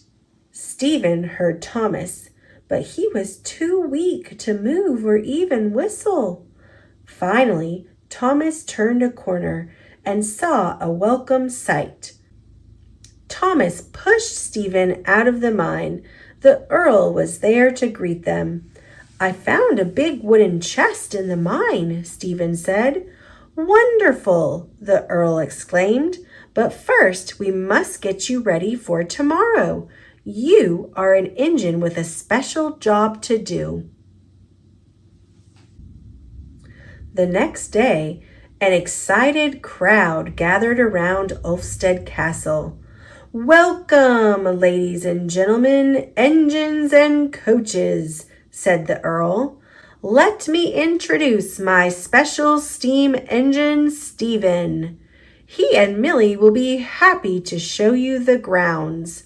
Stephen's new funnel glittered like gold. It reminded Thomas of something. "Stephen found something I thought was lost forever," the Earl said. "King Godred's long-lost crown." Thomas realized what Stephen's funnel looked like. A crown. The engines cheered for Stephen. He wasn't the fastest or the strongest, but he was really useful. And today he was a king.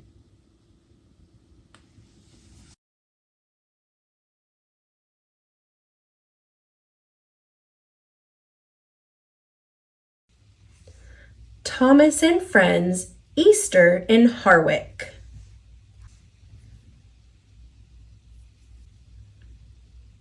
Based on the railway series by the Reverend W. Awdry, illustrated by Richard Courtney. Spring was springing everywhere Thomas went. Each day there were more buds on the trees and more flowers bursting from the ground. Thomas's riders were enjoying spring too. Annie's and Clarabelle's windows were open for the first time in a long while. One morning Sir Topham Hatt came into the yard. "Thomas," he said, "I need Donald and Douglas for some heavy pulling at the harbor, and you will replace them in Harwick for a couple of days to keep things right on time up there." "Yes, sir," Thomas peeped. "That should be a fun adventure." Harwick is a town in the hilly countryside in the northernmost parts of Sodor. As Thomas traveled north, Annie and Clarabelle weren't carrying passengers, but were full of pretty straw baskets. Harwick was chilly, but Thomas's driver assured him it would be warming up soon. The weather should be perfect for the big Easter egg hunt on Saturday. "Egg hunt?" asked Thomas. "What can eggs hunt for?" His driver laughed. "Eggs don't do the hunting, Thomas. Children hunt for the colored eggs that will be hidden in the town park. That's what the straw baskets are for, collecting eggs. As promised, each day was warmer as Thomas chugged up and down the tracks around Harwick. And each day, Thomas could see Terence working hard too. Terence's caterpillar treads helped him move around on the steep hills. In a tree near the tracks, Thomas could see a pair of birds busily building a nest out of twigs and grass. One day, Thomas saw that the birds had found a piece of red ribbon, which gave the nest a cheery bit of color. Now that nest reminds me of James, thought Thomas. The day before the Easter egg hunt, Thomas saw Terence pulling a trailer full of eggs. The eggs had been dyed all the colors of the rainbow. Thomas had never seen eggs in so many colors. Thomas waited for Terence as he drove down the muddy road. As Terence easily turned the corner, he tooted a happy spring hello to Thomas. But the trailer didn't have caterpillar treads like Terence. The curve was sharp. The road was muddy. Oh no! The trailer slowly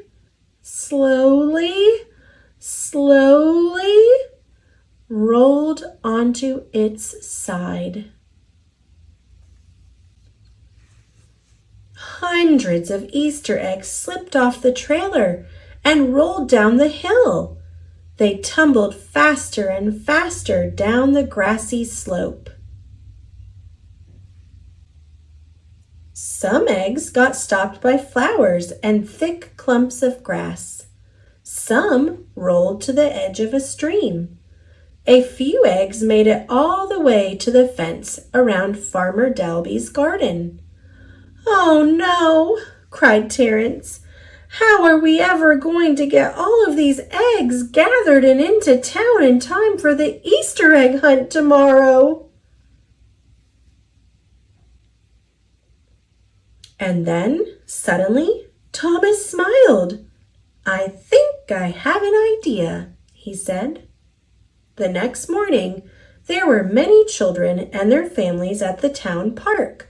There was the big sign announcing the Easter egg hunt, but there were no baskets, and worse yet, there were no Easter eggs. Just then, Thomas pulled up. Sir Topham Hatt was laughing and smiling. "All aboard!" he cried. "All aboard for a quick trip to the new Easter egg hunt location." And everyone happily boarded Annie and Clarabelle, who had been decorated just for the special day. Soon, everyone was heading out of Harwick towards Mr. Dalby's farm. "If we cannot bring the Easter eggs to the children," peeped Thomas, "let's bring the children to the Easter eggs."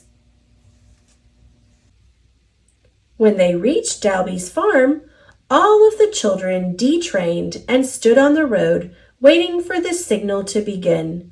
Sir Topham Hatt started the big hunt. "Ready, set, go!" And the children were off. They looked everywhere for the brightly colored Easter eggs. They found the eggs in the bushes and by the stream. Everyone was having fun. Thomas and Sir Topham Hatt watched the children laughing and hunting. Suddenly, Thomas noticed 3 blue eggs in a nest in a tree near the tracks. He was confused. "How did those eggs get up in that tree?" he asked. "Can Easter eggs fly?" Sir Topham Hatt laughed. "Those aren't Easter eggs, Thomas. Those are robin's eggs. Soon they will hatch and be baby birds." Thomas smiled and sighed. Warmer weather, smiling children, Easter eggs, and baby birds. I can't wait for the rest of spring.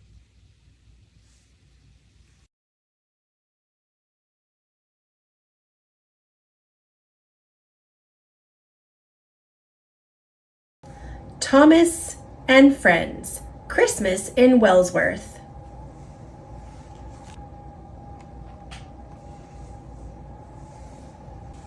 Based on the Railway series by the Reverend W. Awdry, illustrated by Richard Courtney.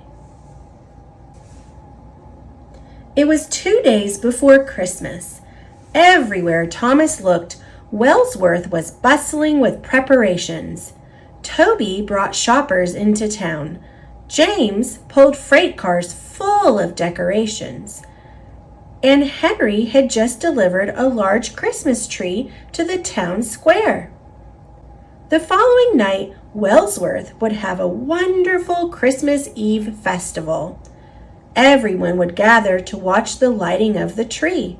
They'd sing carols and ring bells. Thomas couldn't wait. If only it would snow, he thought. Then everything would be perfect. I'm afraid we won't have a white Christmas this year, Thomas peeped as he looked up at the blue sky. That's okay with me, said Henry. I have so much to do. I don't need a snowstorm now. Thomas loved the snow, even if he had to wear his heavy snowplow. Snow would make the Christmas Eve festival so pretty. Just then, Sir Topham Hatt called to Thomas. I have a message from Lady Hatt, he said. She wants to come to the festival, but my car is in the garage for maintenance. I need you to run over to Kelsthorpe to pick her up. Please take Annie and Clarabelle so you can bring my grandchildren as well. Yes, sir, peeped Thomas. Of all the jobs on Sodor, pulling a trainload of children was his favorite. Thomas was soon speeding across Sodor.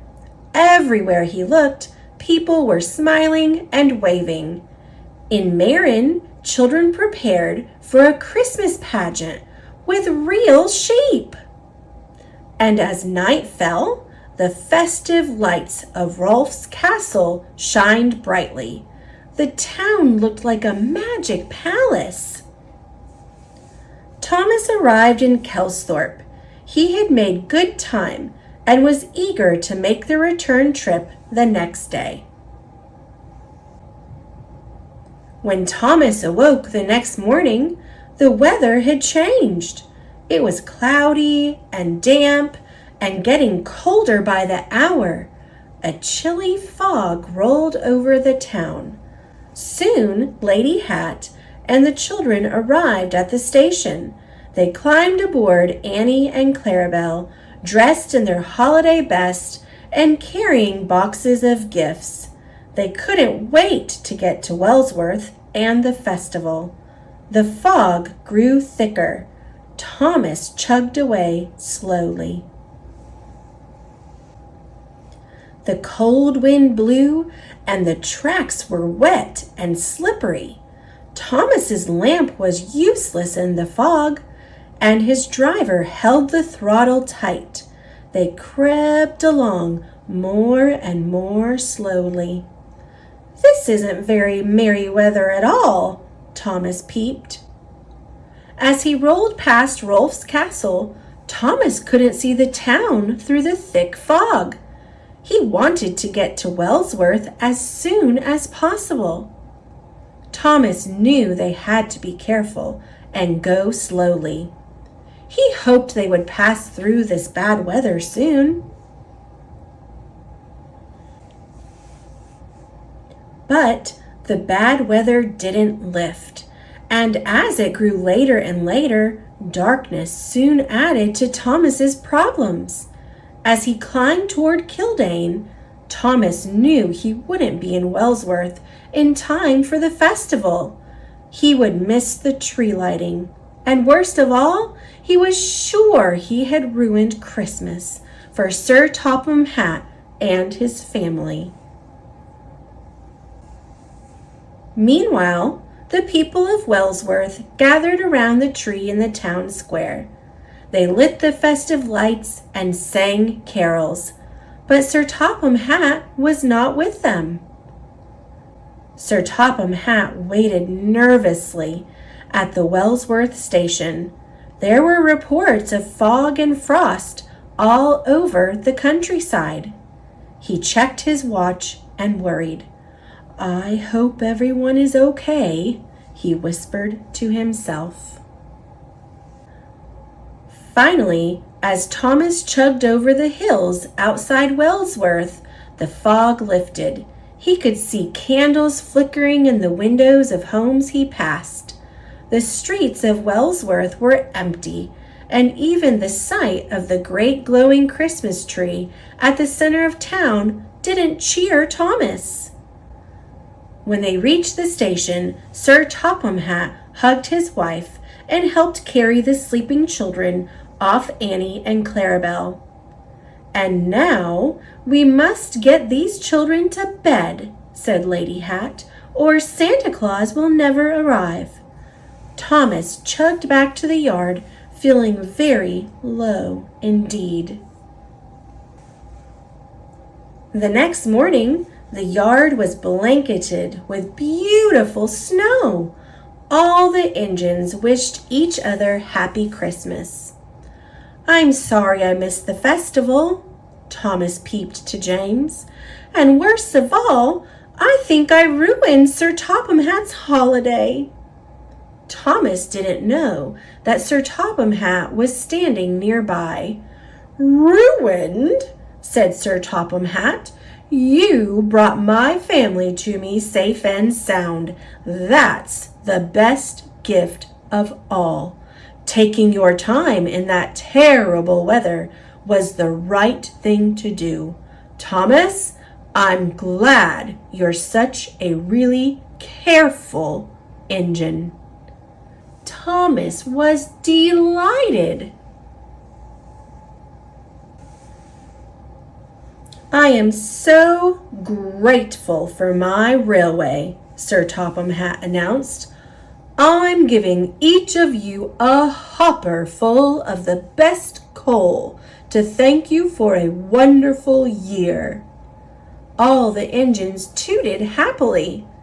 "And Thomas, at the request of my wife, Annie and Clarabelle will be getting new seat cushions." "It's a wonderful Christmas after all," peeped Thomas. And the snow did make everything perfect. James said tomorrow would be perfect. "Tomorrow? What's tomorrow?" Thomas asked.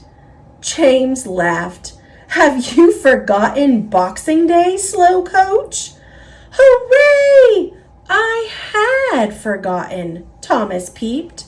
"More rides for children." Every year, on the day after Christmas, all the engines on Sir Topham Hatt's railway roll out to the hospitals all over the island. Free rides and new toys and clothing are given to every child.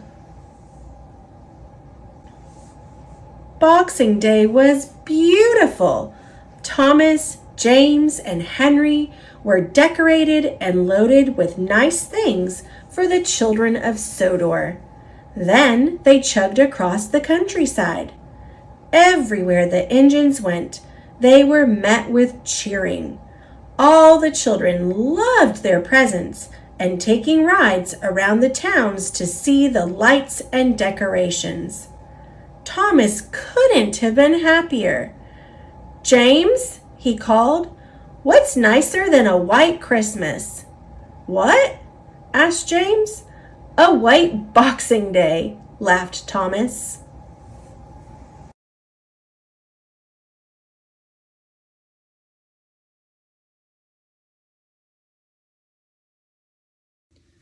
Percy's Chocolate Crunch, and other Thomas the Tank Engine stories.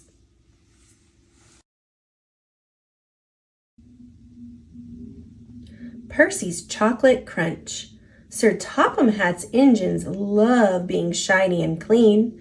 It makes them feel cheerful as they puff across the island of Sodor. Percy often has the dirtiest work to do, but he likes to be clean as well as any other engine. Washdowns are important to Percy. But Sir Topham Hatt had bad news. Due to a water shortage, he said, no engine shall have more than one washdown a day. Usefulness before cleanliness, he added, and left. Percy was upset. I get dirty, he complained. I need washdowns. Gordon only does it to feel important. I am important, Gordon sniffed. I'm an express engine. You're a pouty puffer, Percy, teased James. No, I'm not, wheezed Percy, and he chuffed away. Percy was loading freight cars at the docks. He was trying extra hard to stay clean, but the troublesome trucks were being naughty. As Percy pushed them under the coal chute, they sang out, On, on, on, they cried. Percy found himself under the chute, and coal dust flew everywhere. Oh, no, coughed Percy. I'm filthy. Percy felt awful, but he knew he had to carry on. On the way to Callan Station, the troublesome trucks teased Percy even more. Clickety-clack, don't look back, dirty Percy's on our track. Be quiet, Percy snapped. When Percy arrived at Callan Station, he was very upset. From now on, I am only doing work where I won't get dirty. Harold the helicopter was at Callan Station picking up medical supplies. Hello, Percy, he called, and he took off, blowing cinders and ashes everywhere. Not again, cried Percy. I want a washdown. Usefulness before cleanliness, reminded his driver. I want to be useful where I can't get dirty, Percy huffed. There's a load of sugar going to the chocolate factory, his driver said. We could take the sugar cars. Sugar, said Percy. That's nice and clean. Percy was pleased. Percy didn't know that earlier a leaky freight car had spilled oil on the track. When he approached the chocolate factory, his driver applied the brakes, but Percy's wheels just skidded on the oily rails. Oh no! Hooted Percy. Yuck! He groaned. I've never been this dirty. He was covered from funnel to firebox in sticky, gooey chocolate. Back at the sheds, everyone thought it was very funny. You look good enough to eat, Thomas hooted. Bonbon Percy, teased James. Chalk ice on wheels, chipped in Henry. Disgraceful, said Gordon pompously. Ahem, said a stern-sounding voice. It was Sir Topham Hatt. You have had a trying day, Percy, he said. Yes, sir, replied Percy from beneath the chocolate.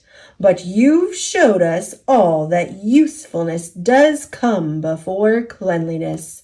So, he added, you shall have your washdown. Oh, sir! And a new coat of paint. Percy just beamed. Salty's secret. All the engines on the island of Sodor love their work, but sometimes there is too much work. That's when Sir Topham Hatt brings new engines to the island. Salty, the dockyard diesel, is one of these engines. He loves to tell tales of the sea. We heaved until the old freighter finally caught the tide. Arr, it's good to be useful. Salty is excited about coming to the island of Sodor. Islands are surrounded by the sea. Salty loves the sea. Soon Salty arrived at his new job. Ahoy, mateys! Salty, pride of the seven seas. I'm a new diesel, and I'm here to give you some help. Bill and Ben didn't think they needed any help, especially from a diesel. Welcome to Center Island Quarry, Mavis said proudly. Salty looked all around. Everywhere he looked, he saw nothing but rocks. A quarry? He cried. There must be some mistake. I'm a dockyard diesel. You're a quarry diesel now, Mavis said, and she explained that they had to complete an important job for Sir Topham Hatt. Salty was sad that he wouldn't be working by the sea, but he knew what it meant to be a really useful engine, and he set to work at once. Ah, well, Salty said, at least there be trucks. You'd better mind them, Mavis said. They can be a bother. He won't last 5 minutes, said Bill. Those trucks will trip him up soon enough, said Ben. But to Bill and Ben's surprise, the trucks seemed to give Salty no trouble at all. Yo ho ho and a bucket of prawns, the tiller spins and the captain yawns. Yo ho ho and a bucket of prawns, the tiller spins, sang Salty, and the captain yawns, sang the trucks. Thanks to Salty, Sir Topham Hatt's important job was almost done. Bill and Ben were surprised and a little jealous. Here comes Mr. Show-Off, groused Ben. You have to admit he's got a knack with those trucks, said Mavis. Driver says he'll bore the bolts off us with his stories, huffed Bill. But Salty didn't say a word. He didn't come near the shed.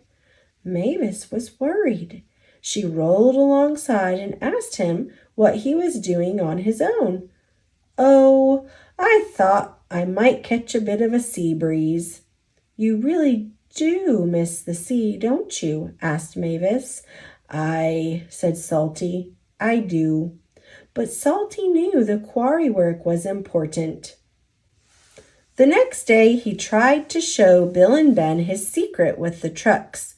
I like working to a musical rhythm, he said, and so do the trucks. Why don't you give it a try, me hearties? Here we go, here we go, here we go. No, we don't, no, we don't, no, we don't. But try as they might, Bill and Ben could not move the trucks the way Salty could. Later that day, Sir Topham Hatt came to the quarry. He was surprised to see the job had been completed. Well done, said Sir Topham Hatt. It was Salty, said Mavis. We couldn't have done it without him. Then I've got a bigger job for you, Salty. Aye, aye, sir. What kind of quarry is it? Quarry? Said Sir Topham Hatt. I'm sending you to Brendam Docks. The docks? Salty exclaimed. The docks are hard by the sea. Oh, thank you, sir. He said, this reminds me of a time in Bimini, and Salty was telling stories again. Salty loves Brendam Docks.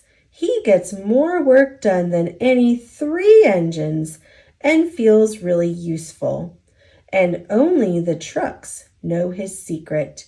Yo ho ho and a bucket of prawns. The tiller spins and the captain yawns. A bad day for Harold the helicopter. Harold the helicopter loves flying. Up in the bright blue sky over the island of Sodor, he looks out for anyone in distress. Sometimes he delivers the mail. This makes Percy very cross. The mail run is done. Is there any more? I can deliver it for you in a jiff. That's what friends are for. Delivering the mail is an engine's job, said Percy grumpily. Percy has many jobs, but carrying the mail is his favorite. It makes him feel really useful. The next morning, Percy was happily pulling the mail train. Must be on time, he chuffed.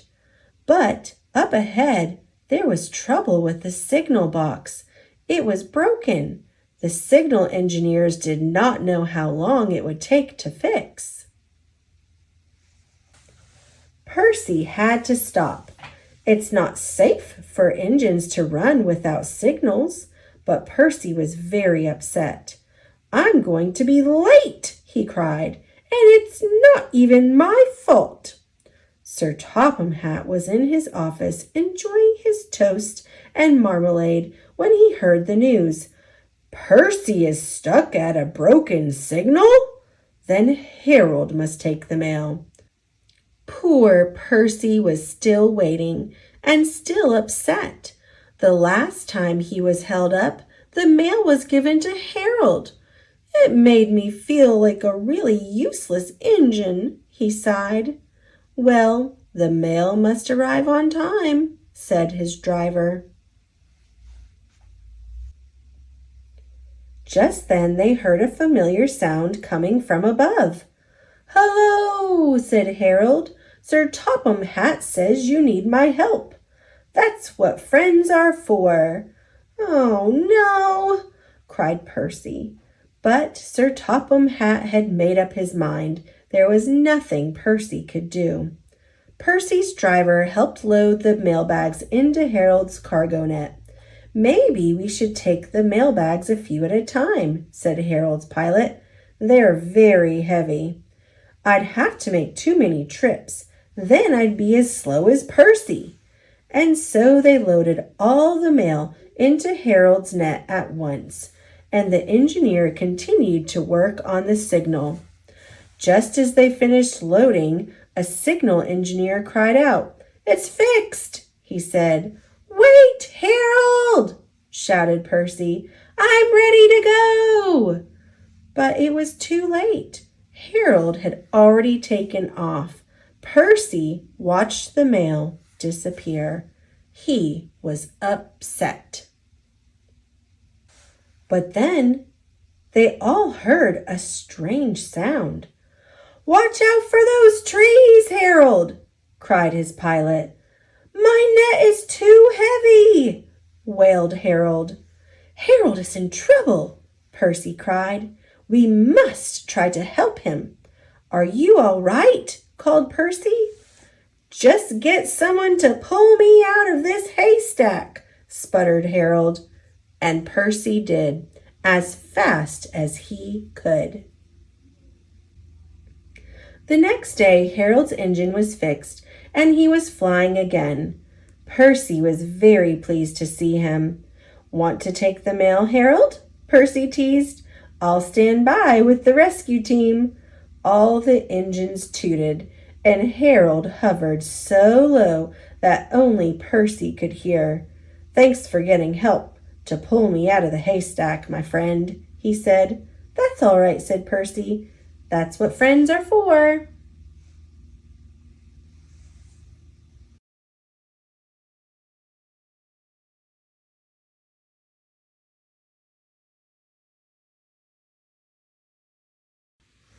Thomas's Milkshake Muddle, 3 Thomas and Friends stories. Photographs by Terry Pallone and Terry Permain. Thomas's Milkshake Muddle. Once a year, the children of Sodar are all invited to a special summer party. There was to be ice cream and cake for everyone. Every engine wanted to be the one to take the children to the party. On the day of the party, Sir Topham Hatt came to Tidmouth Sheds. Thomas hoped that he would be taking the children, but Sir Topham Hatt chose Emily. He had other jobs for Thomas. Thomas, first you are to go to the dairy to collect milk to make ice cream. Then you must go to the farm on the other side of the island to collect butter for cakes, all in time for the children's party. Thomas set off proudly. When Thomas arrived at the dairy, the manager told him he was to take the milk churns to the ice cream factory. You have to go very slowly, he told Thomas. So Thomas steamed carefully away. When stopped at a signal, he met Emily. "Hello, slow coach," she whistled. "I'm not being a slow coach," huffed Thomas. "I'm being reliable." "If you weren't a slow coach," Emily sniffed, "Sir Topham Hatt would have given you my job. I'm fast and reliable. That's why I'm taking the children." Emily looked very pleased with herself. This made Thomas cross. "I can be as fast as you," he huffed. "I'll race you to the next signal." Emily whistled, and she steamed quickly away. Thomas wheeshed after her as fast as his pistons would pump. As he raced along, the milk churns rattled and rocked. They biffed and bashed, and at the next signal, Thomas raced ahead of Emily. Thomas was very pleased. He steamed off for the ice cream factory, but he had completely forgotten about going slowly. The ice cream factory manager was very happy. Thomas had delivered the milk in record time. Now the factory could make ice cream for the party. But when the manager looked into one of the churns, he was very surprised. "This milk is almost butter," he exclaimed. The factory manager asked Thomas if the churns had rattled around. Thomas looked worried. "If you shake milk for long enough, it turns to butter," he told Thomas. Thomas was very upset. The factory manager was cross. "You must go back to the dairy and get more milk. And remember to go slowly this time," he said sternly. Thomas steamed back to the dairy as fast as he could. When Thomas arrived back at the dairy, Sir Topham Hatt was there. He was very cross. "Thomas, it is nearly time for the party, and you still have not collected the butter from the other side of the island. The children will have no cakes for the party." Thomas felt terrible. Thomas trundled slowly and carefully back to the ice cream factory. He didn't feel reliable. He had let everyone down. When he finally arrived with the milk, the manager told Thomas to take the old churns back to the dairy. But suddenly, Thomas had a better idea. Thomas steamed along with the milk churns even faster than he had before. He huffed up Gordon's Hill and chuffed down to the valley. He raced like a rocket and he wheeshed like the wind. The churns in Thomas's freight cars rattled and rolled. They clanked and crashed and biffed and bashed. Even the cows and sheep looked up to see what the noise was. But Thomas couldn't stop until he got to the bakery. As he arrived, he blew his whistle long and hard. Peep, peep! I need butter, not milk, cried the baker. He was surprised to see the milk churns. Look inside the churns, tooted Thomas. The baker couldn't believe his eyes. The almost butter was now butter, enough to make all the cakes for the party. Sir Topham Hatt had heard what Thomas had done. He came to see him. Thomas thought Sir Topham Hatt would be cross. He was very worried. But Sir Topham Hatt smiled. Thomas, you have saved the children's party, he boomed.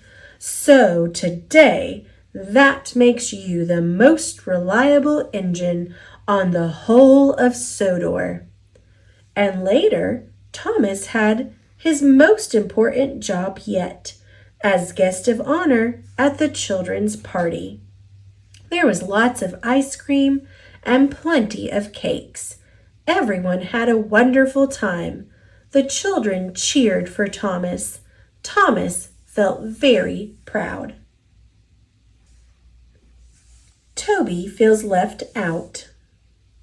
It was springtime on the island of Sodor. All the engines were working hard in the sunshine. One morning, Sir Topham Hatt arrived at Tidmouth's sheds. He had some exciting news. The new Sodor Museum opens soon, he announced. Lots of very important people will be coming to the island for the grand opening. What's a museum? Asked Percy. It's a place where they put old things so people can stand and look at them, huffed Gordon. I want you all to look your best, so everyone is to have a repaint. All the engines were very pleased. Later that morning, Toby met James at Knapford Station. Have you heard about the opening of the museum?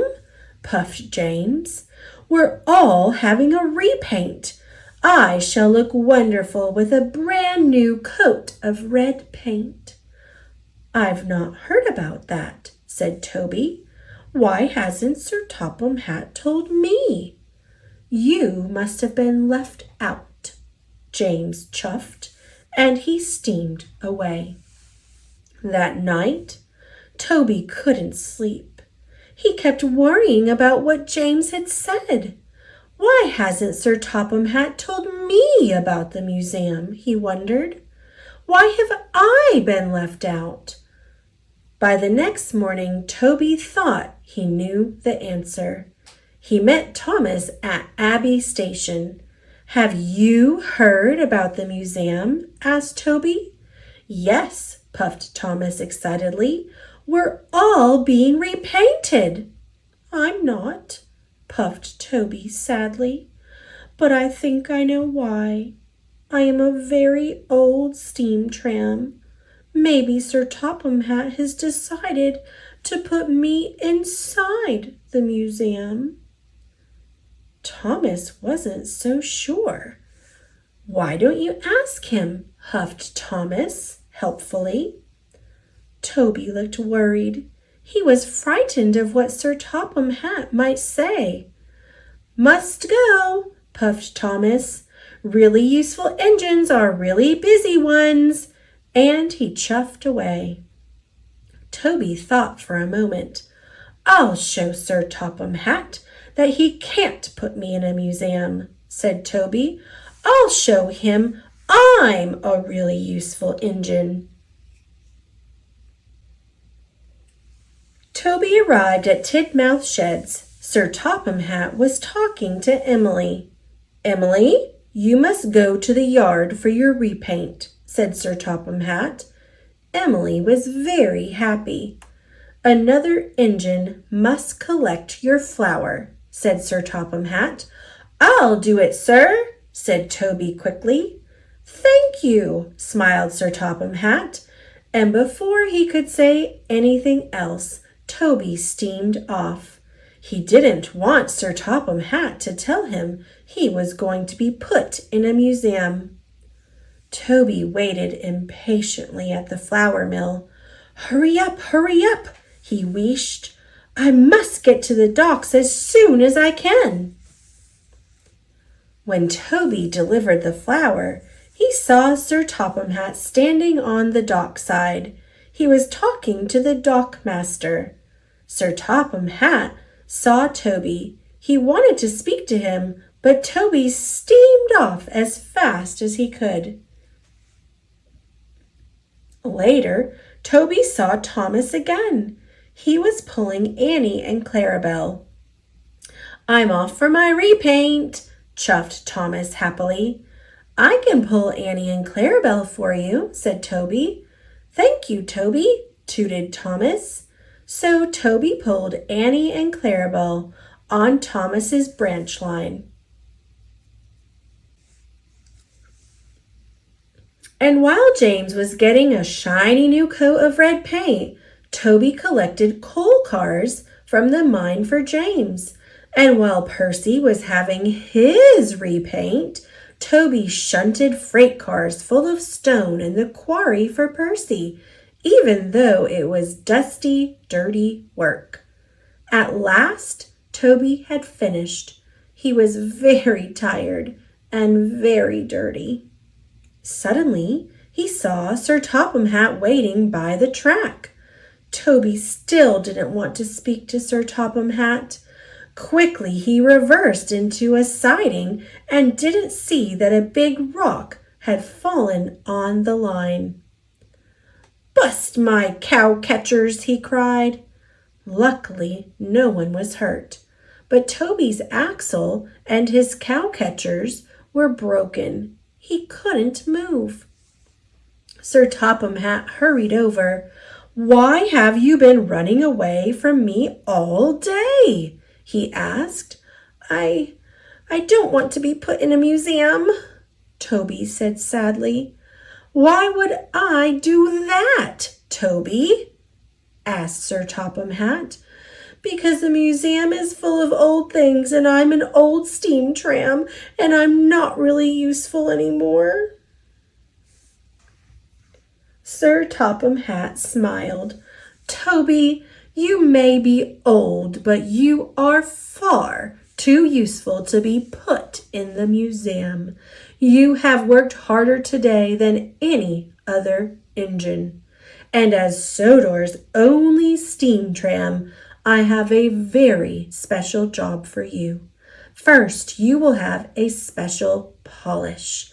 Then you are to take all the visitors to the museum for the grand opening." Toby felt very happy. He let out a great whoosh of steam. "I've been trying to tell you that all day," added Sir Topham Hatt. Toby smiled. He felt very silly. So Toby's axle and cow catchers were repaired, and then he was polished until he looked good as new. On the day of the museum opening, Toby picked up the visitors at the docks and puffed them proudly to the new museum. Toby was proud to be old, and he was even prouder to be the only really useful steam tram on the island of Sodor. Thomas and the new engine. The trains on the island of Sodor keep very busy. There are always lots of jobs to do. One morning, Sir Topham Hatt came to Tidmouth Sheds. "A new engine has arrived on the island," he announced. "His name is Neville. You must all make him feel welcome. A happy engine is a useful engine." Later, Thomas was stopped at a signal. The signalman called down to Thomas. "The bridge ahead is unsafe. Thomas, You are to collect a piece of ironwork so the bridge can be repaired." "Yes, sir," huffed Thomas. At the yards, Ari and Bert were with Neville, the new engine. Neville was a steamy, but he had a square body like a diesel. Neville was backing up towards some trucks. "Nearly there," said Ari cheekily. "Nearly there," said Bert naughtily. Then there was trouble. "Watch where you're going, clumsy wheels." Ari and Bert laughed. Neville looked sad.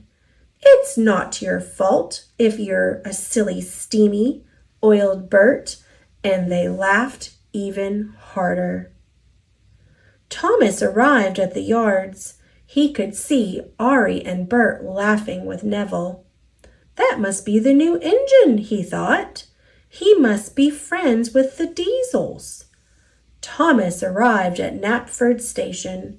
"Have you seen the new engine yet?" asked James.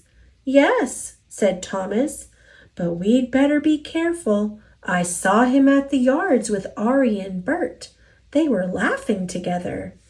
James was shocked. "A steamy friendly with Diesels?" As Thomas left, Edward pulled in. "Have you heard about the new engine?" snorted James. And he started to tell Edward all about Neville. Later, Edward was taking on water. He was talking to Percy. "That new steamy Neville is best friends with the Diesels," Edward puffed. "He doesn't want to be with steamies at all." "How do you know?" peeped Percy. "James told me, and Thomas told him," whistled Edward. Later, Percy met Emily at a red signal. "Don't go near Neville, the new engine," he told her. "The Diesels have told him to biff into steamies. Edward told me, James told Edward, and they heard all about it from Thomas." When Thomas arrived at Abbey Station, Sir Topham Hatt was there. "Thomas, you must warn all engines not to cross the bridge until it's repaired," he boomed. Thomas felt proud. It was a very useful job. Just then he heard a whistle. Someone was coming. Thomas had to warn them. It was Neville pulling Annie and Clarabelle. Thomas was shocked. Annie and Clarabelle were his carriages. "Hello," puffed Neville cheerfully. "I'm not talking to you," Thomas huffed crossly. Neville didn't know what he had done. Then Emily pulled in next to Neville. "Hello," said Neville happily. Emily let out a whoosh of steam. "It's no use trying to make friends with me.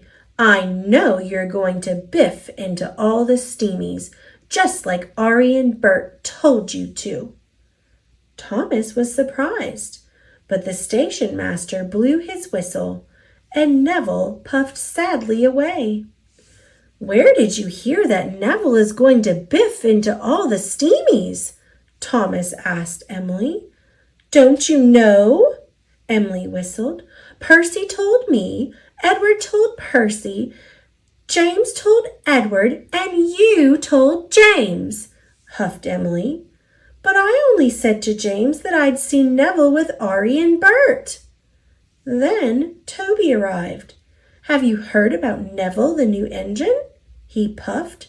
"Henry saw Ari and Bert be horrible to him at the yards." Emily looked shocked. Thomas couldn't believe it. Neville wasn't friends with the Diesels after all. "Where was Neville going?" Emily tooted. "Cinders and ashes!" cried Thomas. "Neville's heading for the broken bridge. I must stop him." Neville was speeding through the countryside as fast as he could. Suddenly, Neville saw a barrier on the track. He slammed on his brakes, but it was too late. Neville was in terrible trouble. He was on the broken end of the bridge. Thomas knew it was all his fault. Suddenly, he had an idea. Thomas steamed slowly and carefully onto the bridge. He gently bumped Clarabelle and was coupled up. Thomas was very scared. Slowly and steadily, he began to pull Neville back from the edge. The bridge made a creaking noise. Thomas knew he must hurry. He pulled as hard as he could, and with one big puff, he pulled Neville's wheels off the bridge. Thomas had done it. He had saved Neville and Annie and Clarabelle. "Thank you," whistled Neville. "I should have warned you," puffed Thomas, "but I was too busy believing silly stories. I thought you didn't like steamies, but now I know I was wrong." Thomas gave Neville a long, friendly toot toot. Neville was very happy. At last he knew he had a good friend in Thomas.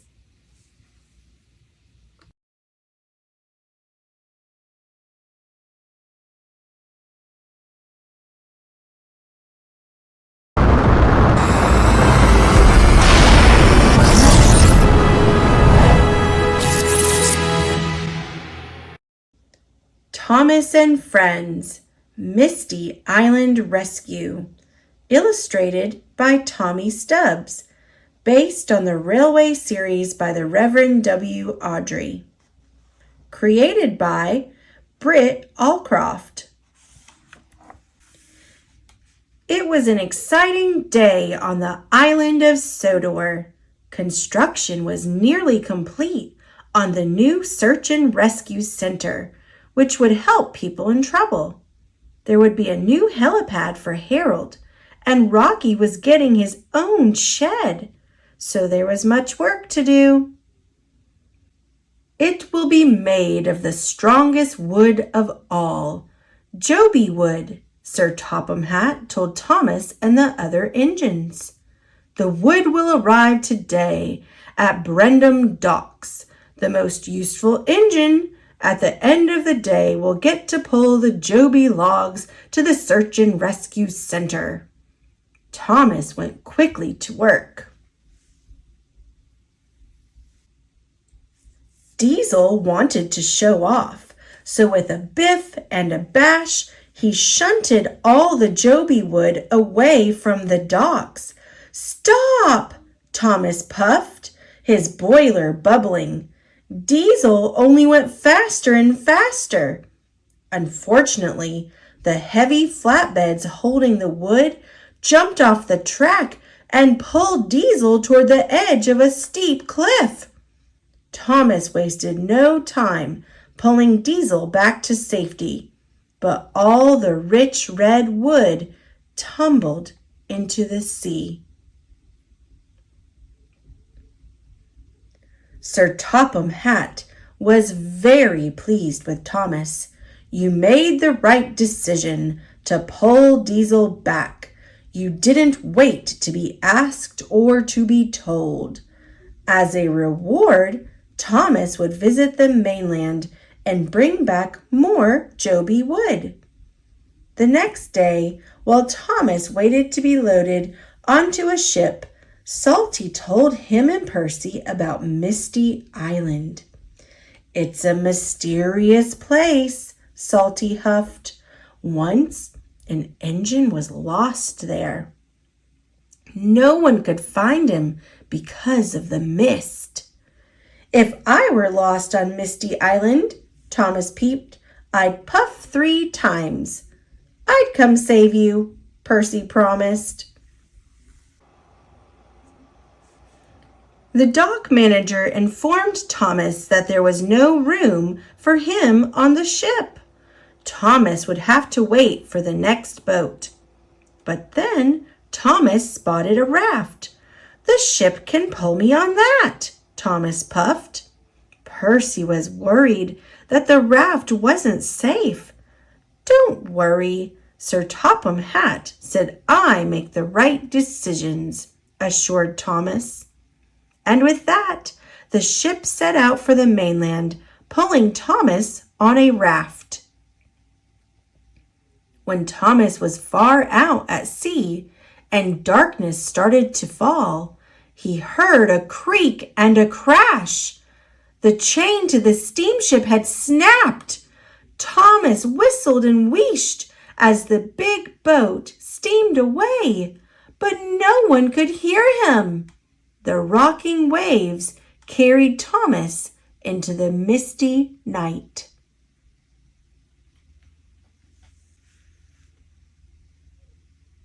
The next morning, Thomas found himself on an unfamiliar island. It was quiet and very misty. As Thomas explored, he heard strange sounds. Rusty wheels rattled on old rails, and wild whistles echoed all around him. Thomas called out, but no one answered. Then, as Thomas rounded a bend, he made an amazing discovery. Thomas had come fender to fender with 3 of the strangest engines he'd ever seen. "Cinders and ashes," peeped Thomas. "Who are you?" The strange engines' names were Bash, Dash, and Ferdinand. They told Thomas that he was on Misty Island. "We're the logging locos," said Dash. "We've been watching you since you first rolled onto the island."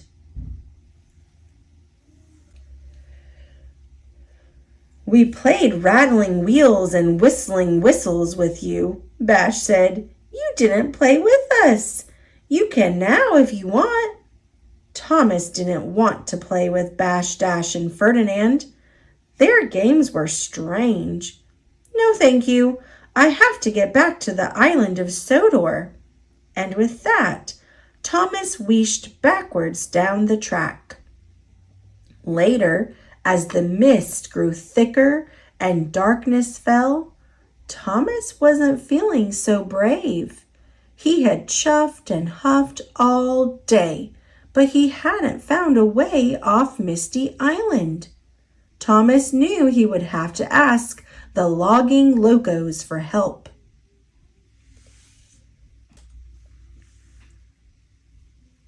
The next morning on Sodor, Sir Topham Hatt learned that Thomas was missing. Everyone wanted to help find Thomas. The engine searched all over Sodor. Harold took to the air. Sir Topham Hatt and Captain chugged out to sea. Thomas spent the day looking for the logging locos. Tracks crissed and crossed. They climbed into foggy mountains and dove into tangled forests. Then, overlooking a deep valley, Thomas discovered an old logging camp. "Footplates and fenders!"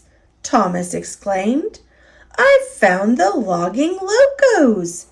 Bash, Dash, and Ferdinand were loading wood in the old logging camp. Thomas asked them for help, but they were busy.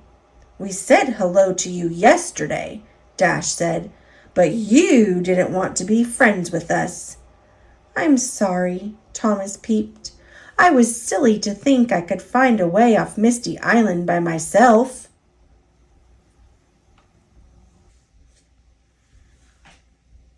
Then Thomas realized something amazing. Bumpers and buffers! These logs are Joby logs. That's the wood we need to build the search and rescue center. The logging locos clanked closer together to listen as Thomas told them about the rescue center. They agreed to help him collect logs. Thomas showed the locos how quickly he could shunt flatbeds holding logs. One biff, one bash, and there's never a crash. We can't work this hard, said Dash. We'll run out of oil, said Bash. That's right, added Ferdinand. The logging locos weren't diesels, but they used wood and oil for fuel. I'm sure you have enough oil, Thomas reassured them. Sir Topham Hatt says I make good decisions.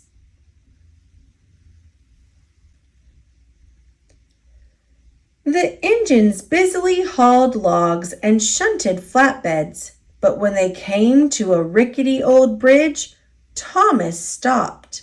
The logging locos liked bouncing on the wibbly-wobbly shake-shake bridge. Yippee! They cheered as they chugged across the quaking tracks. Thomas didn't like the bridge, but he knew he had to cross it to collect the joby wood. So, wobbly wheel by wobbly wheel, he crept slowly across. Everything shook, but nothing broke, and Thomas was proud of himself for being so bold and brave. Thomas needed to load the heavy logs onto flatbeds, but old Wheezy, the camp's giant log loader, wasn't much help. He liked throwing logs instead of loading them. He jiggled and joggled and spun. Logs flew here and there. They splashed in a pond and crashed into trees. One even bashed Thomas on the boiler. The locals cackled with laughter. Thomas needed a better way to load the joby wood. Luckily, he spotted an old machine. That's Hee-Haw, said Dash. He's the old log loading machine. He needs too much oil, Bash added. That's why we don't use him. Thomas wasn't worried. They poured the last of the oil into Hee-Haw. As the old machine creaked and sputtered into action, Thomas was very pleased. Soon, Thomas had 3 flatbeds full of joby logs, but he had no idea how to get them back to Sodor. We could use the tunnel, Dash suggested. Thomas was amazed. You didn't tell me there was a tunnel to Sodor, he peeped. That's because it's closed, Dash said. Because it's dangerous, Bash added. Thomas was too excited to listen. I know all about tunnels. It won't be dangerous. The engines wheezed and wheeshed to the old tunnel. Dash stopped at the entrance. We locos don't have enough oil to puff to Sodor, he said. Of course you do, puffed Thomas as he pushed his flatbed into the tunnel. It's just a whir and a whiff, and we'll be there. They all disappeared into the dark and twisty tunnel. Suddenly, there was trouble ahead. The tracks were blocked by rocks. Then, with a rumble and a crash, more rocks smashed down behind them. We can push the rocks out of the way, Thomas puffed. Bash, Dash, and Ferdinand bravely pumped their pistons, but with a gasp and a groan, they ran out of oil. They couldn't push any more. The engines were stuck in the tunnel, and no one knew where they were. Just then, Ferdinand noticed something. I feel air on my funnel, he peeped. Dash spotted a hole in the roof of the tunnel.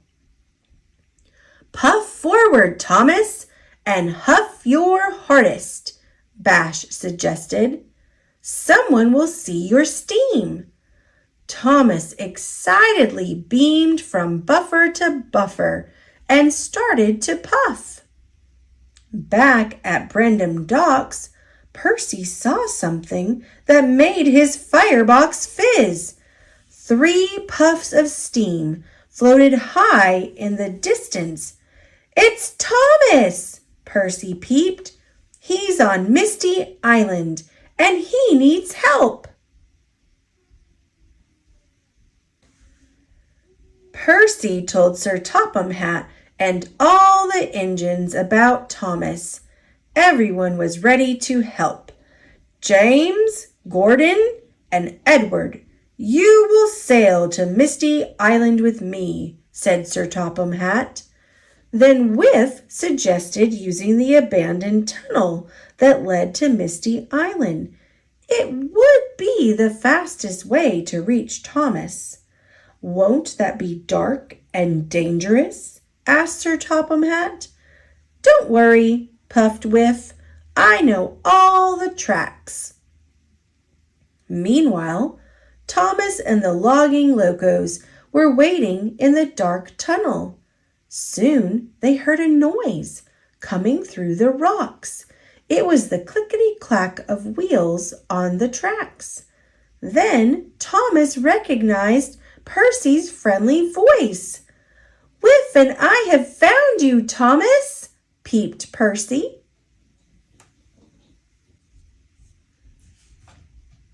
"Watch out, Thomas," Whiff puffed. "Percy and I are going to push through the rocks to reach you." With that, Percy and Whiff rocked and rolled backwards together. Then they pumped their pistons and crashed through the rocks. "Hooray for Percy!" puffed Thomas. "Hooray for Whiff!" Thomas introduced Whiff and Percy to the logging locos. With a shove and a shunt, Whiff pulled the brave engines out of the tunnel. The logging locos wheeshed and whooshed with wonder when they saw the sunny island of Sodor. Thomas helped the logging locos to the Sodor steamworks for repairs. He knew that Kevin and Victor would make them good as new. Sir Topham Hatt was excited to see that Thomas was safe, and that with all the Joby wood Thomas had found on Misty Island, the rescue center would be finished in no time. Finally, the big day arrived. The Sodor Search and Rescue Center and the Misty Island Tunnel were officially opened. Today is a very special day, made possible by very special engines, Sir Topham Hatt said as he cut a red ribbon with a giant pair of scissors. The people cheered and the engines peeped. Thomas, surrounded by his old and new friends, beamed with pride.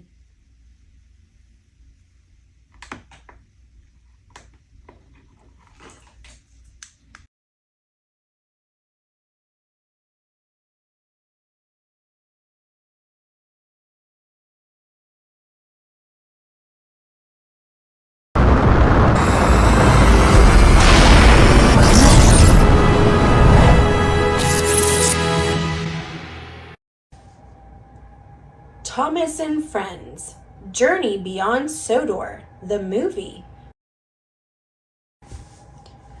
Based on the original script by Andrew Brenner, illustrated by Tommy Stubbs. It was a glorious day on the island of Sodor as Henry rolled into Vickerstown on his way to the mainland. Suddenly, a signal failed. Screech! Henry tried to brake, but he crashed into another goods train. Henry had to go to the steamworks for repairs. Sir Topham Hatt decided that James would take Henry's cars. James puffed with pride to be going to the mainland. That's a great job. What an adventure! Thomas wasn't pleased. James always got the best jobs, and the red engine said he was Sir Topham Hatt's favorite. Then an idea flew into Thomas's funnel. Early the next morning, Thomas went to the Vicarstown goods yard, and he collected James's trucks. Soon he was on the bridge to the mainland. He was excited, but also a little nervous. He didn't know how to find his destination, the Bridlington goods yard.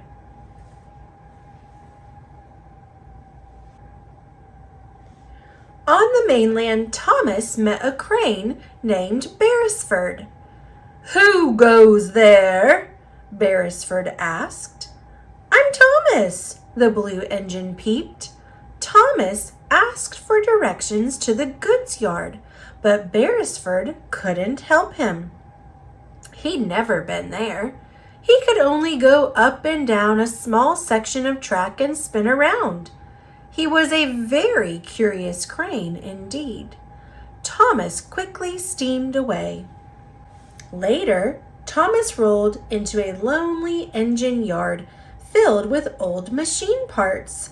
"Hi-de-hi! Pleased to meet you," tooted an engine named Lexi. A shy engine named Theo rolled up alongside her. Thomas had never seen engines like these. He asked what kind they were. "We're experimental," Theo peeped.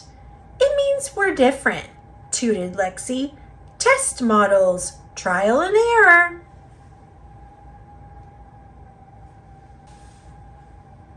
Lexi and Theo had another friend named Merlin, but Thomas didn't see him anywhere.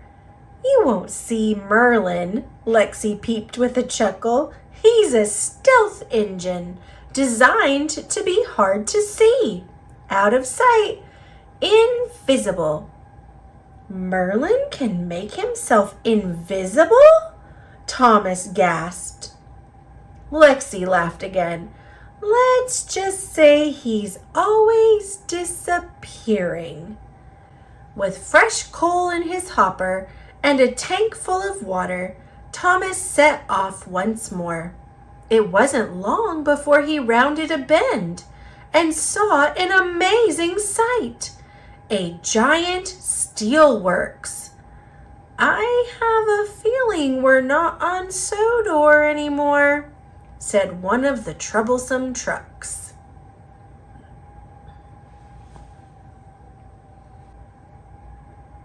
As Thomas steamed into the steelworks, two huge engines rolled up. One was a big tank engine named Hurricane.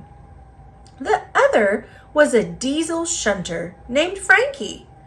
Thomas asked if the engines knew how to get to Bridlington. "Of course," said Frankie, "but you mustn't worry about going to the goods yard tonight. Uncouple those cars." "We'll look after them for you," boomed Hurricane. Thomas released his trucks and went to tour the steelworks.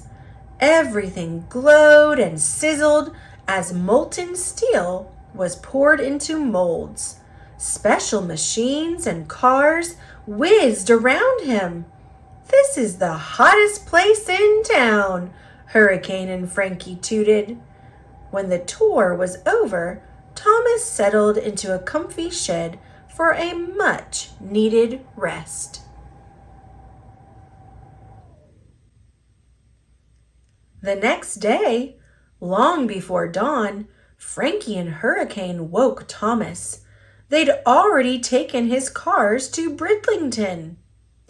"If my cars have been delivered, I need to head back to Sodor," Thomas peeped sleepily. "But we helped you, little tank engine," Frankie tooted. Surely you don't mind helping us in return. Thomas agreed and spent the day shunting ladle trucks and transporting waste from the furnace. It was hot and dangerous work. He couldn't wait to return to Sodor. But when he was done, Frankie and Hurricane wouldn't let him go. They said there was more to do, and they locked him in the steelworks. Meanwhile, back on Sodor, everyone wondered where Thomas was. James was especially concerned because he was tired of doing all his friends' work. I'm going to the mainland to find Thomas and bring him home, he said. That night on the mainland, thunder rumbled and lightning flashed across the sky. Thomas knew he had to escape while Frankie and Hurricane slept. He rolled through the darkened steelworks, slowly building speed, and bashed through the gates. Thomas escaped into the dark woods. Are you hiding? A voice asked. I love hiding. I'm a stealth engine. Thomas couldn't see anyone, but knew this was Merlin's voice. Don't worry, Merlin whispered. You're with the best hider ever. Thomas felt safe, and the big engines didn't find him. The next morning, Merlin was gone. As Thomas steamed toward Sodor, he met Beresford the crane again. Just as Frankie and Hurricane came around the bend, Beresford quickly hoisted Thomas up and hid him. Just then, James rolled down the track and met Frankie and Hurricane. The three engines steamed away together. Thomas knew that he needed to save his friend. He also knew who could help. Thomas hurried to find the experimental engines and asked Theo, Lexi, and Merlin to help save James. But we can't do anything, Theo protested. We can try, replied Merlin. This is the most excitement I've had in forever, Lexi tooted. Theo and Lexi took a flatbed filled with scrap and pretended there was an accident. While Frankie and Hurricane went to investigate, Thomas and Merlin snuck into the steelworks. James! Thomas peeped. We really need to go. Oh, I'm more than ready to go, James puffed. This work doesn't suit me at all. Just then, Frankie and Hurricane returned. They chased James and Thomas into the fiery steelworks. Theo tried to help, but he crashed into a control panel. A giant magnet suddenly swung out over the tracks and attached itself to Thomas. It lifted him up and carried him toward a blast furnace. Theo hit another button to release Thomas. He crashed to the ground and knocked over a vat of molten steel. A fiery puddle spread toward Thomas. Hurricane sped forward and shoved Thomas out of the way. The little blue engine was safe, but the big engine's wheels had touched the boiling hot puddle. Help! Hurricane steamed. My front wheels! I'm melting! Merlin quickly pulled Hurricane to safety, but Hurricane's wheels were damaged. He needed serious repairs. Without Hurricane's help, Frankie didn't know what she would do. I can't do everything on my own, she said. Nobody wants to work here. Thomas knew some engines that might. The experimental engines said they'd be happy to work at the steelworks. They liked being useful and helpful. When they were back on Sodor, Thomas apologized for taking James's trucks. And I'm sorry I teased you about being Sir Topham Hatt's favorite engine, James peeped. If anyone's the favorite, Thomas, it's probably you. Don't be silly, James, Thomas peeped with a chuckle. They rolled into Tidmouth Sheds, where their friends were happy to see them again. Now there's a sight for sore eyes, Sir Topham Hatt exclaimed. He was happy to have all of his favorite engines back together again.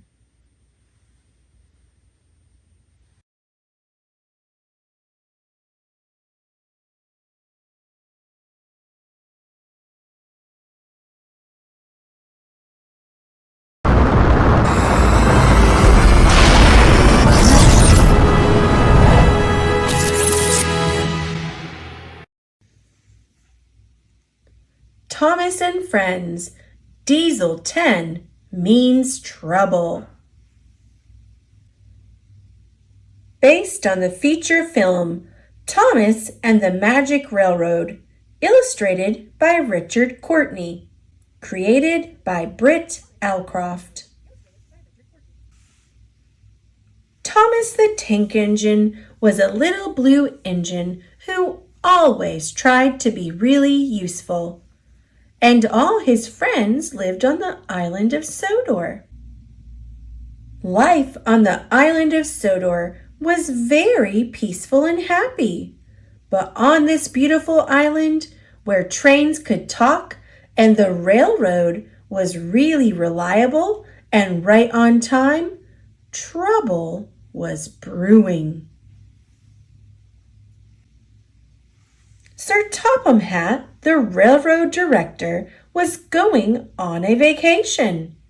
Mr. Conductor, who traveled from place to place in a shower of gold dust, was coming to help him out.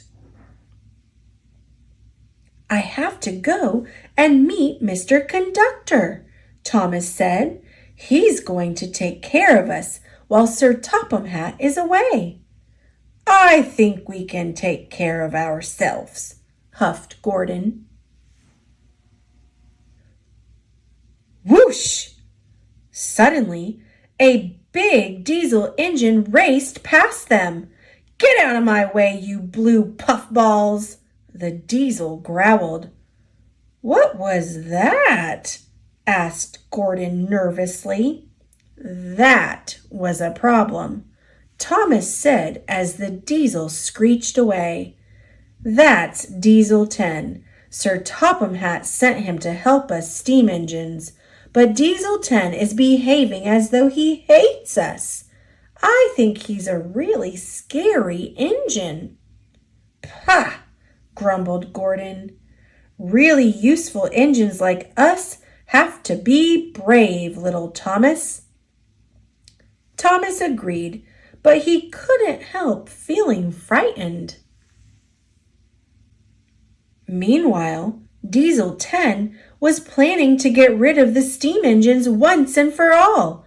He wanted to run the railroad. That night, Diesel 10 sneaked up to the engine shed and threatened Mr. Conductor with his jagged claw.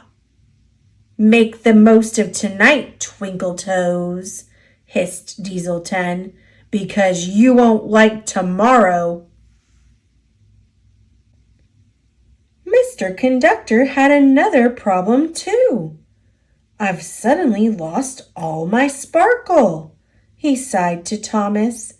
To get it back, I must find some more gold dust. Thomas and the other engines knew they had to help Mr. Conductor find the source of the magic gold dust. While the boss Sir Topham Hat is away, we cats will play, purred Diesel 10 to his pals. Splatter and Dodge gulped. We're going to make life miserable for those steaming heaps of trash on wheels, Diesel 10 continued. This island doesn't need them. It needs diesels. There's no use for steam engines these days.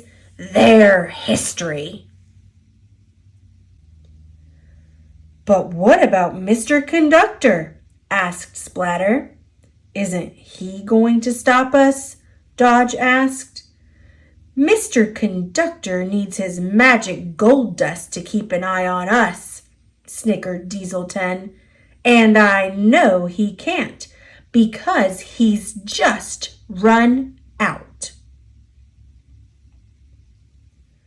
A door opened on Diesel 10's cab roof, and out came his huge metal claw. I'll take care of all of them with this, said Diesel 10. He lifted his claw high above them, but then it dropped and hit him on the head. I don't think he meant to do that, Splatter and Dodge said to each other. Little did the Diesels know that Toby the tram engine had overheard their plans. Toby told the other engines. Then he followed the Diesels to see what they were going to do next. The Diesels were plotting to destroy the magic buffers that led to Mr. Conductor's magic railroad. We don't know where the entrance to the magic railroad is, and we don't know which are the right buffers to destroy, said Diesel 10 to Splatter and Dodge. So we'll have to destroy all of them. Toby knew he had to do something to stop Diesel 10. I've got to distract him, thought Toby. Clang! Toby rang his bell as loud as he could. It's the oldest teapot, shouted Diesel 10. Smash him! Diesel 10 tried to catch Toby with his claw, but he knocked over a pile of scrap right onto his own tracks. Diesel 10's path was blocked. Boss, did you mean to do that? Asked Splatter and Dodge. Err, Diesel 10 growled. I always mean what I do. Diesel 10 was mad when he found out that Thomas had traveled the magic railroad to bring back Lady, the golden engine. Lady was the source of the magic gold dust.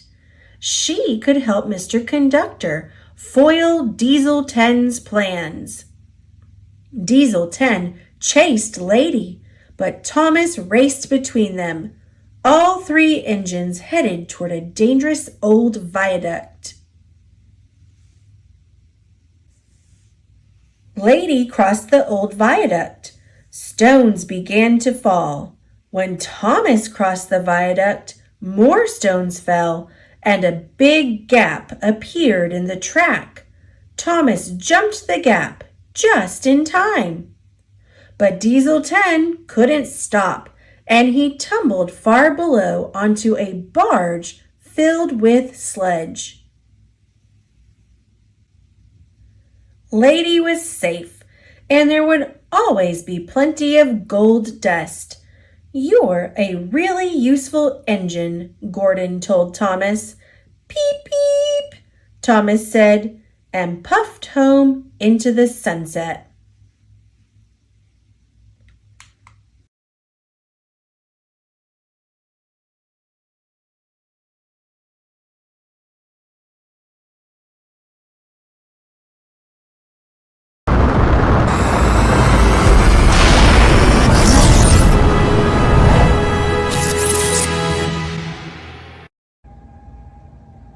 Thomas and Friends, Hero of the Rails. Illustrated by Tommy Stubbs. Created by Britt Allcroft. Thomas was enjoying a quiet summer day until Spencer raced by with a whoosh.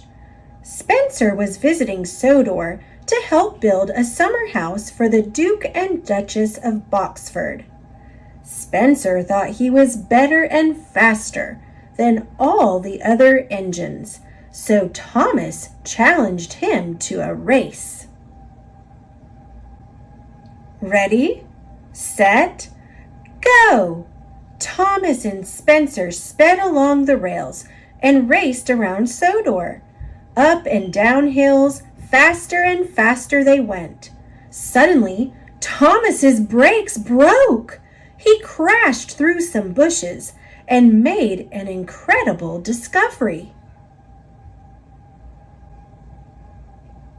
Thomas found an old engine in need of repair. The engine's name was Hero, and he had come from a distant island a long time ago. Hero was once called the master of the railway. Hero was afraid he'd be sent to the scrapyard because he wasn't really useful anymore. Thomas promised to repair him in secret and make him good as new. Thomas found some spare parts at the bustling Sodor steamworks. These will help Hero, he peeped excitedly. But as he was on his way to visit Hero, Thomas learned something terrible. The Duke and Duchess of Boxford's summer house is right next to Hero's hiding place, Thomas peeped. Spencer will be here every day. Thomas knew he would have to be careful, or Spencer would discover Hero. Just then, Spencer steamed around the bend. "I think you're up to something sneaky," he puffed. Thomas didn't answer. He just chuffed away nervously. Thomas couldn't do his work and repair Hero on his own. He needed help. So he went to Percy and told him everything. "Of course I'll help," Percy peeped. "What can I do?" So Percy hid his mail cars and helped Thomas with his work. But the loads were too heavy for Percy. He soon popped a valve and needed to be repaired at the steamworks. Sir Topham Hatt was very cross that Percy was doing Thomas's work. Thomas didn't tell Sir Topham Hatt about Hero, but he did tell the other engines because he knew he needed their help too. Spencer wanted to know Thomas's secret, so he followed him everywhere. Thomas made sure to lead Spencer as far from Hero as possible. He even went out to the quarry where Spencer had a dusty accident. Meanwhile, all the other engines helped Hero. They were amazed by his stories about his distant home.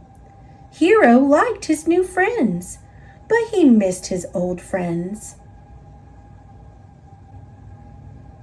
A few days later, Hero was almost as good as new. He just needed Percy to bring one last part. But while Hero and Thomas waited, Spencer huffed along the track. "I knew you were up to something sneaky," Spencer puffed. Hero tried to race away, but without his last part, he sputtered to a stop. As Spencer chuffed off, he laughed and said he would tell Sir Topham Hatt that the pile of scrap metal was ready for the smelting yard. Thomas knew he had to get to Sir Topham Hatt first. He and Spencer roared through the tunnels and rushed around bends. It was the race of their lives. Spencer was too heavy for the old track that crossed the marsh. With a creak and a crash, he splashed into the water. Thomas sped to Knapford Station and told Sir Topham Hatt everything. "You have found the master of the railway?" "We must help Hero at once," Sir Topham Hatt exclaimed. After a visit to the Sodor steamworks, Hero was as good as new. Thomas and Percy couldn't believe their eyes. They blew their whistles happily. Later, Rocky, Thomas, and Hero pulled Spencer from the mud, but only Hero was mighty enough to pull Spencer all the way back to the steamworks. Spencer said he was sorry for being so mean to everyone. Spencer, Thomas, and Hero finished the Duke and Duchess's summer house together. Hero liked his friends on Sodor, but he was still feeling very homesick. Thomas knew Sir Topham Hatt could help. It was time for Hero to go home. All the engines gathered at Brendam Docks to say goodbye to their friend, the master of the railway.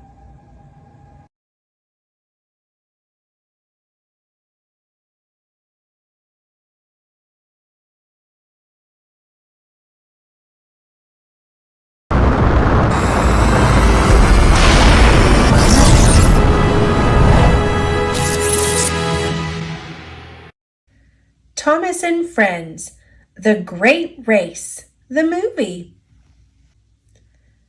Illustrated by Tommy Stubbs, created by Britt Allcroft. One sunny day on the island of Sodor, Thomas the Tank Engine met Gordon's brother. "They call him the Flying Scotsman," Gordon said. Gordon's brother was going to the great railway show on the mainland. That's where engines compete to see who's the fastest and strongest, he explained. Thomas really wanted to go too. Thomas asked Sir Topham Hatt about streamlining an engine from Sodor so it could compete and win at the show. Sir Topham Hatt loved the idea. "We'll streamline Gordon to make him faster than ever." Gordon was not the engine Thomas had in mind. The next day, engines from all over the world arrived on Sodor. "Where are you going?" the dock manager asked. "The Great Railway Show," puffed one engine. "That'll be on the mainland," the manager replied. The engines hurried back onto the ferry. In her rush, a brightly painted engine named Ashima bumped into Thomas. "Whoa!" he peeped as he teetered over the water. Together, the dock workers and Ashima pulled Thomas back from danger. Ashima apologized and asked how she might get to the mainland. Thomas chugged away without answering. "Why should she go to the Great Railway Show?" Thomas puffed to his carriages. "She is beautifully painted," Clarabelle said. "Any engine can get painted," Thomas puffed. And that gave Thomas another idea. At the steamworks, Thomas asked Victor to repaint him. "I was thinking maybe lightning bolts and racing stripes," he said. When Sir Topham Hatt stopped by to check on Gordon's streamlining, he liked the idea, but not for Thomas. Over at the Diesel Works, Diesel had an idea of his own to disguise a few diesels as his trucks and pretend to pull them. It will look like I'm pulling a very heavy train, he said with a snicker.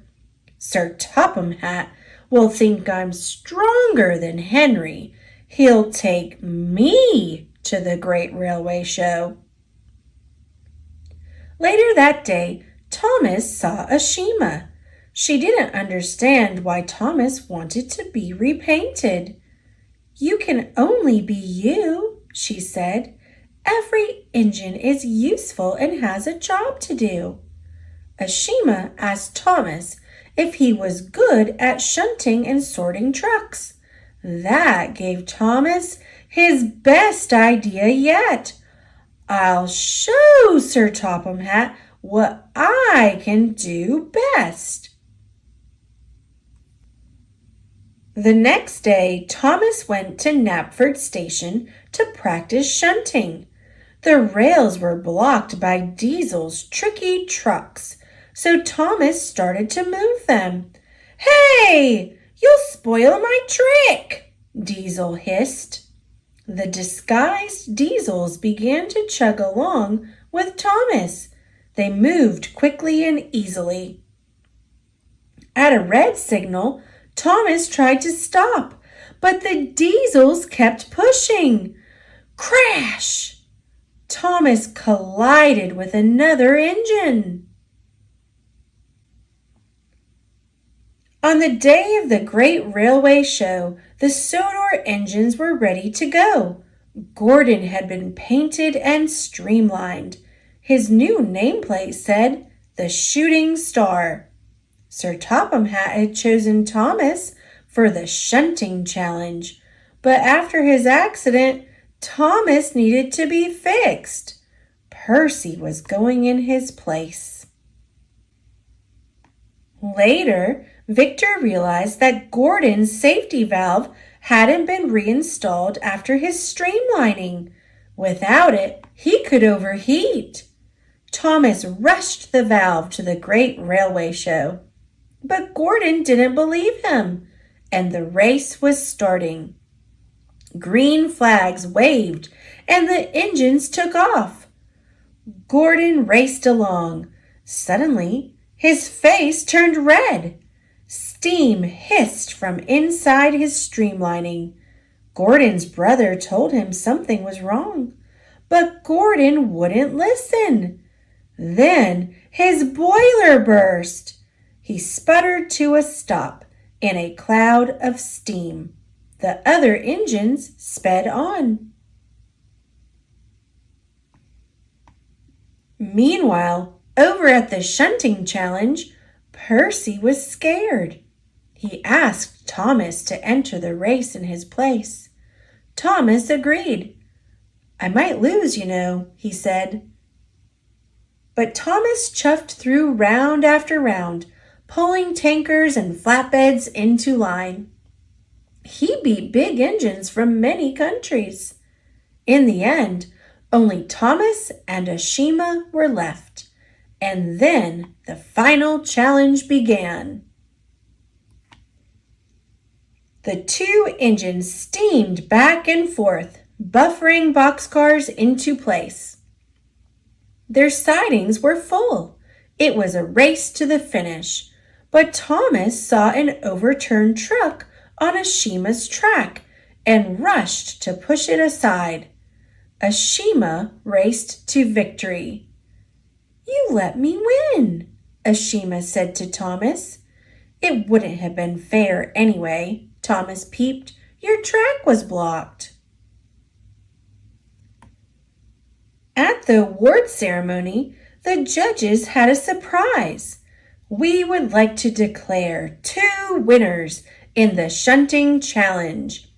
Ashima wins for being fastest. Thomas wins for helping his competitor."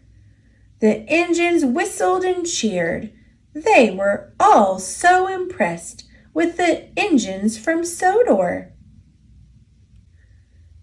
Sir Topham Hatt was very proud of Thomas for being really useful and a truly good sport. He was just being Thomas, sir, Percy peeped. You can only be you, Thomas said, and winked at Ashima. There's nothing else you can possibly do.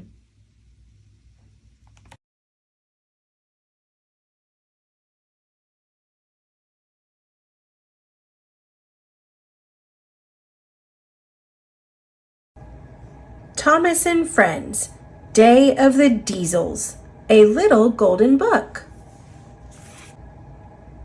Illustrated by Tommy Stubbs. One beautiful morning on the island of Sodor, Thomas and Percy were enjoying a ride in the country. Suddenly, they saw black smoke in the sky. They raced to find out what was the matter. An old farm shed was on fire. Percy and Thomas let firefighters take buckets of water from their tanks to put out the blaze, but it was slow work. Luckily, a new engine named Belle arrived. She shot water from 2 spouts on her tanks. The flames fizzled out. Back at the steamworks, everyone cheered for Belle. "Thank you," she peeped, "but I'm not a real fire engine. You need Flynn the fire engine. He's fast and fearless. He's a real hero." The next day, Thomas took Belle on a tour of the island of Sodor. They forgot to invite Percy. He felt left out and very alone. Diesel oiled up next to Percy. He invited Percy to visit the diesel works. "You'll be our special guest," he hissed.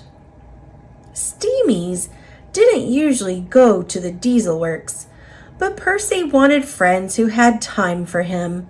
He wanted to be a special guest. Percy enjoyed his visit. All the diesels were very friendly, but the building was dingy, old, and dirty. They didn't even have a crane. "You need a new diesel works," Percy said to Diesel 10. "I will ask Thomas to tell Sir Topham Hatt. He always listens to Thomas." Diesel 10 liked this idea. Percy raced back to the steamworks to tell Thomas about his adventure, but Thomas was too busy to listen. Flynn the fire engine had arrived, and Thomas was showing him around Sodor.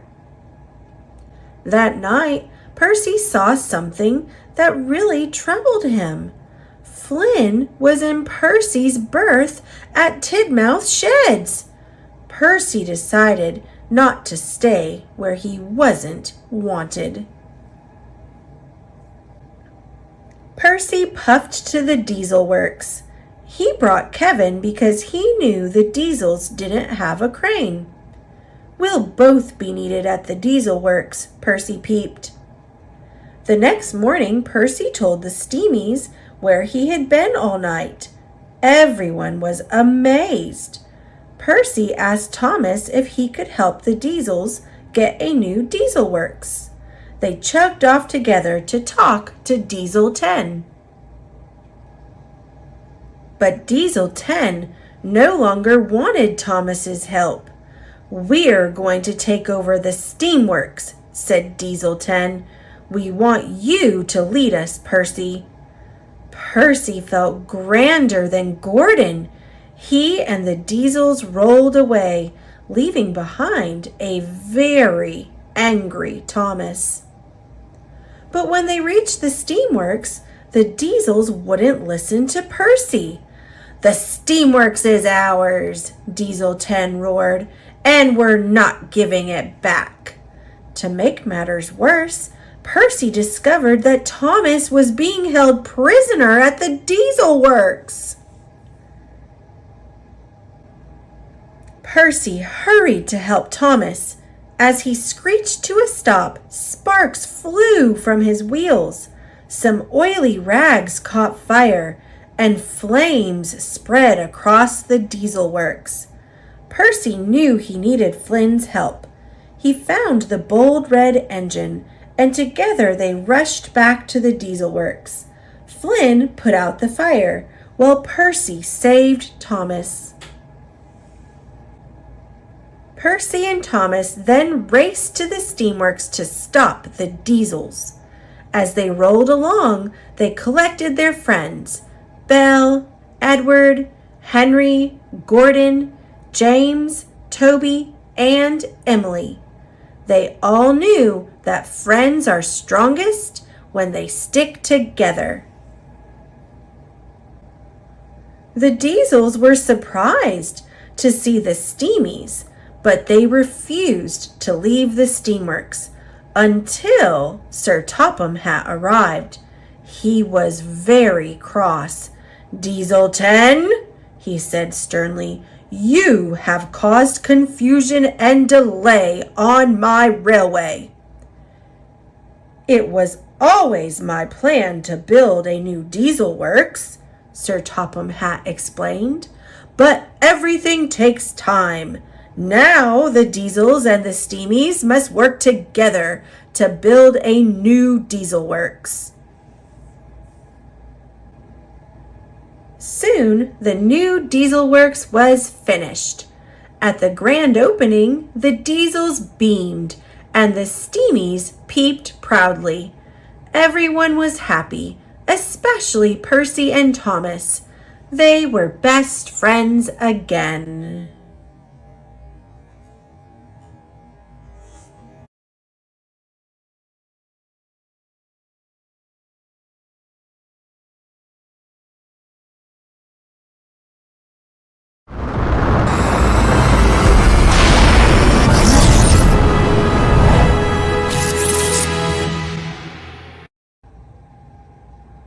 Thomas and Friends, The Lost Ship, based on the railway series by the Reverend W. Awdry, illustrated by Richard Courtney.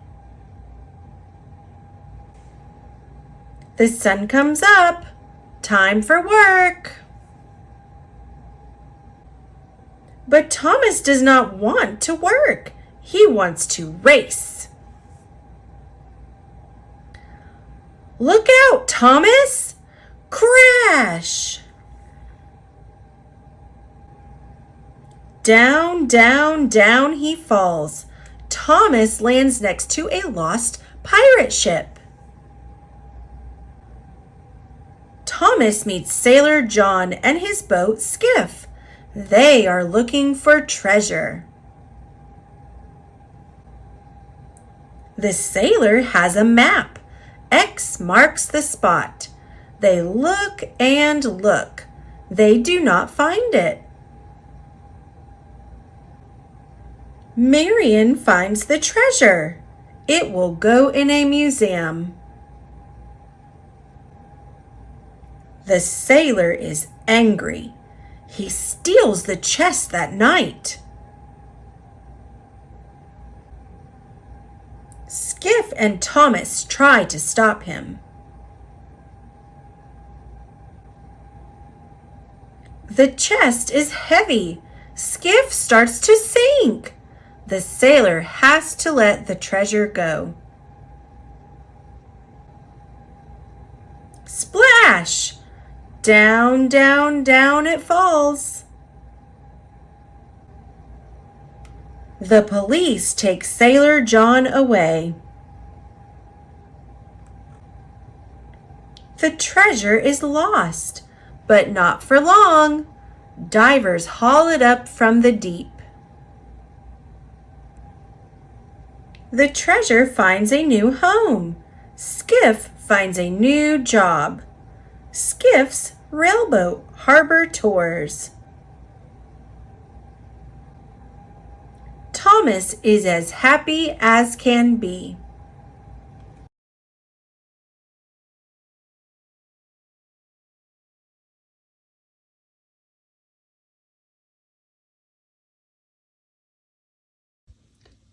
Thomas and Friends, Thomas and the Ghost Engine.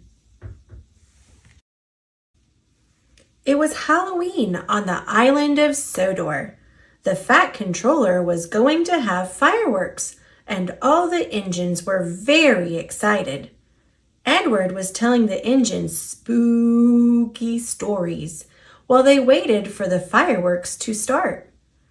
They say that on Halloween, a ghost engine returns to the smelter's yard looking for his lost whistle, said Edward. Spooky, said the other engines. Just then, the Fat Controller came into the shed. Thomas, Percy, and Duck, I have a special job for you, said the Fat Controller. I want you to collect some scrap from the smelter's yard tonight. On Halloween? Asked Percy, feeling scared. Don't worry, Percy, smiled the Fat Controller. You won't miss the fireworks. Percy isn't worried about missing the fireworks, teased Thomas. He's a scaredy engine. I am not, cried Percy, but he was a bit scared. Percy, Duck, and Thomas steamed off to the smelter's yard. Thomas teased him all the way there. When they arrived at the yard, all Percy could think about was the ghost engine. What's that up there? Said Thomas. Is it a ghost? It's just a piece of scrap, isn't it? Said Percy nervously. Thomas giggled. He was having fun teasing Percy. Careful the ghost engine doesn't get you, Thomas said to Percy as they did their work. There are no such things as ghosts, snapped Percy, though he wasn't feeling too sure. Duck felt sorry for Percy. Nobody's brave all the time, he said. Soon the job was nearly finished. Well done, said the yard manager. I just need one engine to stay and finish up. Duck wanted to pay Thomas back for teasing Percy.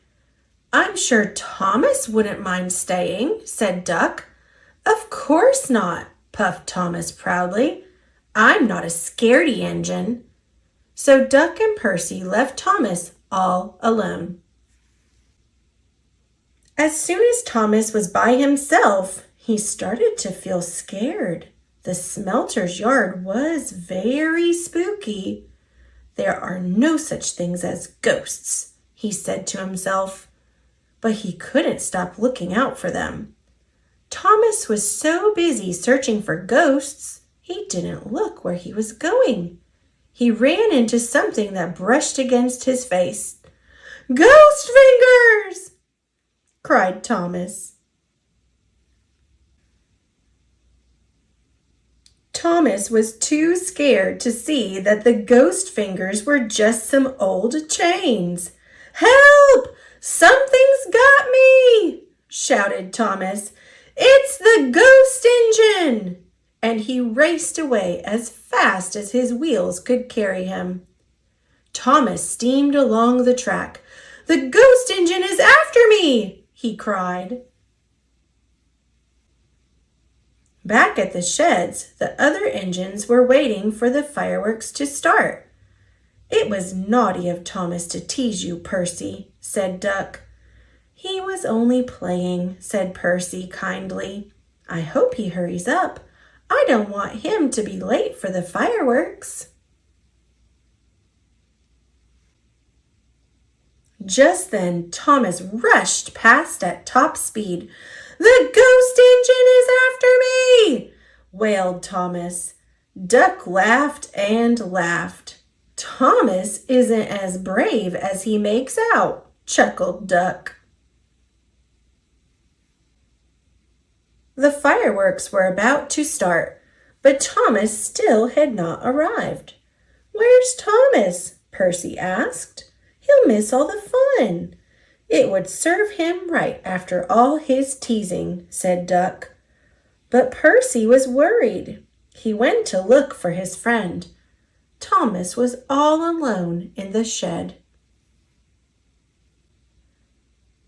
"Are you all right, Thomas?" asked Percy. "Yes, and I'm sorry I teased you," said Thomas. He felt guilty. Duck was right. We all feel scared sometimes, and we all have to say sorry sometimes, smiled Percy. "Come on, Thomas. We can watch the fireworks just as well from here." And so they did.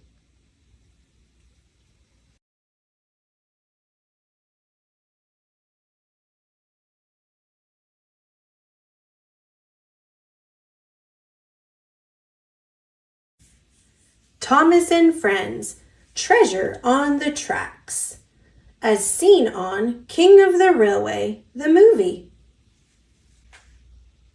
Based on the Railway series by the Reverend W. Awdry, illustrated by Richard Courtney. Bring the soap, bring the water, scrub, rinse, and repeat. The engines are squeaky clean. They are ready to greet a special guest. The guest is the Earl of Sodor. The Earl tells the engines about his special plan. He will rebuild the old castle. Thomas will help. Thomas and Percy chuff up the hill. The castle is old. The walls are broken. There is rubble all around. Thomas takes a closer look. It is not rubble. It is treasure. He finds armor. The Earl has a special engine. His name is Stephen. Stephen is old. He needs repairs too. Thomas brings Stephen to the steamworks. Clink, clang, clunk. Victor makes Stephen as good as new. Stephen wants to help. What job can he do? Some engines make repairs. Stephen cannot reach. Some engines carry cargo. Stephen cannot carry much. Some engines move stone. The stone is too heavy for Stephen. Stephen is sad. He chuffs off alone. Uh-oh, trucks are coming. Look out, Stephen! Crash!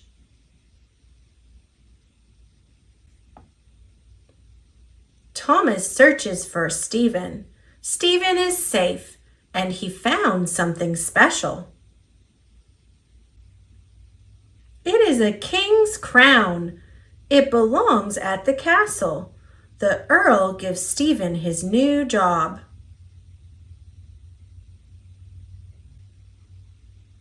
He has the perfect job. He helps at the castle. Hooray for Stephen!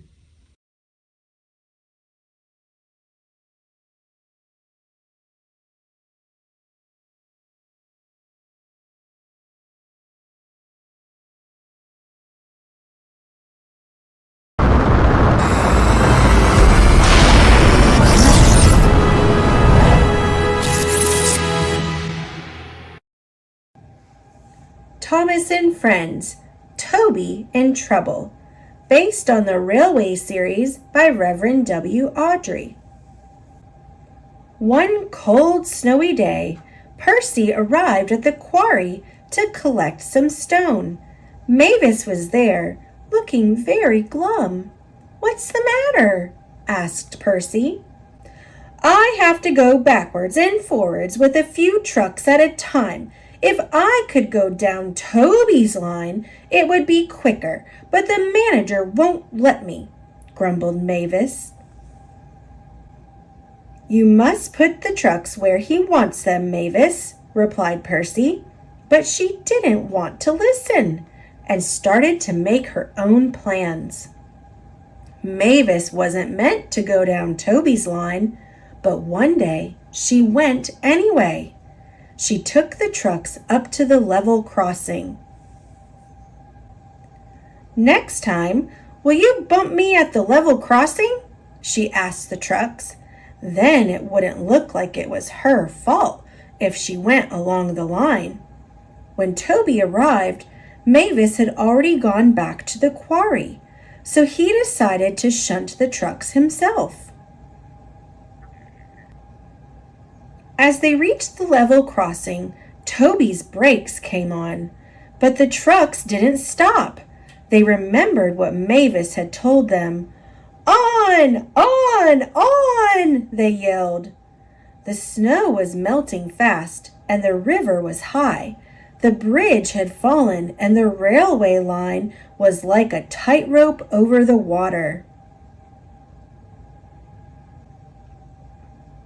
But the trucks kept pushing. "Stop! Stop pushing!" called Toby. Finally, Toby's wheels stopped, but he was already on the tightrope. Mavis heard what had happened. "Hold on, Toby!" she tooted. "I'm coming!" She pulled the trucks away and helped Toby to safety. "I'm sorry about the trucks," said Mavis. "How did you get them to stop?" Toby didn't know. He was just happy to be safe again. Later on, the Fat Controller arrived to check on Toby and Mavis. "Good job, Toby," he said. "And I hear you did well too, Mavis." Mavis thought of Toby on the tightrope. She felt ashamed. "It was my fault, sir," she said. "But if I could come down Toby's line sometimes, he could show me what to do." "A good idea," said the Fat Controller.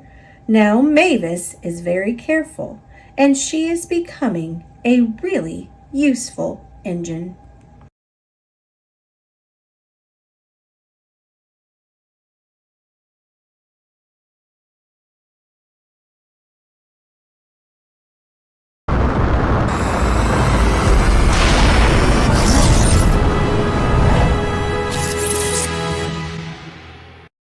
Thomas and Friends, Tale of the Brave. Illustrated by Tommy Stubbs. Created by Britt Allcroft. It was a busy and bustling day at the clay pits on the island of Sodor. Thomas was there helping out while a bridge on his branch line was being repaired. He liked working at the pits, but those troublesome engines, Bill and Ben, kept playing tricks on him. There was no time for tricks that day, though. A friendly engine named Timothy warned everybody that rain might be coming, and if it starts to rain, these clay walls will get really unstable. We'd best be careful today.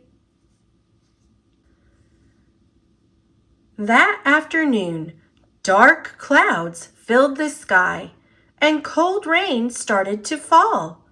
As Thomas cautiously rolled down some slippery tracks, the clay wall next to him began to drip and ooze. To his surprise, he saw strange marks under the sliding mud.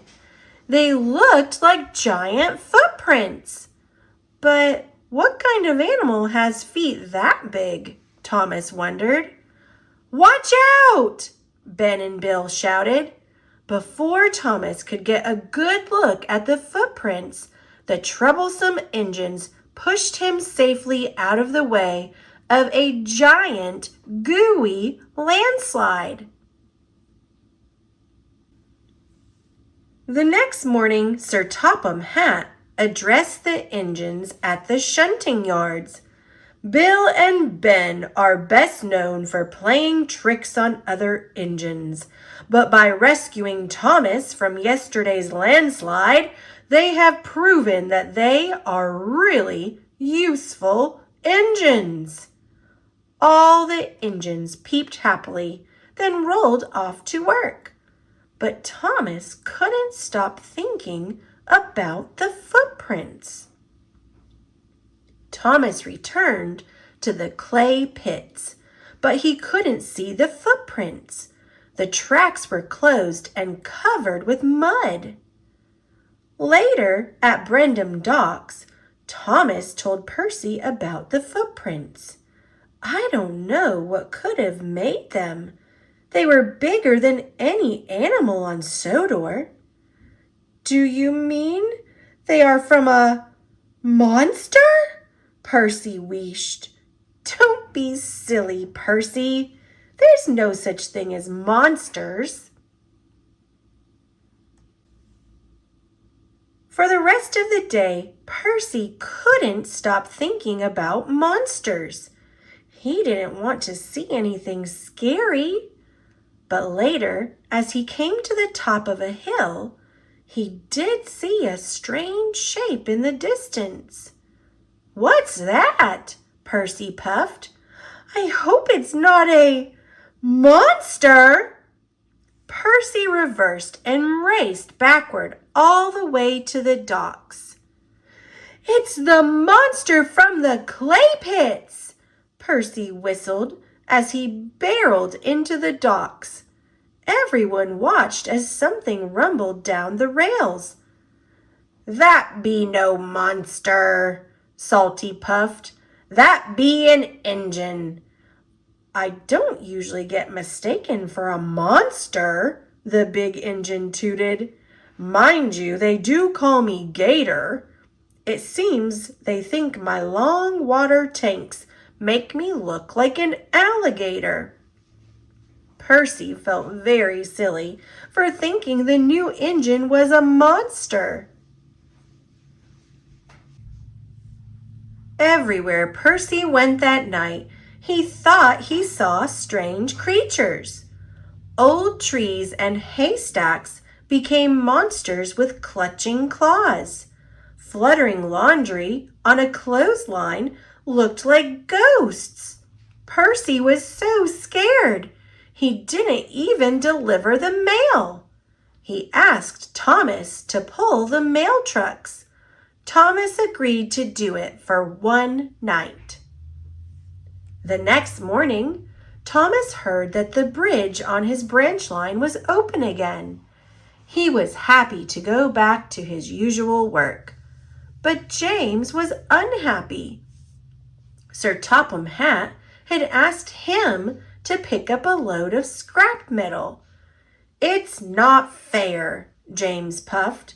Thomas gets to pull coaches, and a fine engine like myself is sent to haul junk.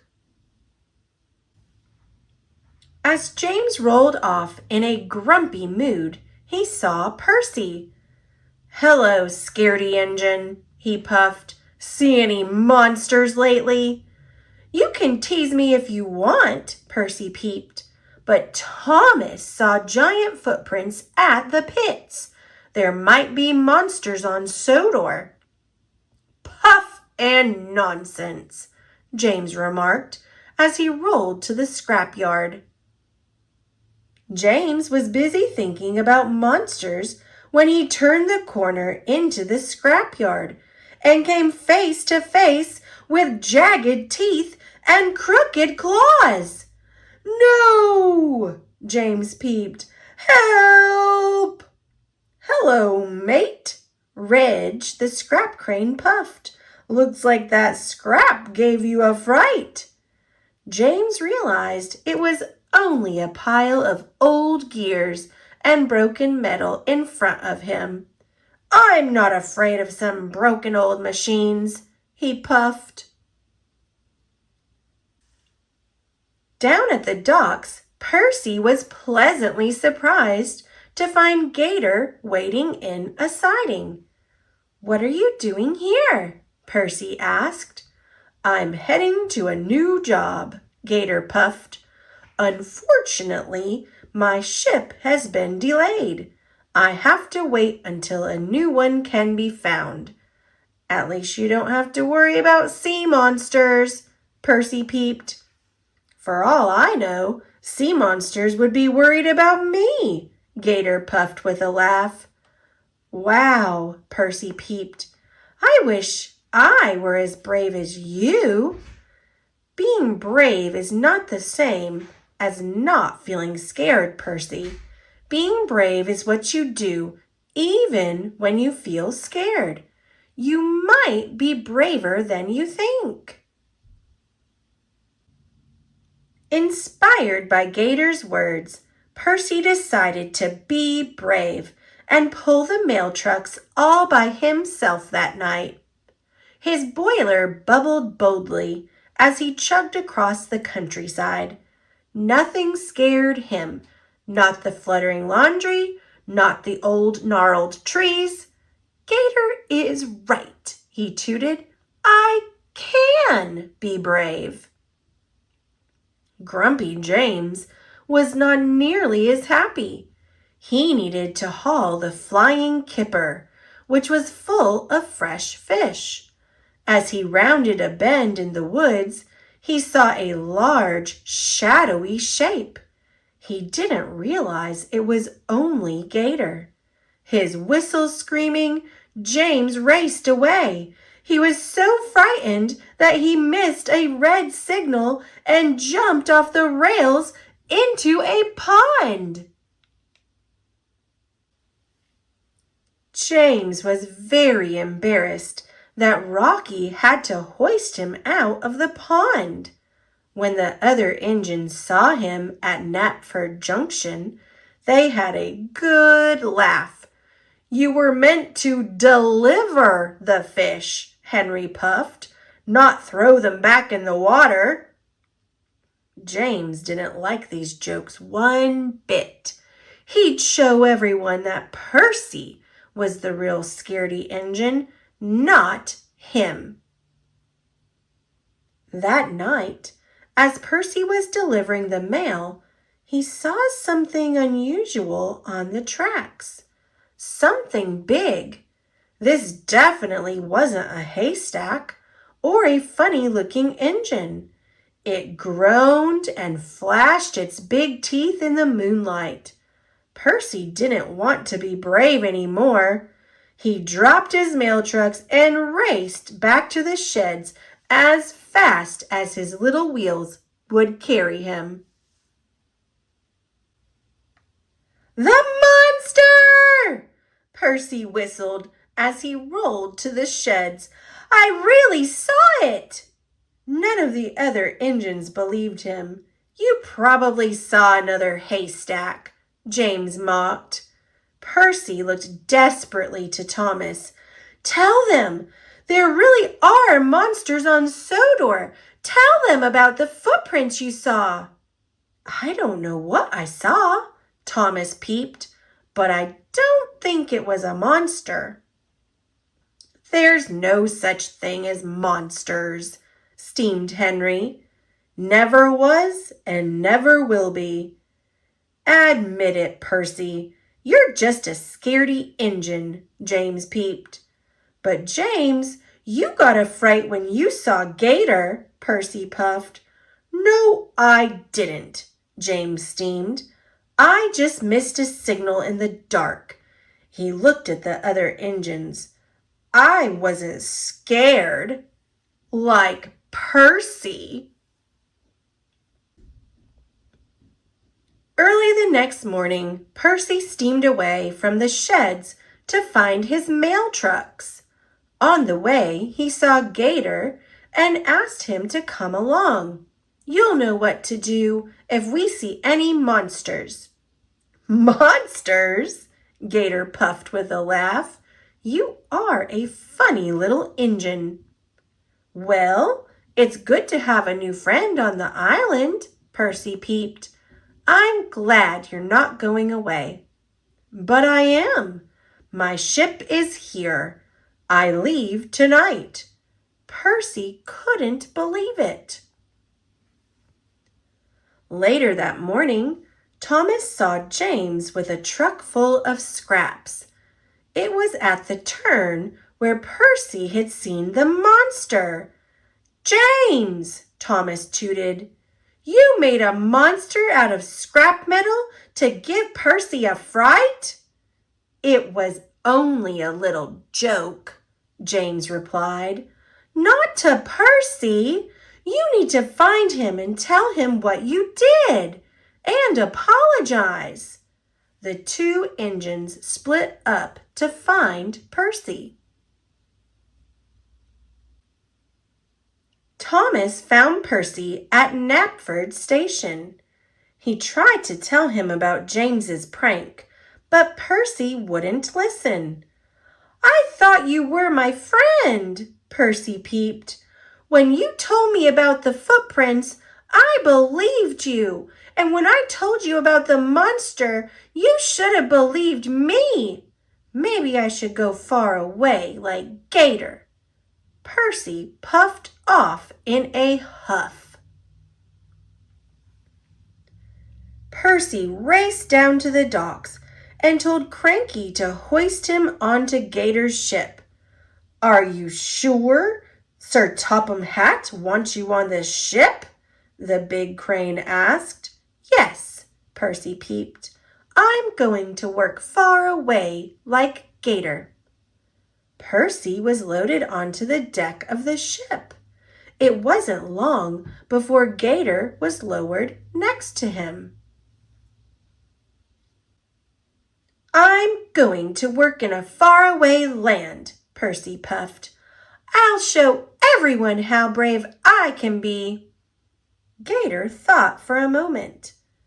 "But running away from your problems is not very brave, Percy." Thomas chugged across Sodor looking for Percy. But when he heard a distant ship blow its horn, a terrible thought flew into his funnel. "Oh no!" Thomas peeped. "I know where Percy is going." Gator's ship was just leaving when Thomas reached the docks. "Cranky!" he whistled. "You have to stop that ship. It's an emergency." Cranky swung his hook and caught the ship's rail. His heavy chain rattled and strained as the great boat tried to pull away. The force was too great for Cranky. He started to tip over. Creak! Workmen on the ship tried to knock the hook loose with sledgehammers. Luckily, the captain was able to stop the ship before Cranky was pulled off the docks. "Percy, come down!" Thomas whistled. "You can't leave. I'm sorry I didn't believe you." Gator peered over the railing of the ship. "Percy's not here." "Percy!" Cranky groaned. "I unloaded him half an hour ago." Thomas could think of only one other place where Percy might go. Night was falling as Percy quietly rolled through the clay pits. He stopped when he reached the warning signs. "If I can find the footprints, it will prove the monster is real," he thought. "Then everyone will know how brave I am." At that moment, James rolled up.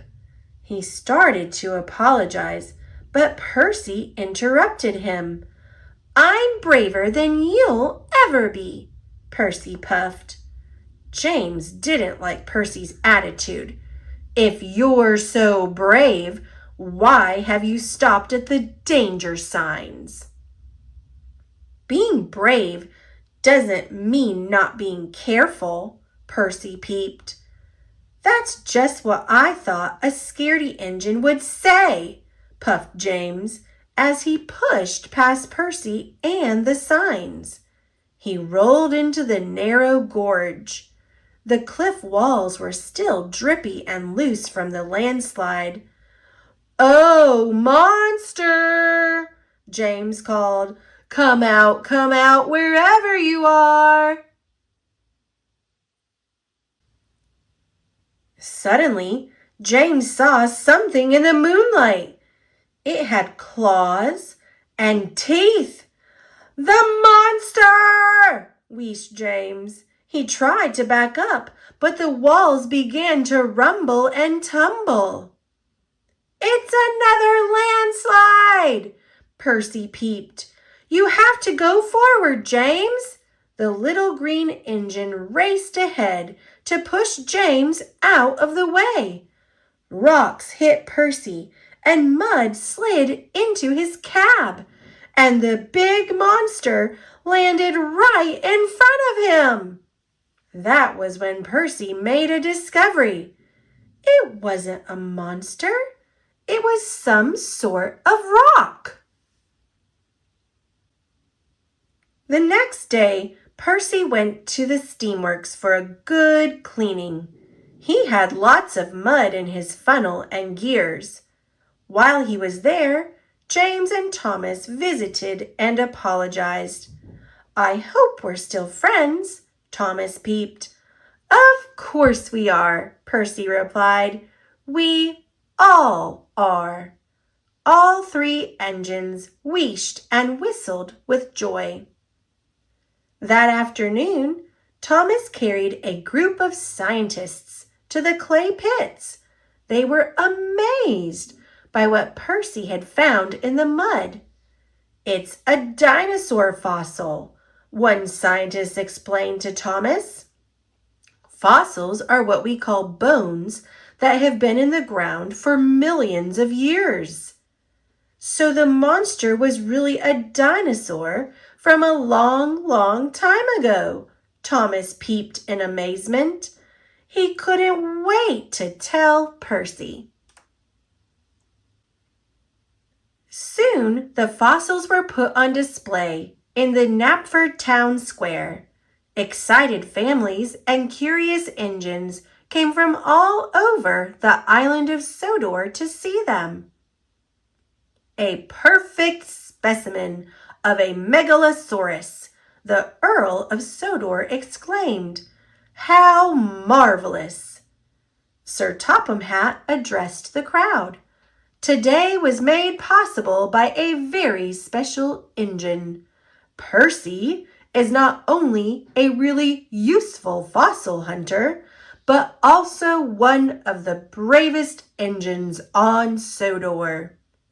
The people clapped and cheered, and the engines blew their whistles, but Percy was nowhere to be seen.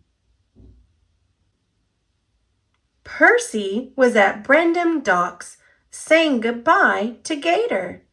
Gator's ship was ready to depart again.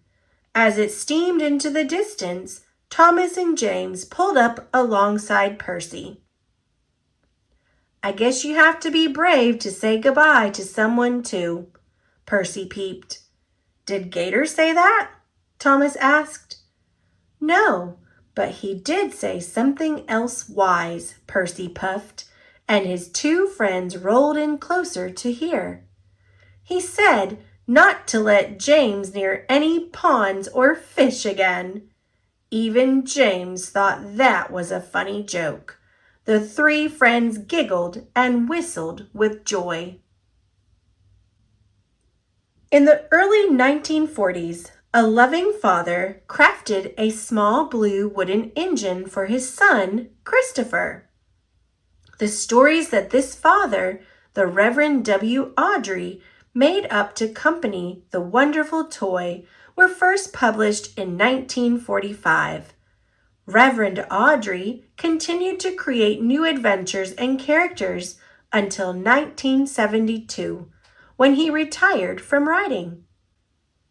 Tommy Stubbs has been an illustrator for several decades. Lately, he has been illustrating the newest tales of Thomas and his engine friends, including Hero of the Rails, Misty Island Rescue, Day of the Diesels, and King of the Railway. Thanks for watching. Click subscribe so you don't miss Thomas and Friends' next adventure.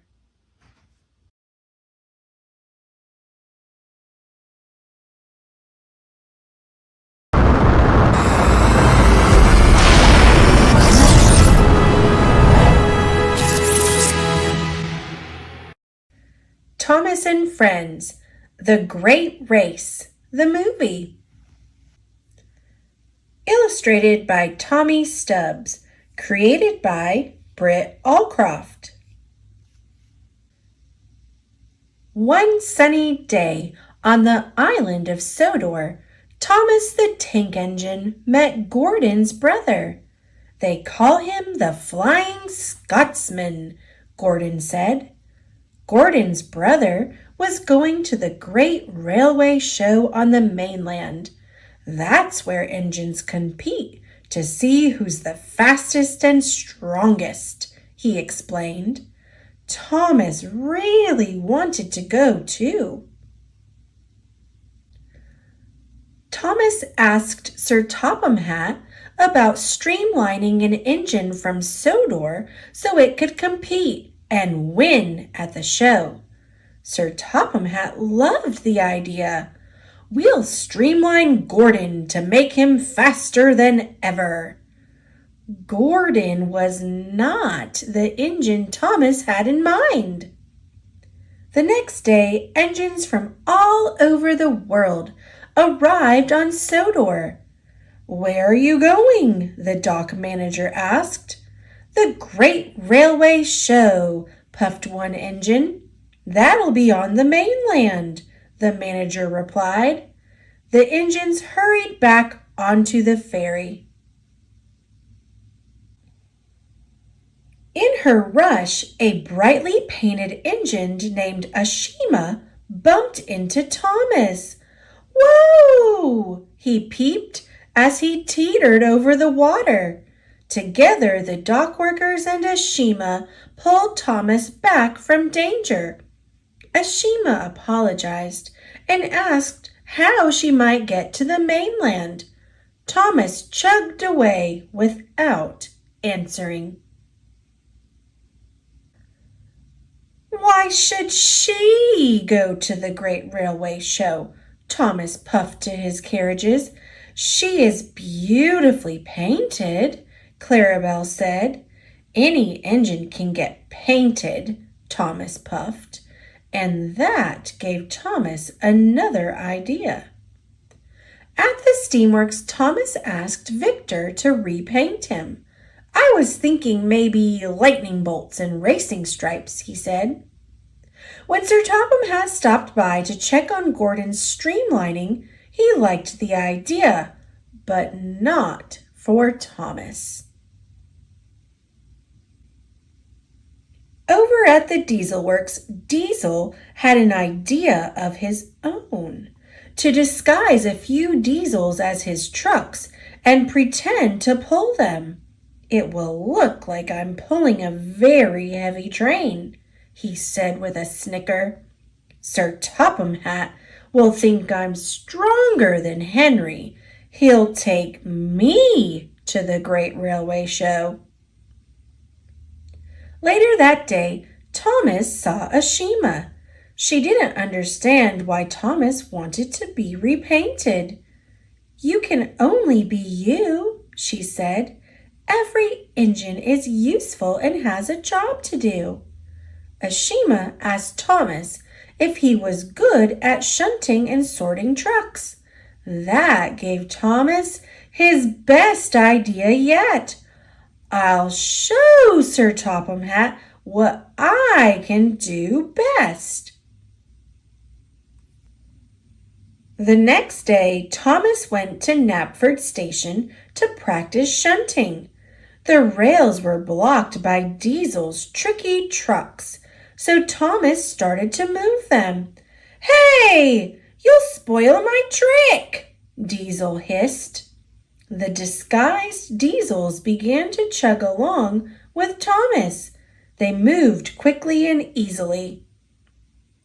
At a red signal, Thomas tried to stop, but the Diesels kept pushing.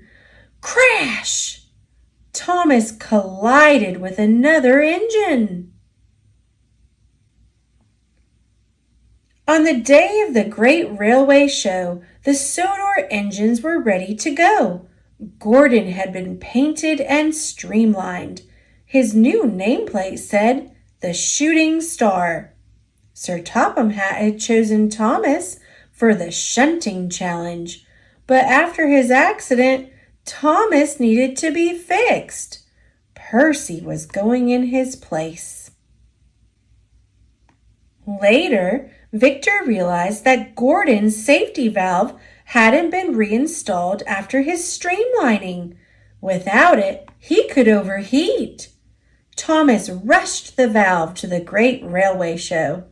But Gordon didn't believe him, and the race was starting. Green flags waved, and the engines took off. Gordon raced along. Suddenly, his face turned red. Steam hissed from inside his streamlining. Gordon's brother told him something was wrong, but Gordon wouldn't listen. Then his boiler burst. He sputtered to a stop in a cloud of steam.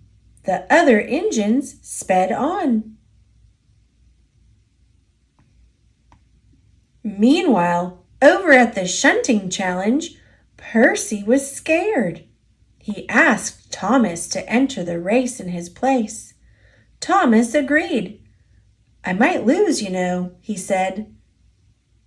But Thomas chuffed through round after round, pulling tankers and flatbeds into line. He beat big engines from many countries.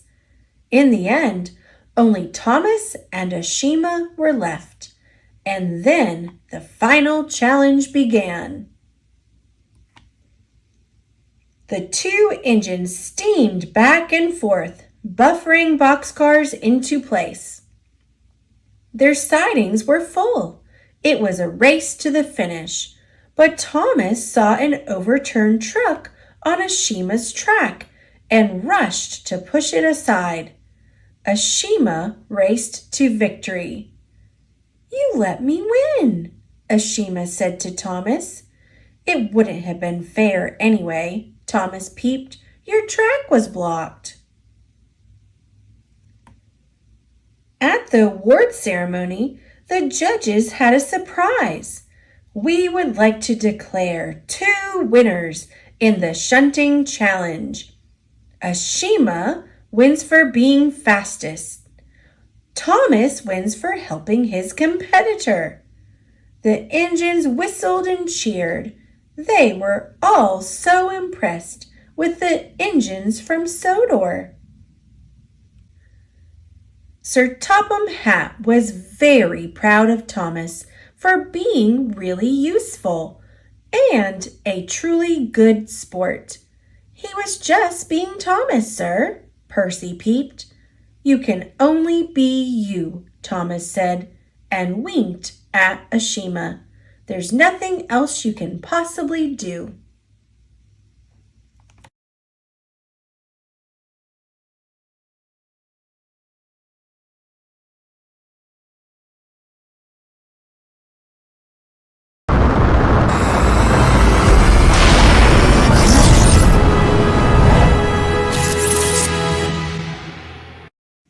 Thomas and the Runaway Pumpkins.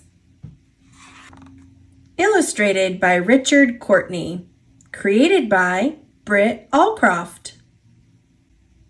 Autumn was a happy and busy season on the island of Sodor. It was time for the fall harvest. There were shiny red apples to pick. Farmers were busy bringing in the last sweet corn.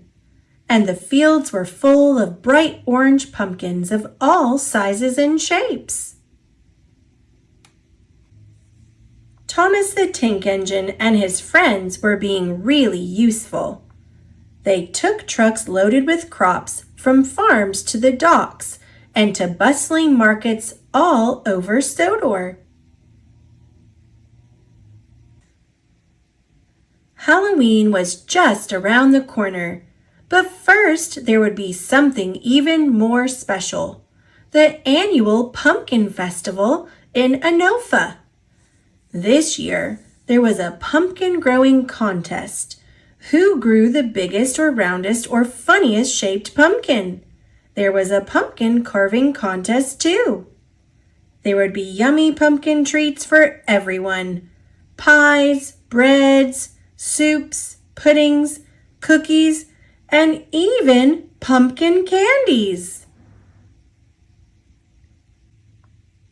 There had been a bumper crop of really big pumpkins this year. The night before the festival, Sir Topham Hatt arrived at the sheds.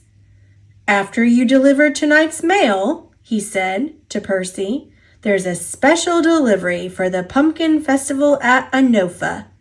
He pointed to 2 troublesome trucks loaded with the very biggest pumpkins. "Yes, sir," peeped Percy. After Percy had delivered the mail, the troublesome trucks giggled and wriggled.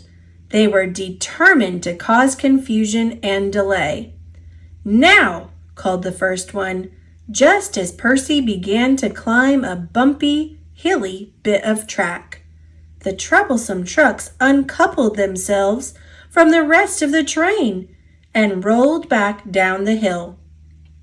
Percy steamed on, with no idea that he'd left part of his delivery behind. Giggling with glee, the trucks finally came to a stop on an old siding hidden by some trees. They went happily to sleep. Percy headed toward Anofa. He puffed into the station just as the sun began to rise. Sir Topham Hatt and Lady Hat were there to greet him. "Percy, where are all the pumpkins?" cried Sir Topham Hatt. "Oh, no," Percy peeped.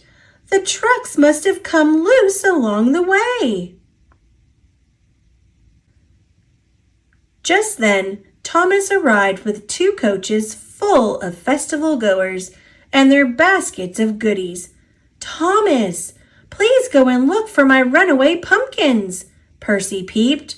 "You'll have to find them soon," Sir Topham Hatt said. "Without the pumpkins, the festival can't go as planned." Thomas chuffed off. "I'll try to think like a troublesome truck," he said to himself, as he retraced Percy's route to the sheds. He tried to imagine where 2 trucks loaded with orange pumpkins would hide and how they could have gotten there without an engine. And just as Thomas came down that bumpy hill in the opposite direction, a thought flew into his funnel. "That's it," he whistled. "If those pesky troublesome trucks uncoupled themselves on a hill, they would roll back down really fast. I'll follow this track and see where it leads." Soon enough, Thomas found the old siding in the trees, and there were the trucks, still fast asleep. Thomas whistled to wake them. "Time to get up, you 2, he peeped. "We're off to Anofa before you can cause any more mischief." Percy was relieved and happy when Thomas returned with the pumpkins. Sir Topham Hatt was pleased that the festival could start right on time. "You saved the day, Thomas," Percy said to his friend. "Thank you for your help."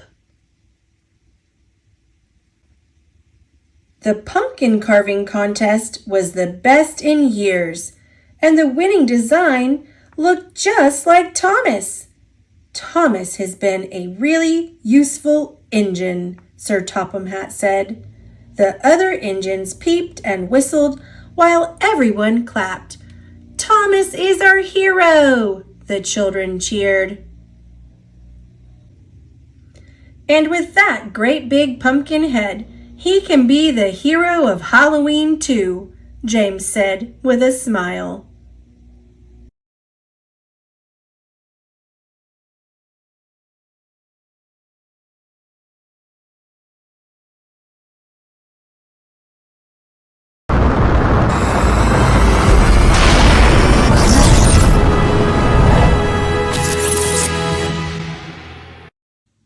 Thomas and Friends, The Monster of Sodor, from the movie Tale of the Brave, based on the railway series by the Reverend W. Awdry, illustrated by Richard Courtney.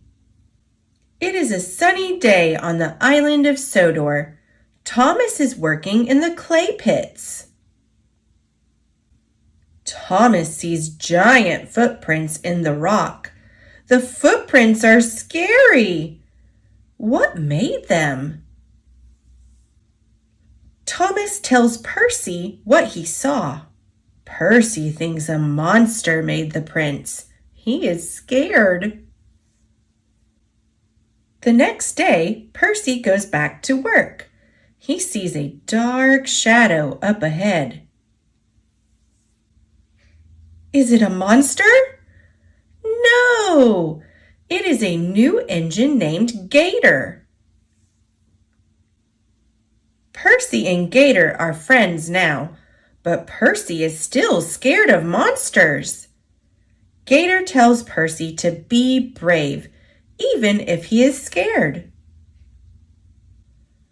A big ship is leaving Sodor. Percy wants to go too. Gator says running away is not very brave. Thomas wants Percy to stay. He sees the ship. Pull, Cranky, pull! The boat stops just in time. But Percy is not on the boat. He has gone back to the clay pits. He wants to see the footprints. Percy chuffs up the mountain. The ground shakes. Rocks fall down. Something big falls near Percy. He is sure it is a monster. But it is not a monster. It is a dinosaur fossil. Percy has made a really useful discovery. The footprints were made a long time ago. Percy solved the monster mystery.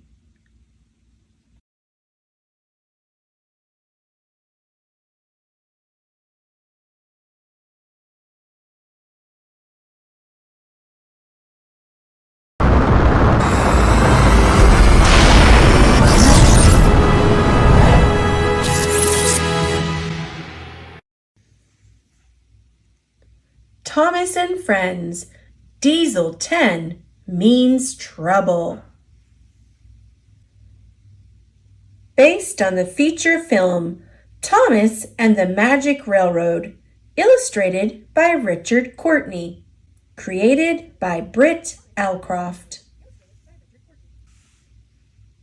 Thomas the Tank Engine was a little blue engine who always tried to be really useful. And all his friends lived on the island of Sodor.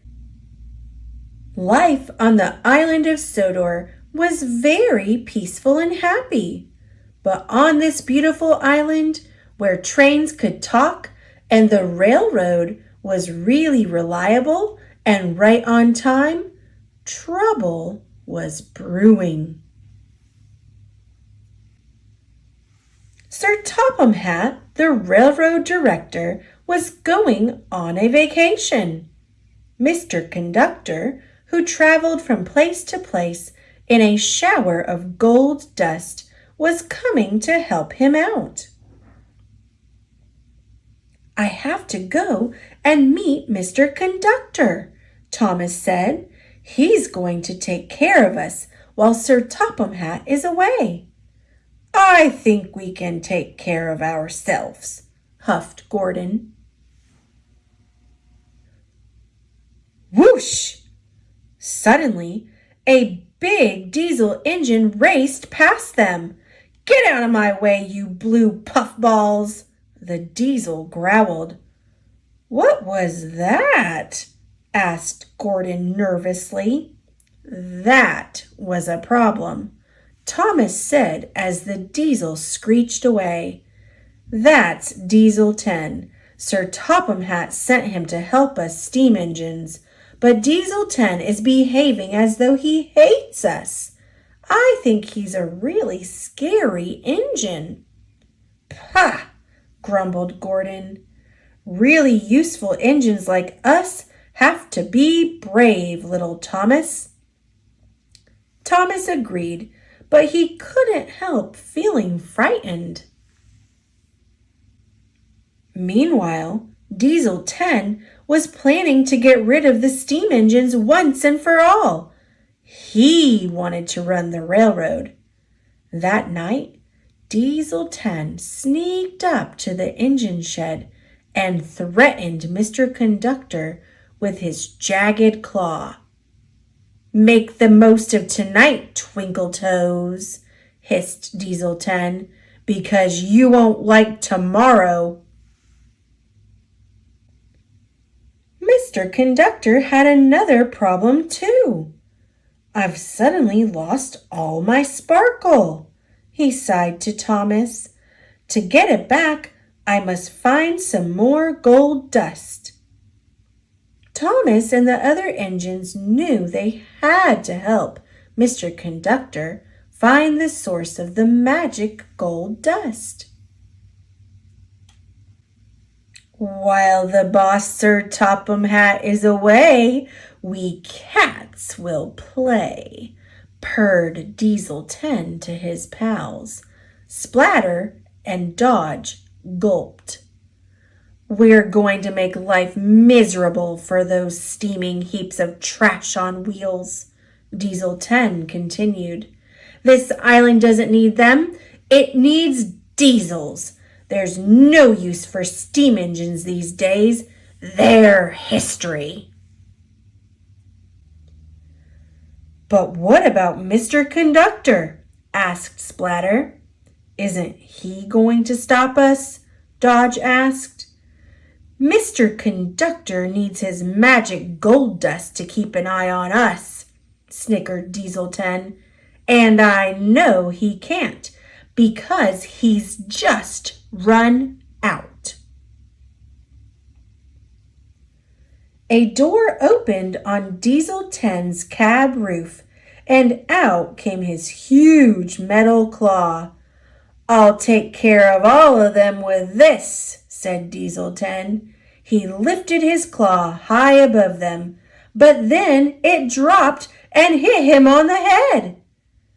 "I don't think he meant to do that," Splatter and Dodge said to each other. Little did the Diesels know that Toby the tram engine had overheard their plans. Toby told the other engines.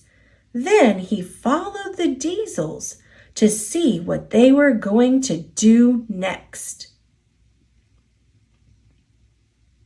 The Diesels were plotting to destroy the magic buffers that led to Mr. Conductor's magic railroad. "We don't know where the entrance to the magic railroad is, and we don't know which are the right buffers to destroy," said Diesel 10 to Splatter and Dodge. "So we'll have to destroy all of them." Toby knew he had to do something to stop Diesel 10. I've got to distract him, thought Toby.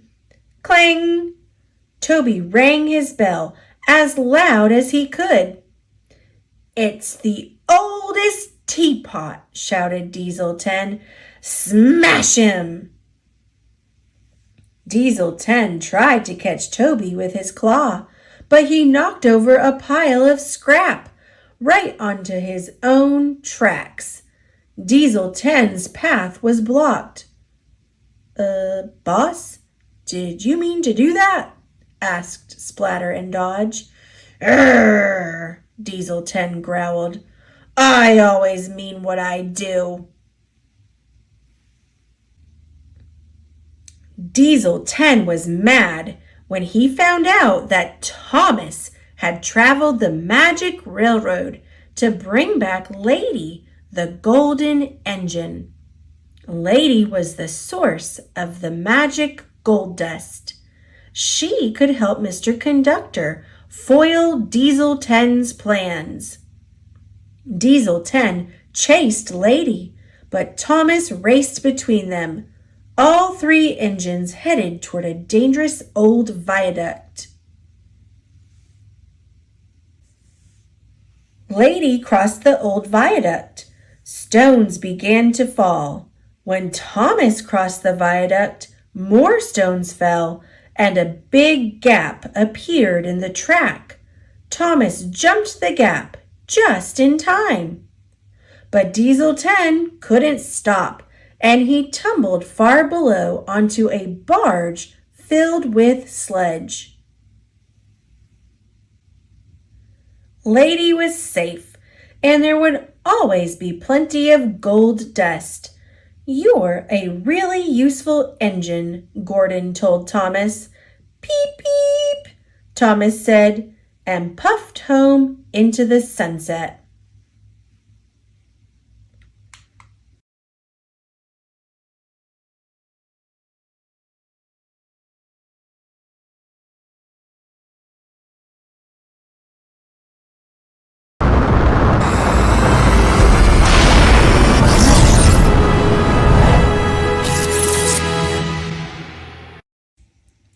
Diesel's Devious Deed, and other Thomas the Tank Engine stories, based on the Railway series by the Reverend W. Awdry. Photographs by David Mitten and Terry Permain, for Britt Allcroft's production of Thomas the Tank Engine and Friends. Pop goes the Diesel.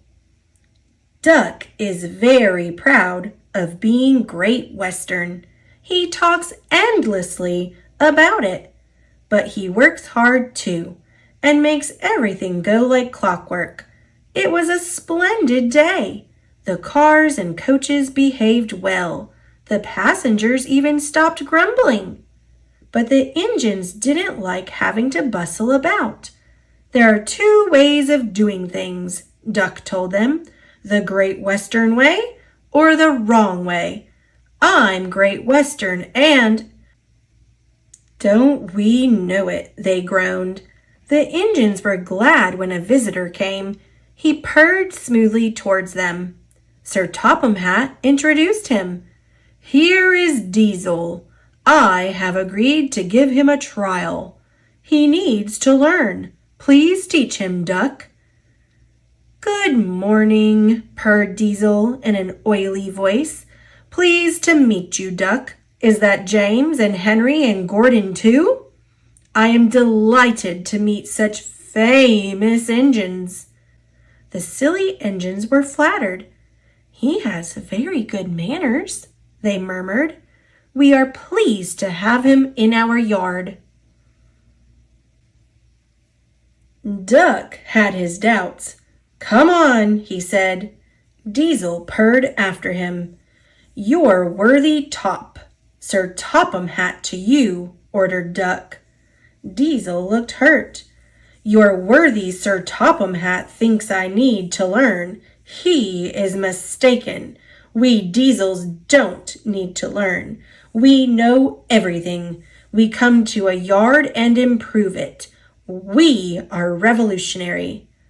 Oh, said Duck, If you're Reva-Thingagummy, perhaps you would collect my cars while I fetch Gordon's coaches." Diesel, delighted to show off, purred away. When Duck returned, Diesel was trying to take some cars from a siding. They were old and empty. They had not been touched for a long time. Diesel found them hard to move. Pull, push, backwards, forwards, "Orear, orear," the cars groaned. "We can't, we won't." Duck watched with interest. Diesel lost patience. "Grrr!" he roared and gave a great heave. The cars jerked forward. "Oh, here!" They screamed. "We can't! We won't!" Some of their brakes snapped, and the gears jammed in the sleepers. "Grrr! Ho, ho, ho!" chuckled Duck. Diesel recovered and tried to push the cars back, but they wouldn't move. Duck ran quietly round to collect the other cars. "Thank you for arranging these, Diesel. I must go now." "Don't you want this lot?" "No, thank you," Diesel gulped. "And I've taken all this trouble. Why didn't you tell me?"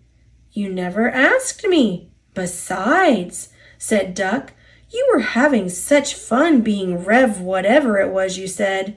Goodbye." Grrr. Diesel had to help the workmen clear the mess. He hated it. All the cars were laughing and singing at him. "Cars are waiting in the yard. Tackling them with easel, show the world what I can do," gaily boasts the Diesel. In and out he creeps about like a big black weasel. When he pulls the wrong cars, out pop goes the Diesel. "Grrr!" growled Diesel, and scuttled away to sulk in the shed. Diesel's devious deed. Diesel, the new engine, was sulking. The freight cars would not stop singing rudely at him. Duck was horrified. "Shut up," he ordered, and bumped them hard. "I'm sorry our cars were rude to you, Diesel." Diesel was still furious. "It's all your fault. You made them laugh at me." "Nonsense," said Henry. "Duck would never do that. We engines have our differences, but we never talk about them to the cars. That would be disgraceful," said Gordon. "Disgusting," put in James. "Despicable," finished Henry. Diesel hated Duck. He wanted him to be sent away, so he made a plan. He was going to tell lies about Duck. Next day, he spoke to the cars. "I see you like jokes. You made a good joke about me yesterday." I laughed and laughed. "Duck told me one about Gordon." "I'll whisper it. Don't tell Gordon I told you." And he sniggered away. "Ha ha ha," guffawed the cars. "Gordon will be cross with Duck when he knows. Let's tell him and get back at Duck for bumping us." They laughed rudely at the engines as they went by. Soon Gordon, Henry, and James found out why. "Disgraceful," said Gordon. "Disgusting," said James. "Despicable," said Henry. "We cannot allow it." They consulted together. "Yes," they said, "he did it to us. We'll do it to him and see how he likes it." Duck was tired out. The cars had been cheeky and troublesome. He wanted to rest in the shed. The 3 engines barred his way. "Whoosh! Keep out!" "Stop fooling," said Duck. "I'm tired." "So are we," hissed the engines. "We are tired of you. We like Diesel. We don't like you. You tell tales about us to the cars." "I don't." "You do." "I don't." "You do." Sir Topham Hatt came to stop the noise. "Duck called me a galloping sausage," spluttered Gordon. "Rusty red scrap iron," hissed James. "I'm old Square Wheels," fumed Henry. "Well, Duck?" Duck considered. "I only wish, sir," he said gravely, "that I'd thought of those names myself, if the dome fits." "He made cars laugh at us," accused the engines. Sir Topham Hatt recovered. He'd been trying not to laugh himself. "Did you, Duck?" "Certainly not, sir. No steam engine would be as mean as that." Diesel lurked up. "Now, Diesel, you heard what Duck said." "I can't understand it, sir. To think that Duck, of all engines—" "I'm dreadfully grieved, sir, but know nothing." "I see," said Sir Topham Hatt. Diesel squirmed and hoped he didn't. "I'm sorry, Duck, but you must go to Edward's station for a while. I know he will be glad to see you." "As you wish, sir." Duck trundled sadly away while Diesel smirked with triumph. A close shave for Duck. Duck, the Great Western engine, puffed sadly to Edward's station. "It's not fair," he complained. "Diesel has been telling lies about me and made Sir Topham Hatt and all the engines think I'm horrid." Edward smiled. "I know you aren't, and so does Sir Topham Hatt. You wait and see. Why don't you help me with these cars?" Duck felt happier with Edward and set to work at once. The cars were silly, heavy, and noisy. The two engines had to work hard, pushing and pulling all afternoon. At last they reached the top of the hill. "Goodbye," whistled Duck, and rolled gently over the crossing to the other line. Duck loved coasting down the hill, running easily with the wind whistling past. Suddenly, tweet! It was a conductor's warning whistle. "Hurrah, hurrah, hurrah!" laughed the cars. "We've broken away! We've broken away! Chase him, bump him, throw him off the rails!" they yelled. "Hurry, Duck, hurry!" said the driver. They raced through Edward Station, but the cars were catching up. "As fast as we can, then they'll catch us gradually." The driver was gaining control. "Another clear mile and we'll do it. Oh, glory, look at that!" James was just pulling out of their line from the station ahead. Any minute there would be a crash. "It's up to you now, Duck," cried the driver. Duck put every ounce of weight and steam against the cars. "It's too late," Duck groaned and shut his eyes. He veered into a siding where a barber had set up shop. He was shaving a customer. Crash! The silly cars had knocked their conductor off his van and left him far behind after he had whistled a warning. But the cars didn't care. They were feeling very pleased with themselves. "Beg pardon, sir," gasped Duck. "Excuse my interruption." "No, I won't," said the barber. "You frightened my customers. I'll teach you." And he lathered Duck's face all over. Poor Duck. Thomas was helping to pull the cars away when Sir Topham Hatt arrived. "I do not like engines popping through my walls," fumed the barber. I appreciate your feelings, said Sir Topham Hatt, but you must know that this engine and his crew have prevented a serious accident. It was a very close, shave. Oh, said the barber. Oh, excuse me. He filled a basin of water to wash Duck's face. I'm sorry. I didn't know you were being a brave engine. That's all right, sir. I didn't know that either. You were very brave indeed, said Sir Topham Hatt. I'm proud of you.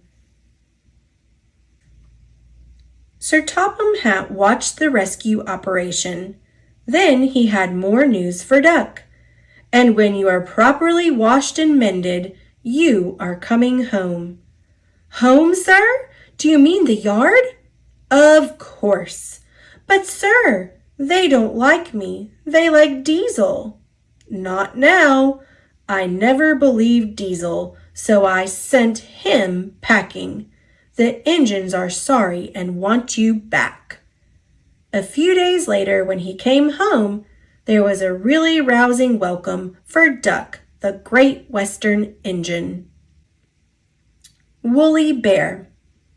In the summer, the work crews cut the long grass along the tracks, raking it into heaps to dry in the sun.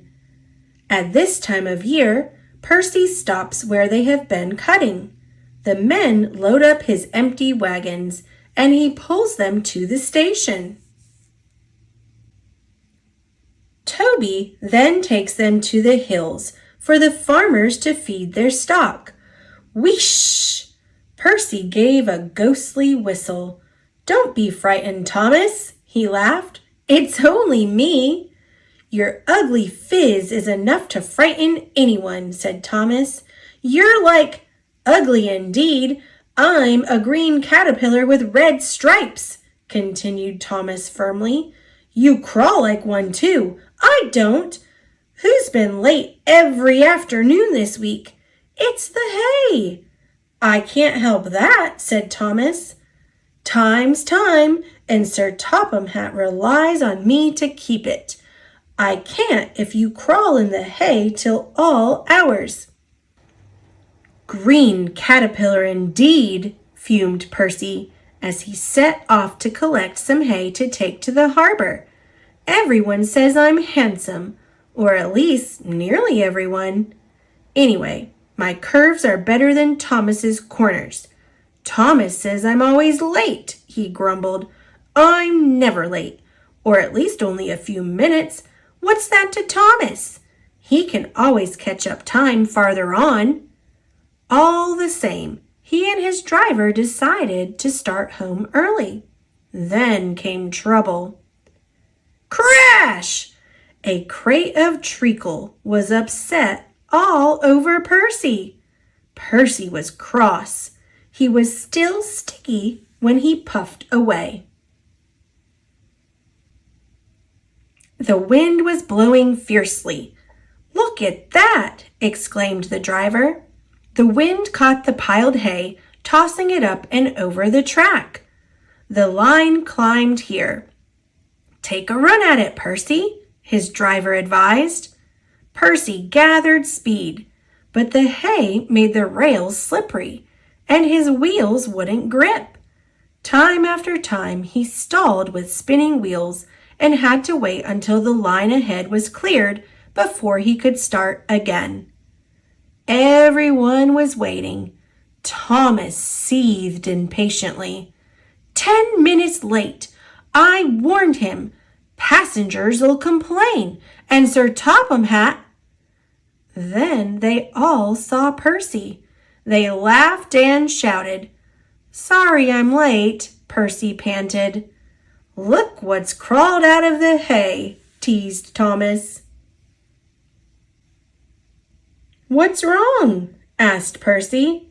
Talk about hairy caterpillars, puffed Thomas. It's worth being late to have seen you. When Percy got home, his driver showed him what he looked like in a mirror. Bust my buffers! No wonder they all laughed. I'm just like a woolly bear. Please clean me before Toby comes. But it was no good. Thomas told Toby all about it. Instead of talking about sensible things like playing ghosts, Thomas and Toby made jokes about woolly bear, caterpillars, and other creatures which crawl about in hay. They laughed a lot, but Percy thought they were really being very silly indeed.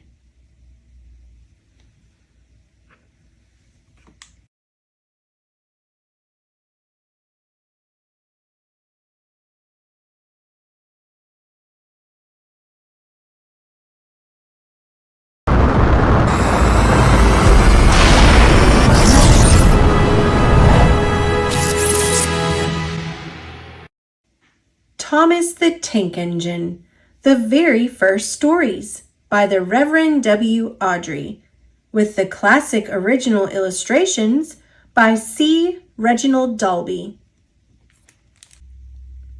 Thomas and Gordon. Thomas was a tank engine who lived at a big station. He had 6 small wheels, a short stumpy funnel, a short stumpy boiler, and a short stumpy dome. He was a fussy little engine, always pulling coaches about. He pulled them to the station ready for the big engines to take out on long journeys. And when trains came in and the people had got out, he would pull the empty coaches away so that the big engines could go and rest.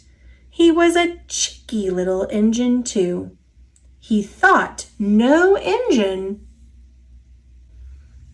worked as hard as he did, so he used to play tricks on them. He liked best of all to come quietly beside a big engine dozing on a siding and make him jump. Beep, beep, beep, beep, beep, beep. Wake up, lazy bones, he would whistle. Why don't you work hard like me? Then he would laugh rudely and run away to find some more coaches. One day, Gordon was resting on a siding. He was very tired. The big express he always pulled had been late, and he had had to run as fast as he could to make up for lost time. He was just going to sleep when Thomas came up in his cheeky way. Wake up, lazy bones, he whistled. Do some hard work for a change. You can't catch me. And he ran off laughing. Instead of going to sleep again, Gordon thought how he could get Thomas back. One morning, Thomas wouldn't wake up. His driver and fireman couldn't make him start. His fire went out and there was not enough steam. It was nearly time for the express. The people were waiting, but the coaches weren't ready. At last, Thomas started. Oh dear, he yawned. Come on, said the coaches. Hurry up. Thomas gave them a rude bump and started for the station. Don't dawdle, he grumbled. Where have you been? Where have you been? Asked the coaches crossly. Thomas fussed into the station where Gordon was waiting. Poop, poop, poop, hurry up you, said Gordon crossly. Peep, pip, peep, hurry yourself, said cheeky Thomas. Yes, said Gordon, I will. And almost before the coaches had stopped moving, Gordon came out of his siding and was coupled to the train. Poop, poop, he whistled. Get in quickly, please. So the people got in quickly. The signal went down. The clock struck the hour. The guard waved his green flag, and Gordon was ready to start. Thomas usually pushed behind the big trains to help them start, but he was always uncoupled first, so that when the train was running nicely, he could stop and go back. This time he was late, and Gordon started so quickly that they forgot to uncouple Thomas. Boop, boop, said Gordon. Peep, peep, peep, whistled Thomas. Come on, puffed Gordon to the coaches. Pull harder, puffed Thomas to Gordon. The heavy train slowly began to move out of the station. The train went faster and faster, too fast for Thomas. He wanted to stop, but he couldn't. "Peep, peep! Stop, stop!" he whistled. "Hurry, hurry, hurry!" laughed Gordon in front. "You can't get away, you can't get away," laughed the coaches. Poor Thomas was going faster than he had ever gone before. He was out of breath and his wheels hurt him, but he had to go on. "I shall never be the same again," he thought sadly. "My wheels will be quite worn out." At last they stopped at a station. Everyone laughed to see Thomas puffing and panting behind. They uncoupled him, put him on a turntable, and then he ran on a siding out of the way. "Well, little Thomas," chuckled Gordon as he passed, "now you know what hard work means, don't you?" Poor Thomas couldn't answer. He had no breath. He just puffed slowly away to rest and had a long, long drink. He went home very slowly and was careful afterwards never to be cheeky to Gordon again. Thomas's train. Thomas often grumbled because he was not allowed to pull passenger trains. The other engines laughed. "You're too impatient," they said. "You'd be sure to leave something behind." "Rubbish," said Thomas crossly. "You just wait. I'll show you." One night, he and Henry were alone. Henry was ill. The men worked hard, but he didn't get better. Now, Henry usually pulled the train in the morning, and Thomas had to get his coaches ready. "If Henry is ill," he thought, "perhaps I shall pull his train." Thomas ran to find the coaches. Come along," he fussed. There's plenty of time," grumbled the coaches. He took them to the platform and wanted to run round in front at once, but his driver wouldn't let him. "Don't be impatient, Thomas," he said. So Thomas waited and waited. The people got in.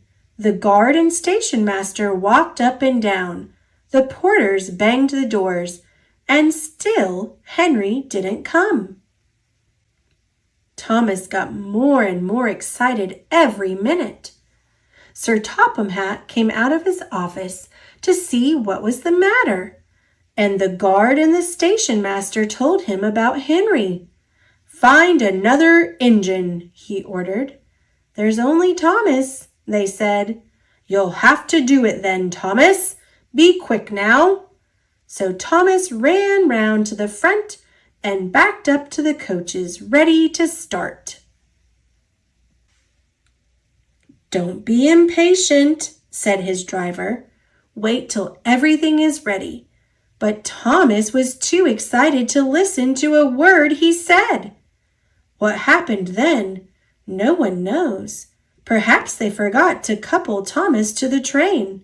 Perhaps Thomas was too impatient to wait till they were ready. Or perhaps his driver pulled the lever by mistake. Anyhow, Thomas started. People shouted and waved at him, but he didn't stop.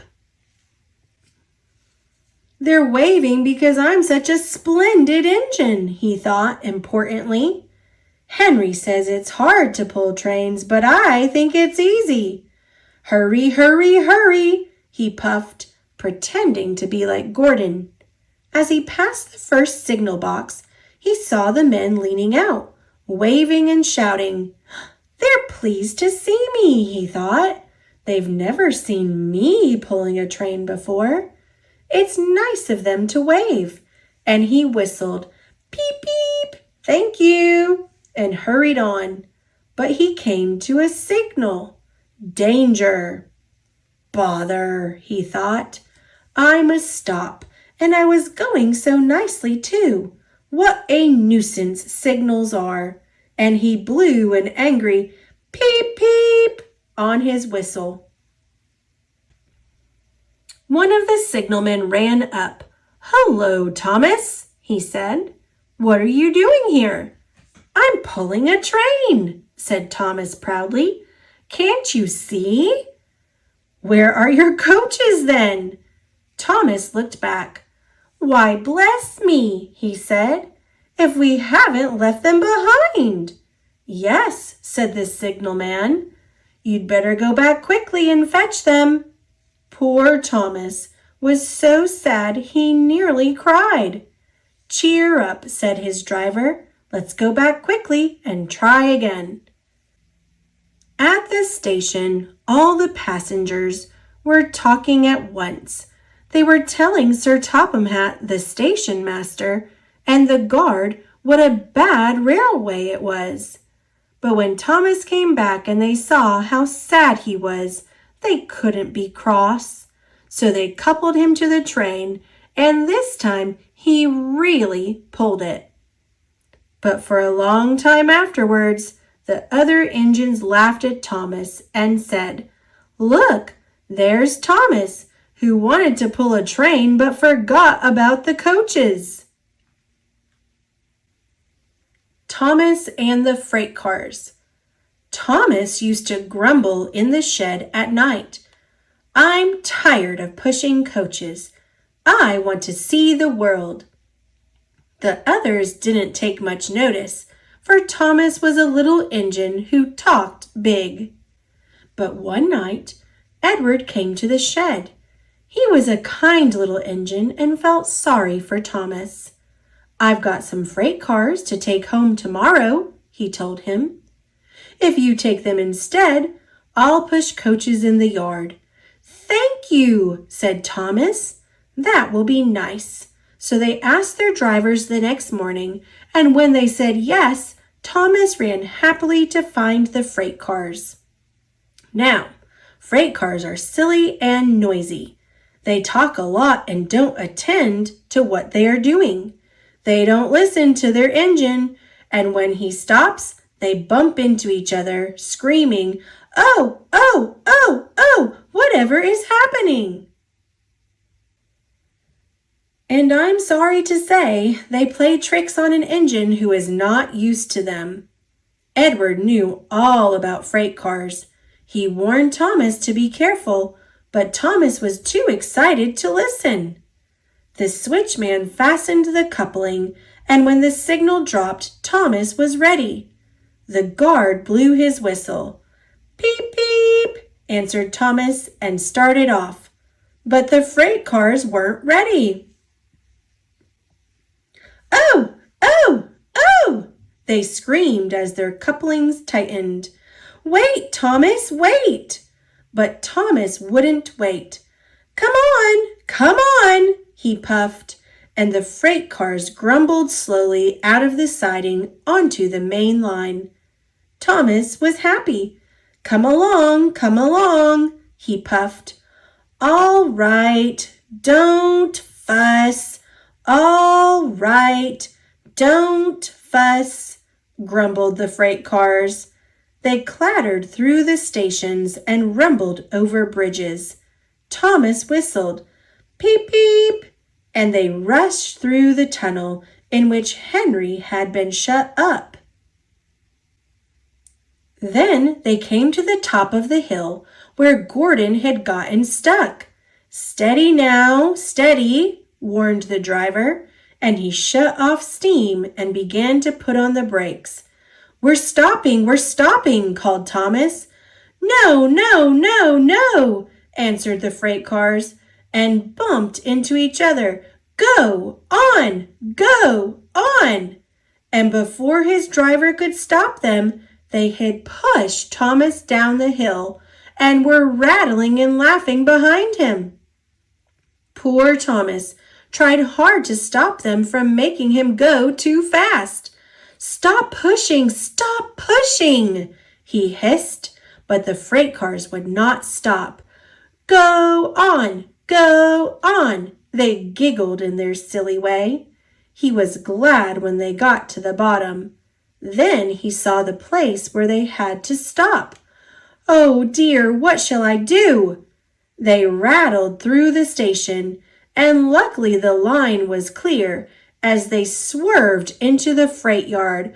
Ooh, ooh, groaned Thomas as his brakes held fast and he skidded along the rails. I must stop! And he shut his eyes tight. When he opened them, he saw he had stopped just in front of the buffers, and there, watching him, was Sir Topham Hatt. What are you doing here, Thomas? He asked sternly. I've brought Edward's freight cars, Thomas answered. Why did you come so fast? I didn't mean to. I was pushed, said Thomas sadly. Haven't you pulled freight cars before? No. Then you've a lot to learn about freight cars, little Thomas. They are silly things and must be kept in their place. After pushing them about here for a few weeks, you'll know almost as much about them as Edward. Then you'll be a really useful engine. Thomas and the Breakdown Train.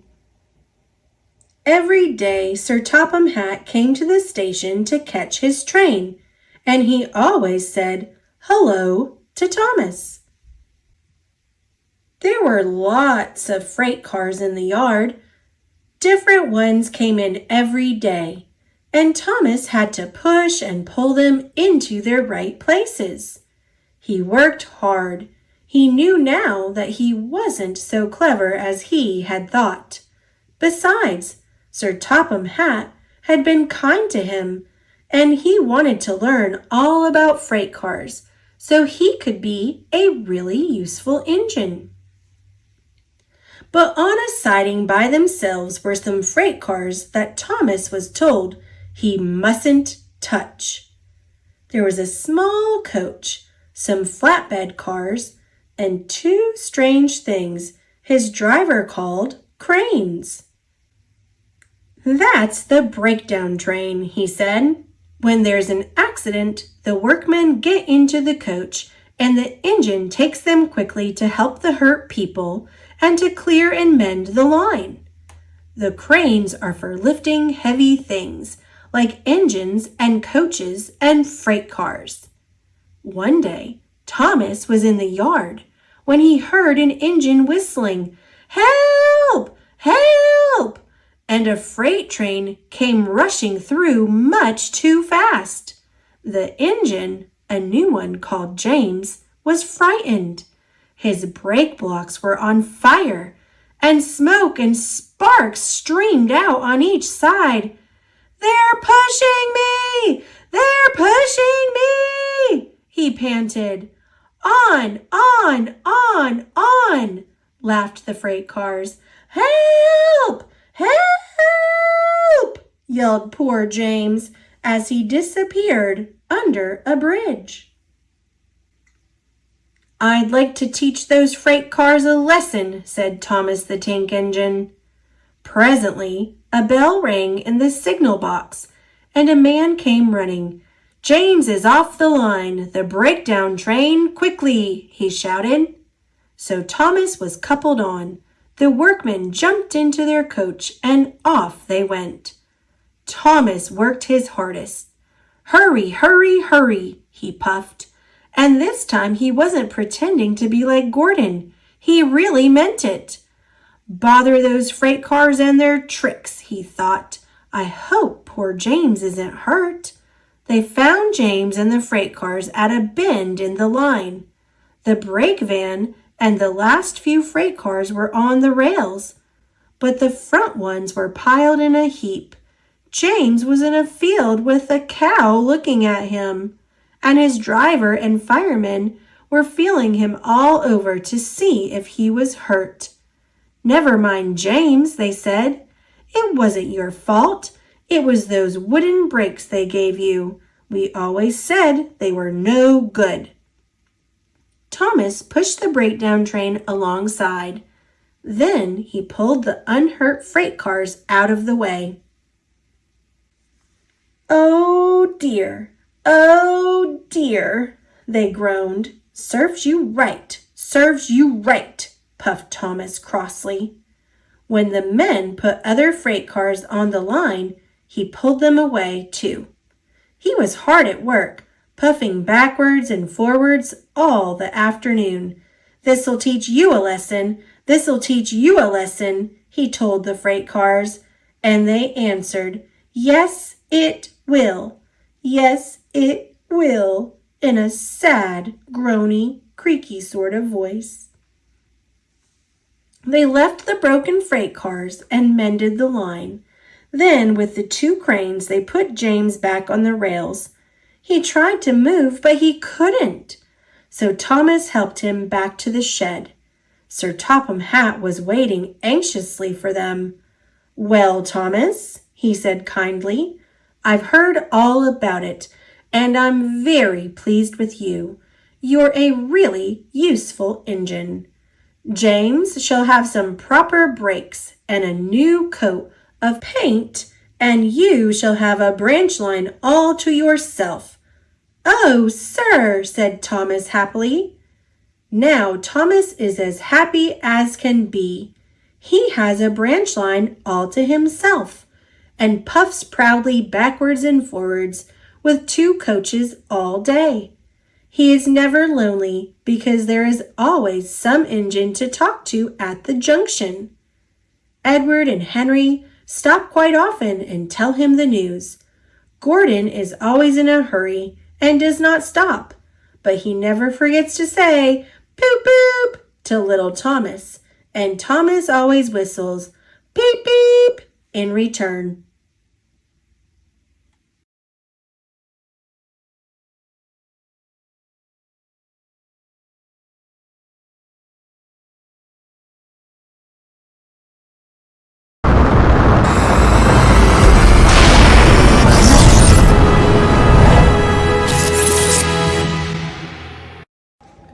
Thomas and Friends, Blue Mountain Mystery, the movie, Risky Rails. Illustrated by Tommy Stubbs. Blue Mountain Quarry was a very busy place. Owen moved equipment up and down the steep walls. Rusty shunted trucks of slate. The quarry engines were smaller and lighter than the other engines and ran on special tracks. Paxton, a visiting diesel, was impressed by the hard-working narrow-gauge engines. Suddenly, with a rumble, Blondin Bridge began to collapse.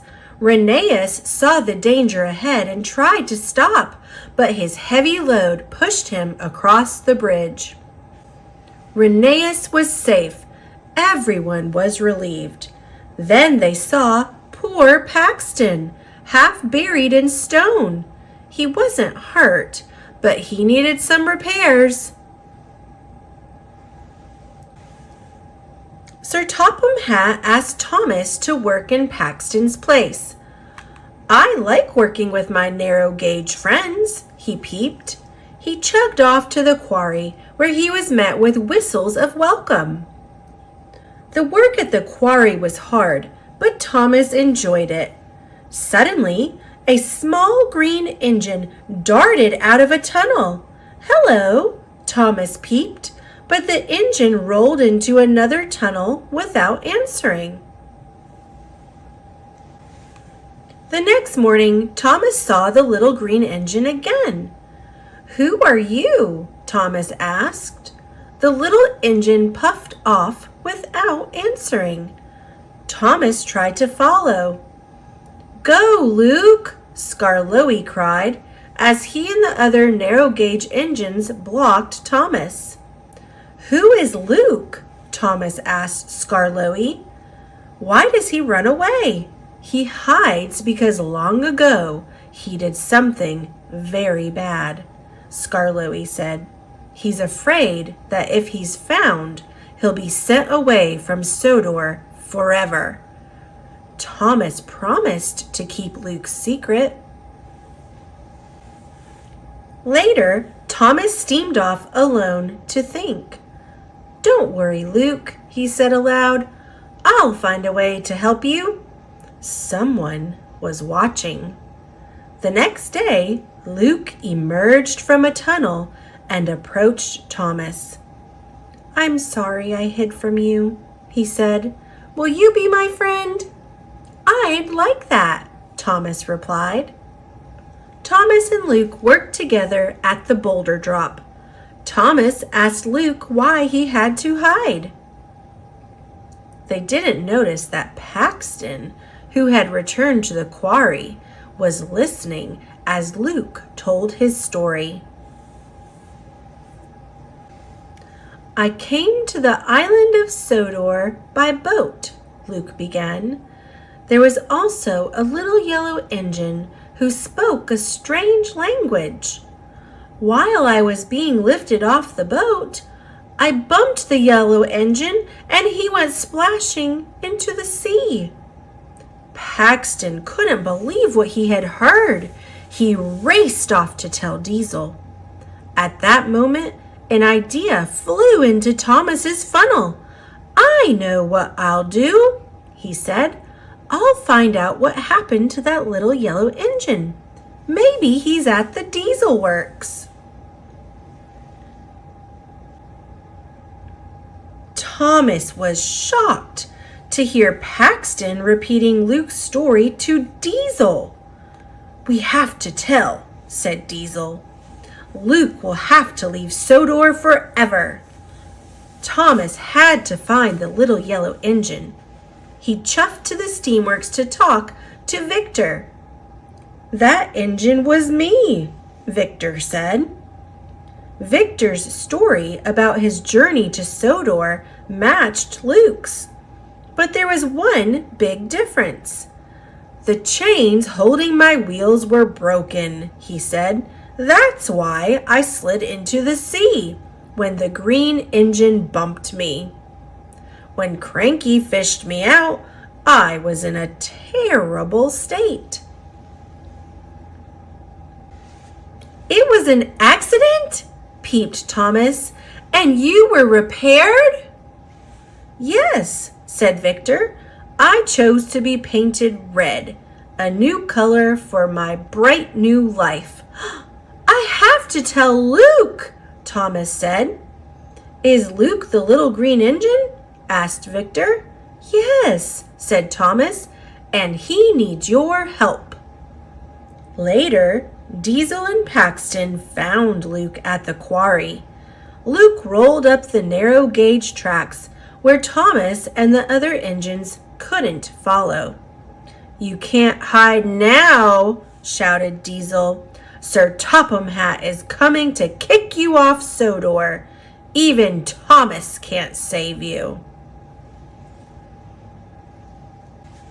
"Yes, I can," Thomas peeped as he sped into the quarry. Rocky and Owen helped Thomas climb all the way up the quarry's walls. But Thomas's wheels were too big for the narrow gauge tracks at the top. They jumped off the rails and Thomas rolled toward the edge of the cliff. "Help!" Thomas peeped. Just then, Luke came around the bend. "Watch out, Thomas!" cried Diesel. "He's going to push you off, just like he did that yellow engine." "Don't worry," said Luke. "I'll pull you back to Owen." And slowly but surely, he pulled Thomas back toward the platform. Luke felt strong. Luke got Thomas safely to Owen's platform, but the two engines weighed too much for Owen. The platform began to drop straight down. "Cinders and ashes!" peeped Thomas. Gears whined, sparks flew, but Owen brought Thomas and Luke safely down. Just then, Sir Topham Hatt arrived with Mr. Percival, the narrow gauge controller. They were confused and angry.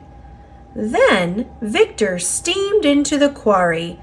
"Luke, you didn't push me," he said. "It was an accident." Sir Topham Hatt was upset with Diesel. "You didn't find out what really happened," he said, "and the real story is what matters." "Well done, Thomas," said Sir Topham Hatt. "Today is a happy day for Mr. Percival and his engines." "Thomas has made it a happy day, sir," Luke said. "He's my hero and my friend." Thomas and all his friends, new and old, whistled happily.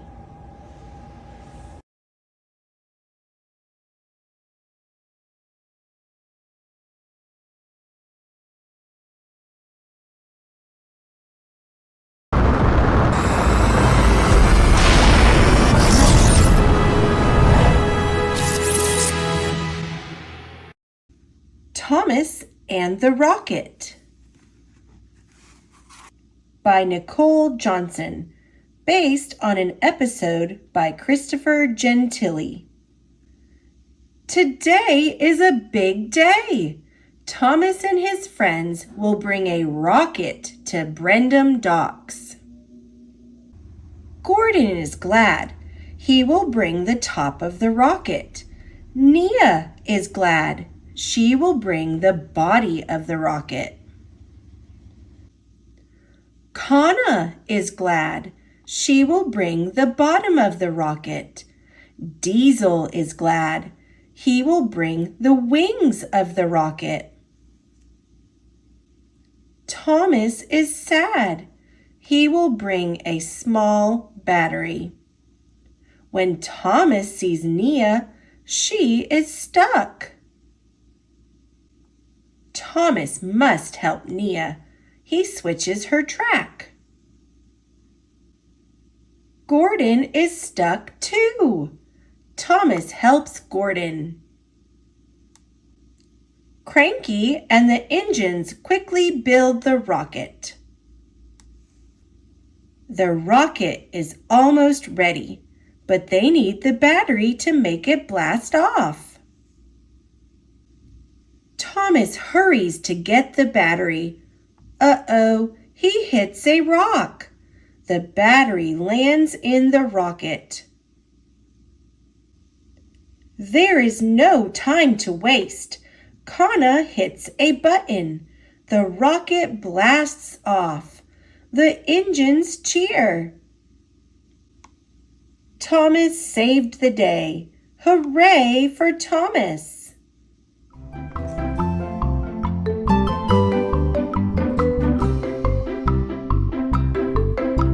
Thanks for watching. Click subscribe. See you later, alligator.